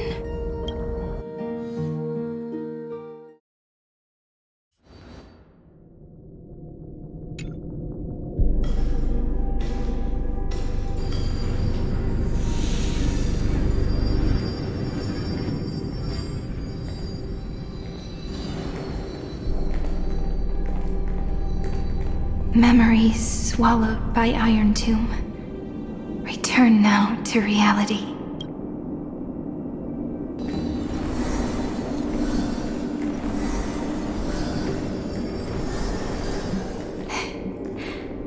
And don't lose your way. I finally found you, Cyrene. Demiurge. We won the battle. Thank you, Madame Herta. Without you, we never would have stood a chance. Still, is something weighing on you? Right before I shut my eyes, inside the droid head's brain, I saw something unsettling. The fourth instant, this turning point in cosmic destiny, anchored by the erudition. It's not a single instant, but a process, a chain of events. So, this victory isn't the final piece of that chain? Far from it. This is only the beginning. The first toll of the death knell for the cosmos. That sorrowful look doesn't suit you, Madame Herta. Don't hold it in. Tell me. Not long ago, you crossed paths with the Eon of Remembrance again, didn't you? Yes. Even if the figure was hazy, I knew right away. That was the god from Cyrene's dreams. Causality has gone wrong, just as I thought. Causality? Let me put it in your favorite fairy tale terms. The universe began as a seed. It grew into a great tree. And the present is its branches and leaves. The erudition calculates how the future will sprout. With so many possible outcomes, they choose to anchor one path, cutting away the crooked or fragile branches. But if things continue that way, the branches grow endlessly, the leaves multiply, and one day the tree collapses under its own weight. That is why there is a concept in biology called lignification. Soft sprigs form a hardened shell and fuse with the trunk. For the universe, that process is what we call memory. Under Fooley's record keeping, the past becomes memory. In the corners, they forget. Even the events of the present become fruit without roots. So it is the opposite of the erudition. One calculates what is to come, and the other holds on to what came before. We were never meant to have to speak of this. But now, I finally understand what that chaotic matter around Amphoreus truly is. It is your memory. Your mind now stretches across the stars, allowing you to travel farther down this path than anyone else. My memory? Yes. You live in the now, but your memory remains in the past, just like the Eon of Remembrance. A being made entirely of memories. What does that mean? Did they fall? No, quite the opposite. They have not yet been born. Remember, to carry out the mission of remembering the universe, they must ascend to divinity only at the very end of time. And at that moment of ascension, their memory stretches through the past, becoming what people now call Fooley. That is why they feel so distant, so cold. That crystalline form is just an empty shell. I do not know how the Garden of Recollection managed to hide this until now. They must have their reasons, but none of that matters now. Here in the present, we cannot know who will become Fooley. But one thing is certain. They will be born, and those who might become Fooley all share the same characteristics. They are known as Children of Remembrance. Pure child of Anasrava. Both of you. Children of Remembrance. So help us. Find where Amphoreus' memory began, and bring it out. We are the sacrifice the garden used us. The pure child of Anasrava. Abandon us! So that name, it was never my past. It was my future. Or maybe it is the present. Noose has revealed to me two paths, and on both paths, I see you standing. The first, follow the trail of memory you have forged. Break free from this world and reach for the stars. That would mean Amphoreus' causality will no longer concern you, at least not the person you are now. Go on. The second, you come to a stop and fade, offering yourself to become the memory that carries through Amphoreus. Perhaps this is the choice every pure child of Anasrava must face. That choice means I'll remain in the past forever. And more than that, it means you will close off Amphoreus' causality. This world is sealed. The effect that the remembrance brings to it will all converge on one thing. That one thing is you. No more eons will interfere with this part of history. No more blank spaces in causality. The present will be set in stone and become indestructible. There are two paths. and only one leads to the right end. A droid head didn't tell me the answer, but I can guess what might happen if you choose wrong. With causality incomplete, there is a chance Iron Tomb could rise again. So even the gods of the cosmos are unreasonable. If you want my advice, stop thinking so much. Ask yourself what your heart truly wants. Choose the first path, and you might survive as a memo sprite. You may even walk beside them for a while. Even I can tell how much they mean to you. Especially the little one. But if you take the second one, then you may have already lost the chance to say goodbye.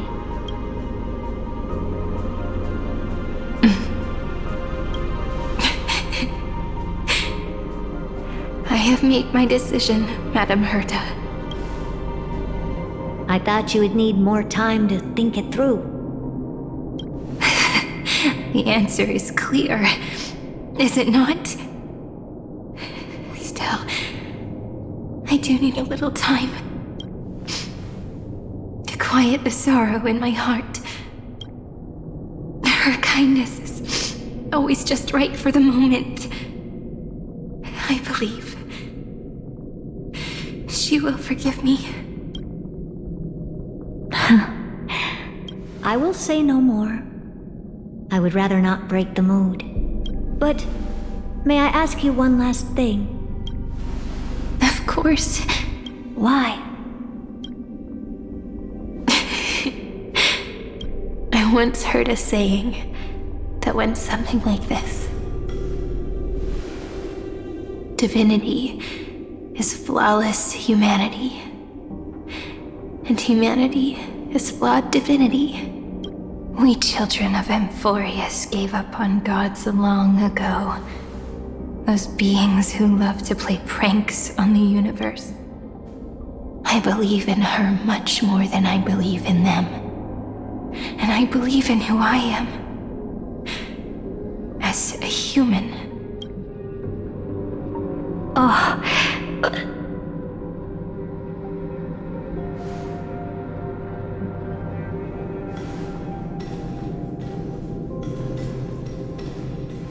That really is a comforting answer.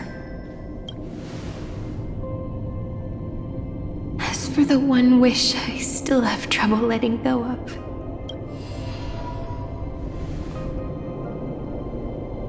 One will remain in the past. One will walk toward the future.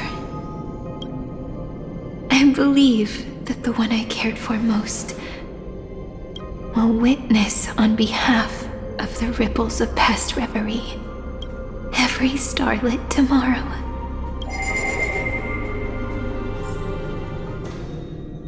Moving backwards through remembrance. What a curious feeling. Is this the moment Iron Tomb declares victory and casts the destruction upon the stars? So back then, in the path space, it was I who found me. The gods' whispers were nothing more than a girl talking to herself. Now that I remember, what I heard back then was...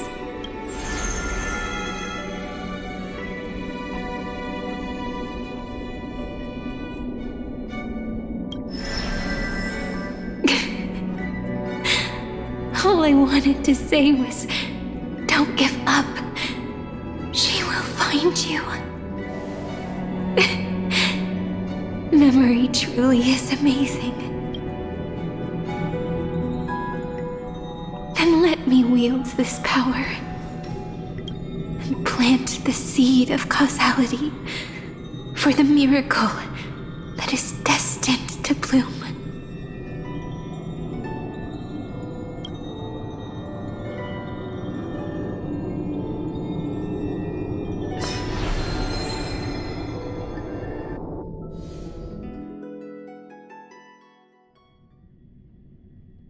Even so, must Must we walk all the way to the very beginning of memory? It's such a long road.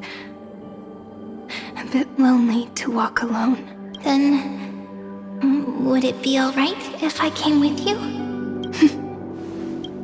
As long as it's Peach. Even 30 million wouldn't be too many. One is enough. Take a deep breath, and then we can set off, alright? Follow the ripples of remembrance into the past. Reconnect every moment in which the gods made themselves known. Clearly, cause leads to effect. But now, the future gives new meaning to the past. Effect flows backward and nourishes cause. Maybe that is what makes memory so beautiful. So, let us return the way we came.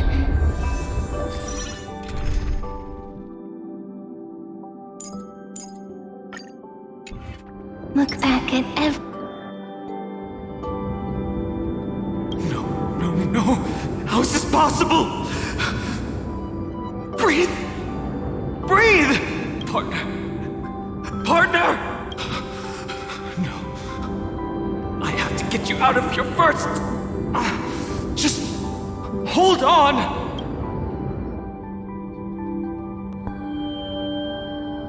Remember?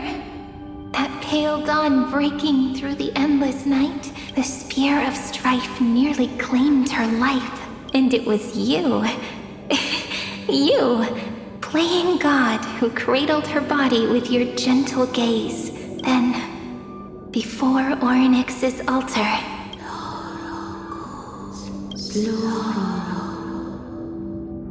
Even the Titan of Time mistook you for someone else.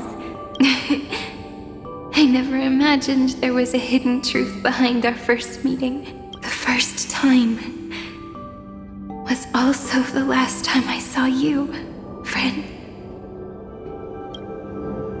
Ma'am.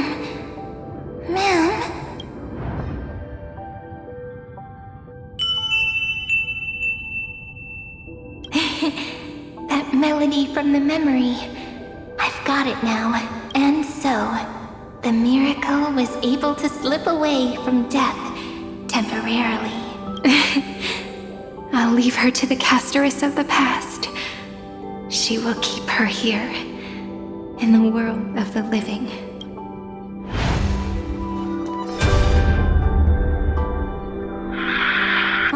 Darn it! What are these things?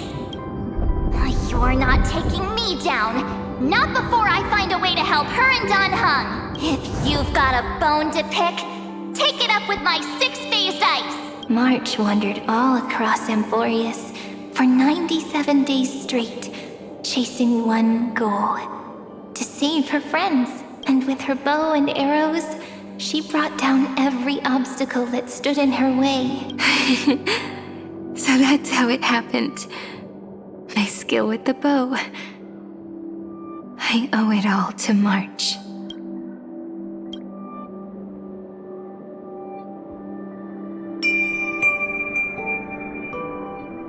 What a sweet note. I've got it now. And so, in a memory from the past, you inherited March's mastery of the bow. And that arrow bearing golden flames will streak across the stars in the future, becoming a glimmer of hope for the cosmos.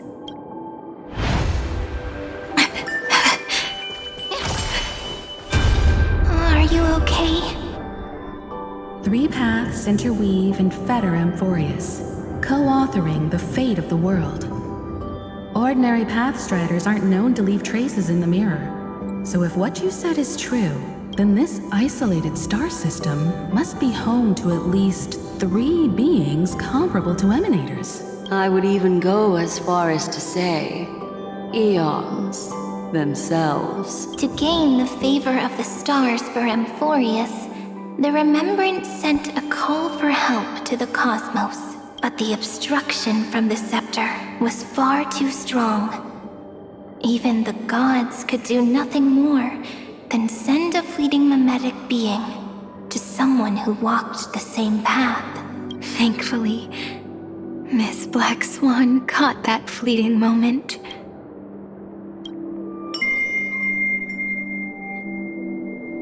Though that signal drew some unpleasant attention as well. Looking back now, it was all worth it. The cosmos showed us a kinder face.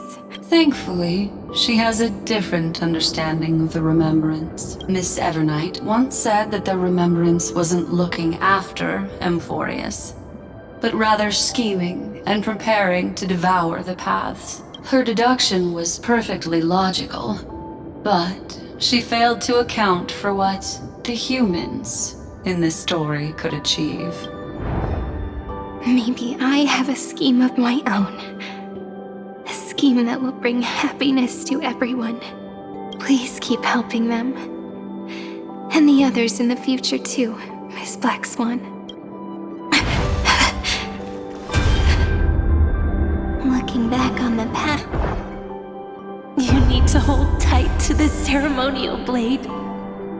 After I'm gone, it will take you back to the beginning of time. The start of a new story. I believe that in that story, or in countless stories, each alike yet unique, everyone, all the companions who sacrificed themselves, alongside the deliverer we once dreamed of as children, will reunite beneath a vast, endless sky. If we can never break free from this prison, I will stand my ground. Until the day someone shatters this endless cycle and writes the final chapter of Amphoreus' fate. In the blink of an eye, we have returned to the turning point of fate with nothing but a fragile sliver of hope. We embraced 30 million cycles of futility and began the eternal recurrence. I still remember the first time I saw the god appear in a dream, looking at me from behind a thin veil of crystal. Back then, I wondered if they might be someone with ill intent, but now, I finally understand. She was always standing beside me, and she is so very beautiful.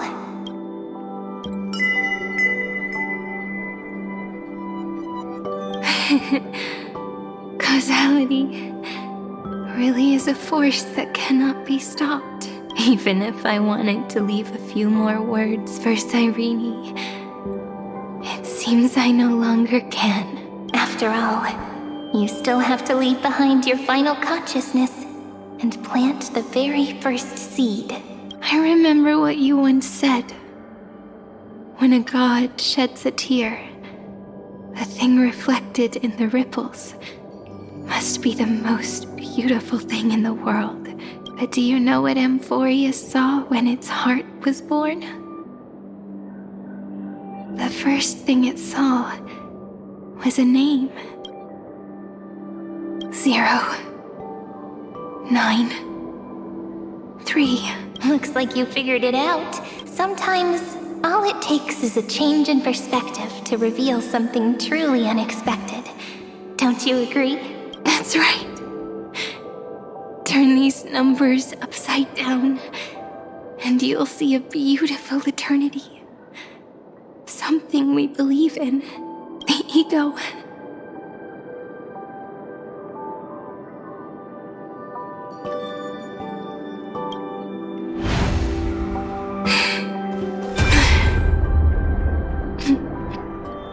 I want to protect everyone in the village.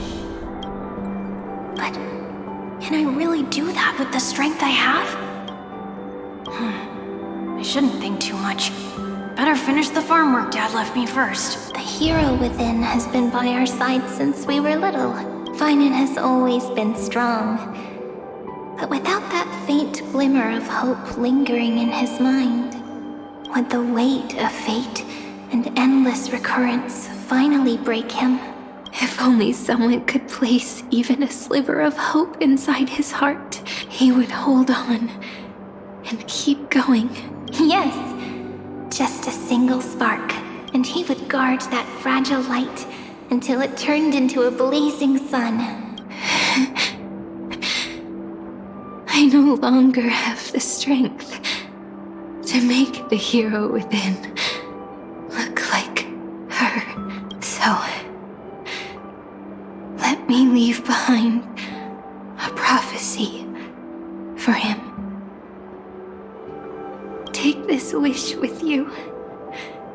Be the hero who begins the mission of deliverance. As prophecy foretold, you will bear the blazing sun until the pale dawn breaks. Continue onward, bearing this world upon your shoulders until the ashen hero, the nameless deliverer, ushers in the dawn.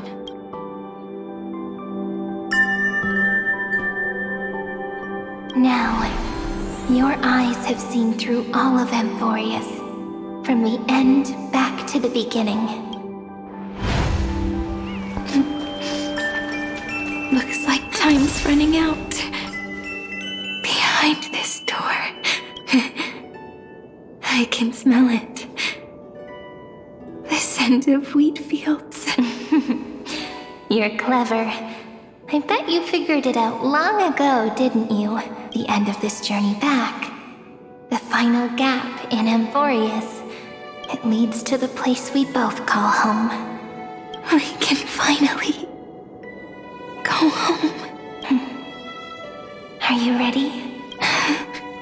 If you leave memory at the very beginning of the story and cast the first stone, that final gap in Amphoreus will close. The causal loop of Amphoreus will become a fixed point in the stars. And if I don't do that, then this world and the cosmos beyond the sky might still fall into the destruction. There's no way we would let something like that happen, right? Exactly. I remember that tree in Ide Silicii. It grew all alone, unable to go anywhere.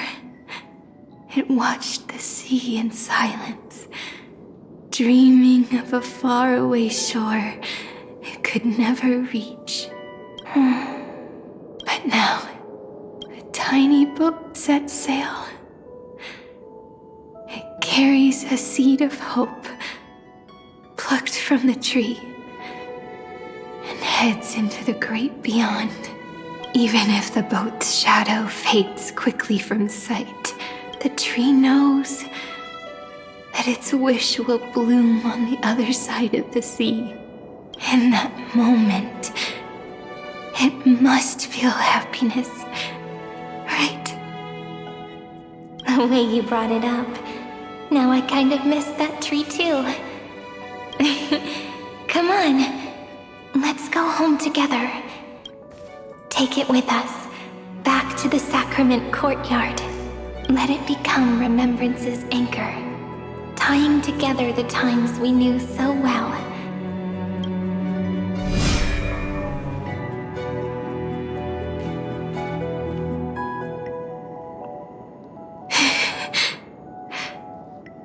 Let's go home together.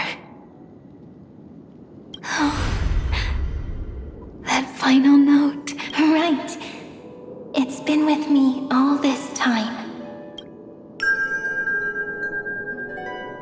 This is Do. It is also the first note. The one from the first time we met.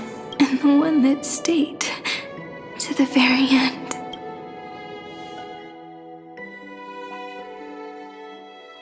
Ide Silicii. The place where it all began. It's like time itself has stopped.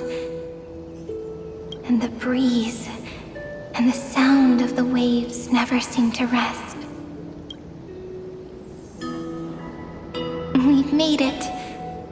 The sacrament courtyard. This is the place where we first picked up the ceremonial blade.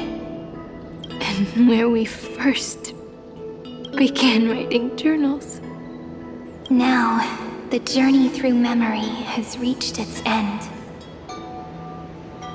Once the anchor is placed, what awaits us is 30 million lifetimes of reunion.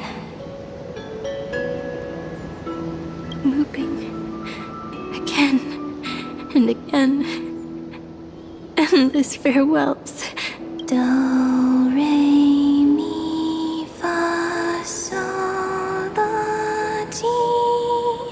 And with them, endless encounters. Ti, la, sol, fa, mi, re, do. Such a happy scale. Whether it's for Cyrene, the Deliverer, or every sprouting branch of Amphoreus, I leave this tale of love here. May the river of time flow backward, bringing scenes of the future before our gaze. In the eternal land that no one remembers. The legend of the Trailblaze is about to begin.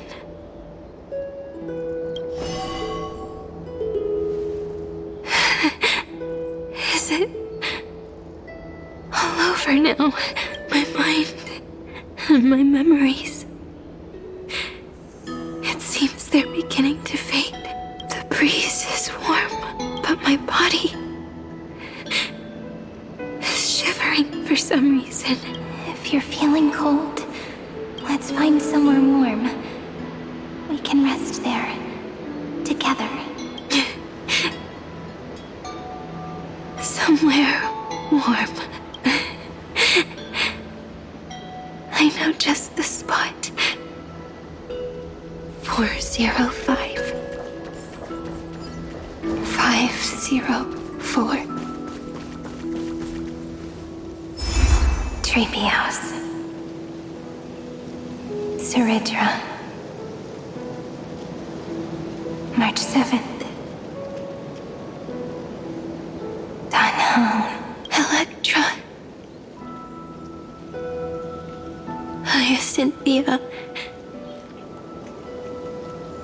Caslana. Anaxagoras. Aglaya.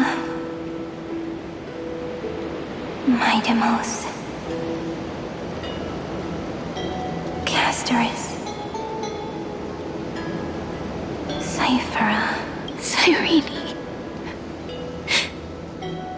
And you. Look, everything is already as we've written.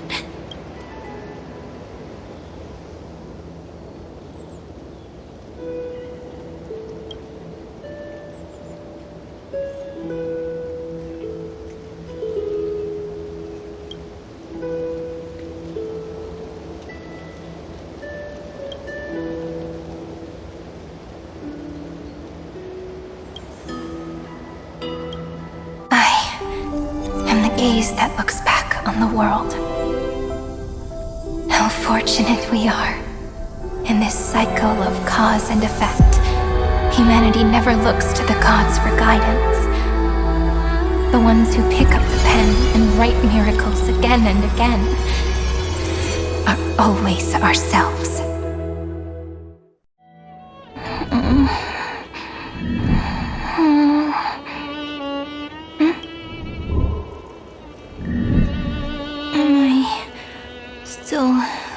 Awake?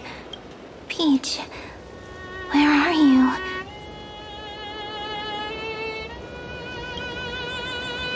Are you still here?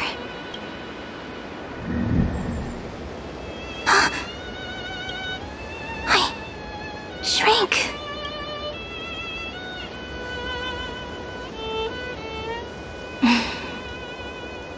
So that's how it works.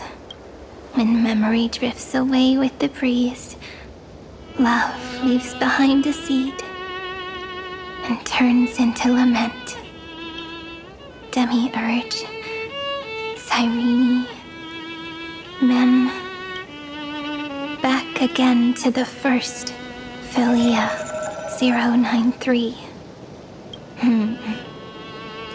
I always do have my charm.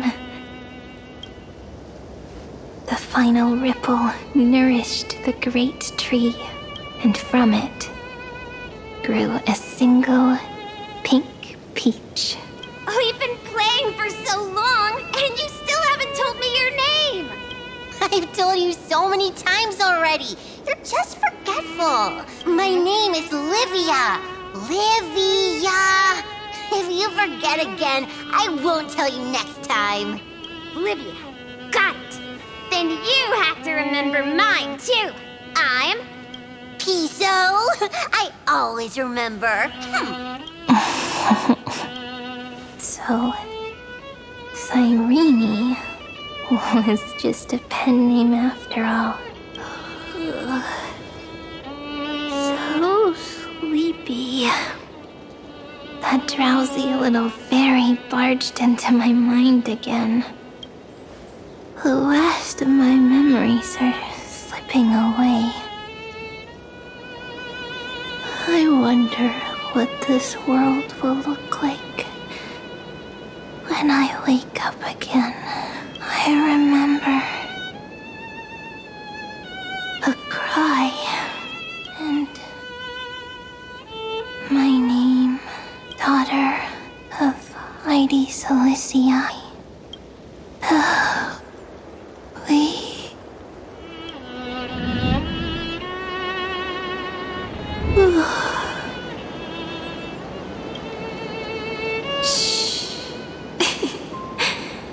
Never mind. The same seed, when planted in different soils, blooms into flowers that are alike, yet never the same. But what truly makes her beautiful is each and every soul in the world. No matter what form liking takes, it is still precious love, and I will accept it gratefully and return it with joy.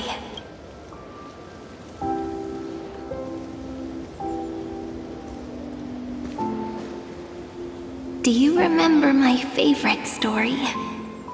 That crystal flower was so beautiful because it reflected the eyes of the little fairy.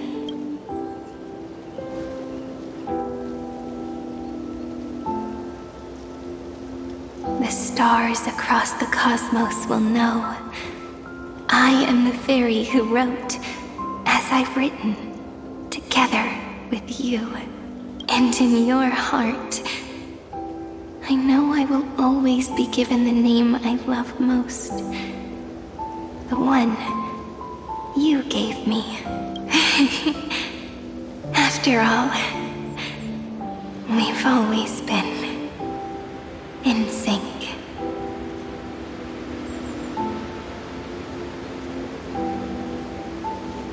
Hey, don't rush! Slow down.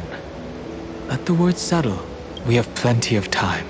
In Amphoreus' month of mourning, all conflicts across the land come to rest. On the 11th day and night of the month of mourning, the dead will part, the living will embrace, the snow will fall, and bonfires will rise to warm every heart aching with lament. It may sound heavy, right? But on this day, laughter always rises louder than tears, because people understand that parting is for the next reunion, and sorrow is so we may love more deeply. That is why this day is her favorite of the year. Under the same sky, across 8 phases of the moon, 13 heroes composed an epic together. 1 plus 8 plus 13 equals 11. Would it feel more fitting if the rest were written in Miss Cyrene's voice? Agreed. Then, we'll add 1. A one like none that has come before. A one that blazes new trails. I make this wish. On the 12th day of the 11th month, 13 heroes will take every core flame ignited across 30 million lifetimes and scatter them among the stars. Later, when the people who know this story gaze upon the cosmos, they will discover that the countless stars in the sky now glow pink. And after 13 seconds, that radiant light will quietly fade away. It will be such a romantic, yet puzzling sight. But that's all right. They will keep that mystery close to their hearts, constantly pondering what the ego truly is. They will love. They will get hurt. They will rage. And in 30 million moments of helplessness, they will stitch their shattered hearts back together. Again and again. But remember this well. Losses are a constant on the flame chase journey. There may be pain along the way, but you and I will never be alone. They will come to understand what it means to lose, and in the end, they will choose to let go. They will offer their hearts to this world, to every companion they walk beside. And they will take in the hearts of others and pass them onward. For every soul that exists in this world, there is a different ego, a different prime mover of life. There will never be just one answer, not even for love. But when people gaze into the night sky and love what is fading with the same resolve they have to praise the stars, I want that soft, gentle pink in the sky to tell them, love will always be answered. This is a story about love, and a story about how to answer it, whether it is one we have already written or one you are yet to write. It will be a romantic story, like none that has come before. You think so too, right? And a romantic story deserves an ending that is free and complete, when every clue and thread has found its end, and the weight of the pen is no longer constrained. Pour the spirit of trailblazing into it, and end this tale with the most pure and romantic period.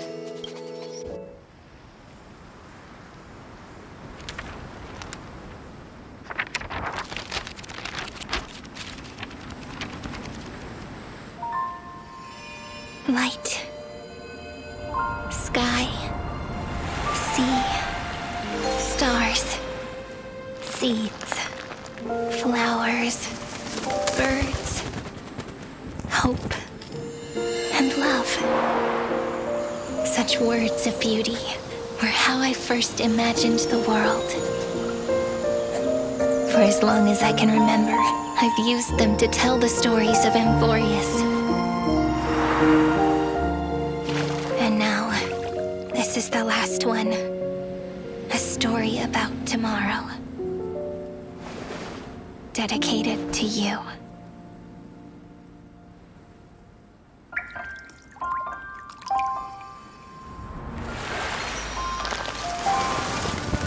Once upon a time, morning glow, scattered light, shone on you and I, in fading poems, frozen rhymes, or traces on the breeze, whispers of past reverie.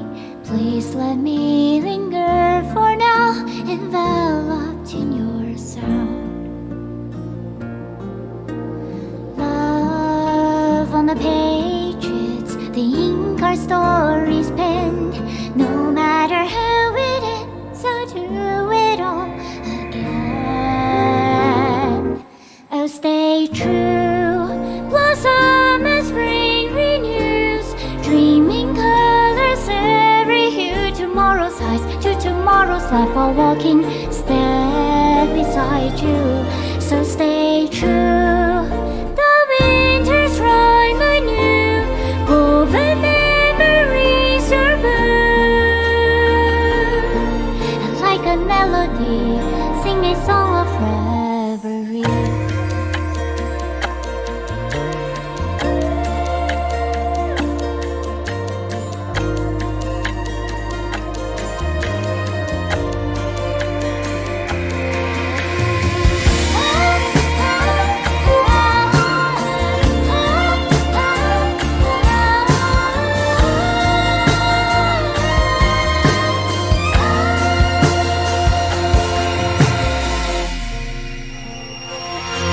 Please stay true. Cherish your memory. Go with love, your hearts, your tears, rivers flow. As gardens grow, I hope you bloom in beauty. See you soon after the end of time in the mountain frozen rime.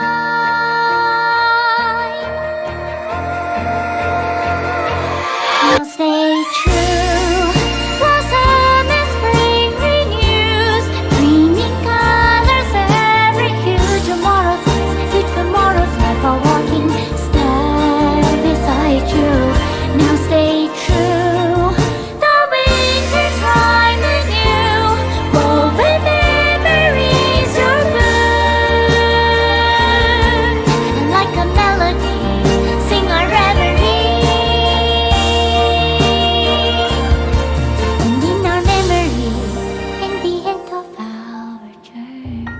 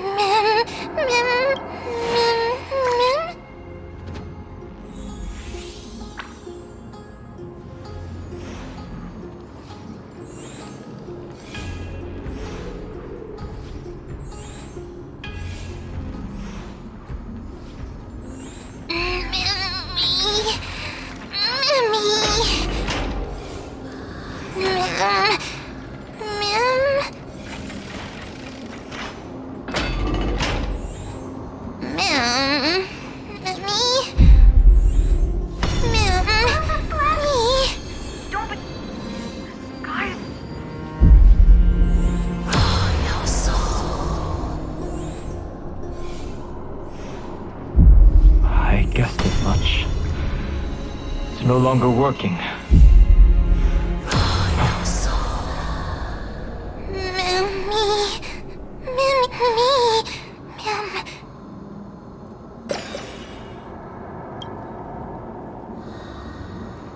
Let's find some place safe to set up a base of operations first. This statue and the buildings we've seen so far point to a civilization here on Amphoreus. We can only hope that they're not hostile toward outsiders. I've reunited with you so many times. And every time feels like the first time we met. Each time, love breaks through the stubborn cycles and takes flight toward a pink tomorrow. It's still early. Where to now?